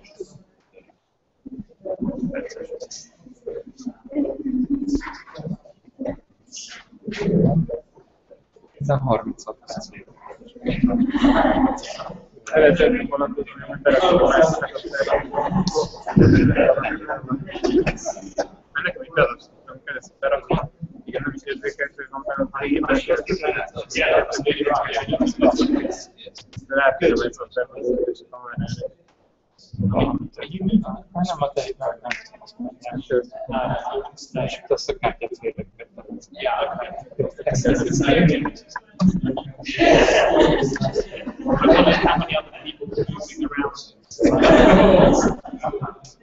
Yes.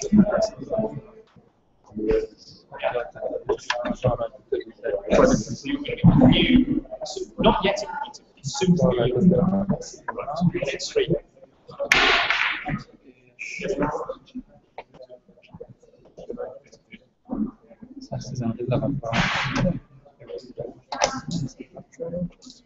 Cserélt ki az aksét. Már nagyon régóta.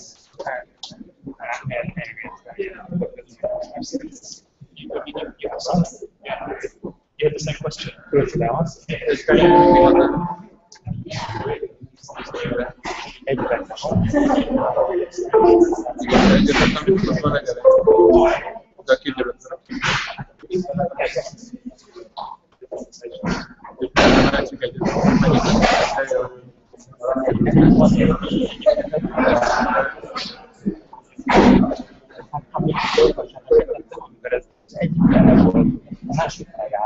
Amikor nem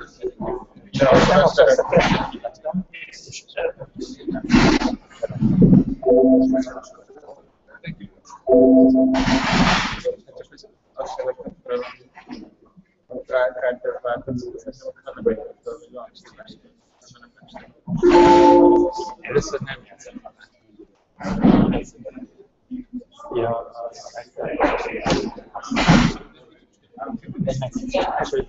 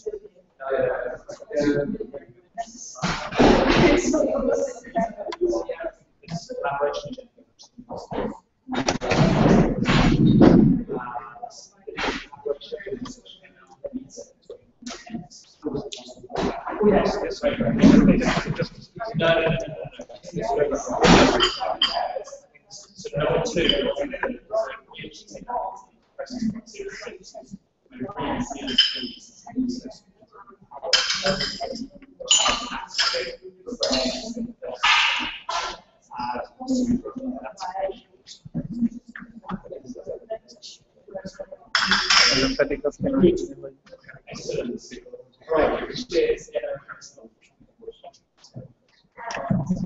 De nem, ez rossz volna. Ez a...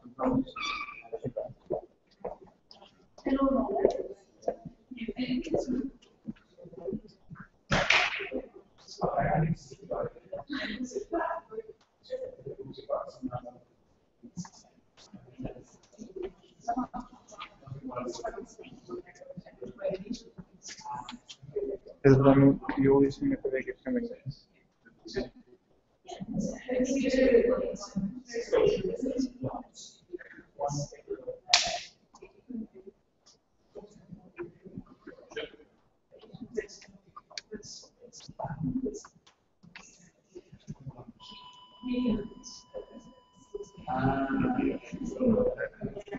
Megfogni ezt, igen, pedig volt ez egy nagyon ez. Azt mondja, hogy... Mennyi idő van? Most mennyi idő van?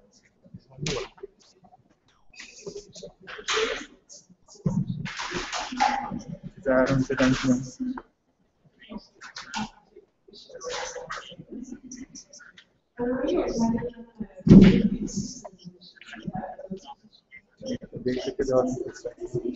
Nee, das war nicht zu weit. Ja. De nem, nincs következő fáz. De a legalább egész fogod az alapvezetek, hogy legvégére ez. Igen?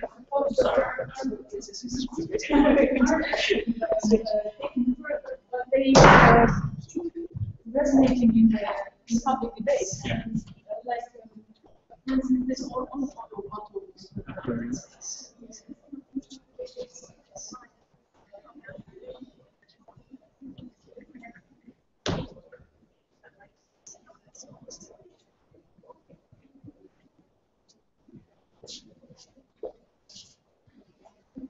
Négyszeres sebességgel meg.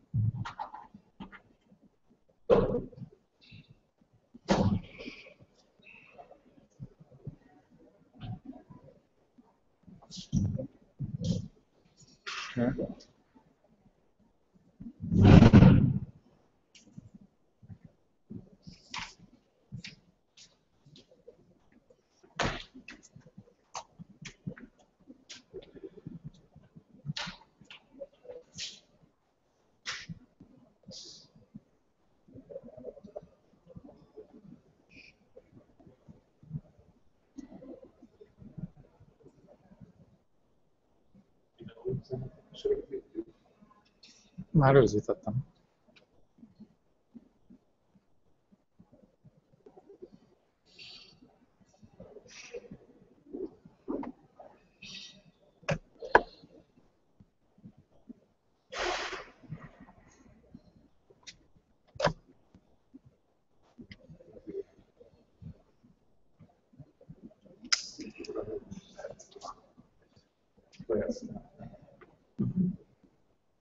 De röviden lesz.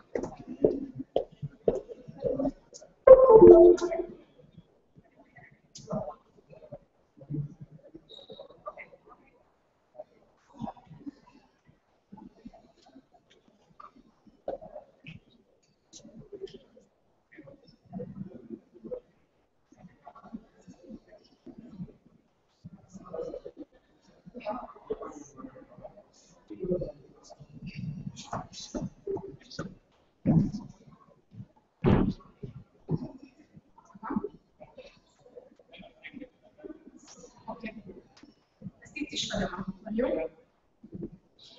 Ennyi. Köszönjük szépen. Kihúznám a fentágat?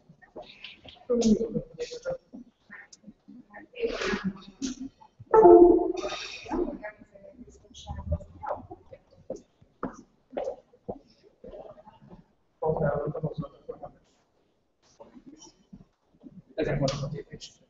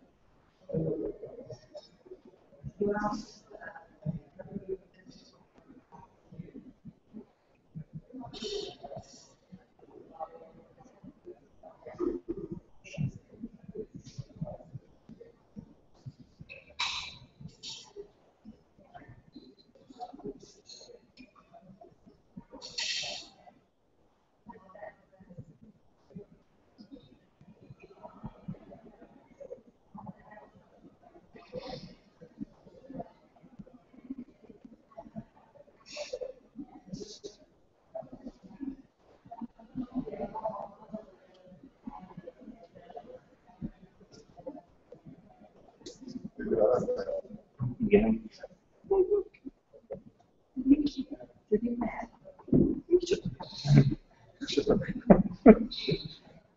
Kérdezz együtt, kérdezz.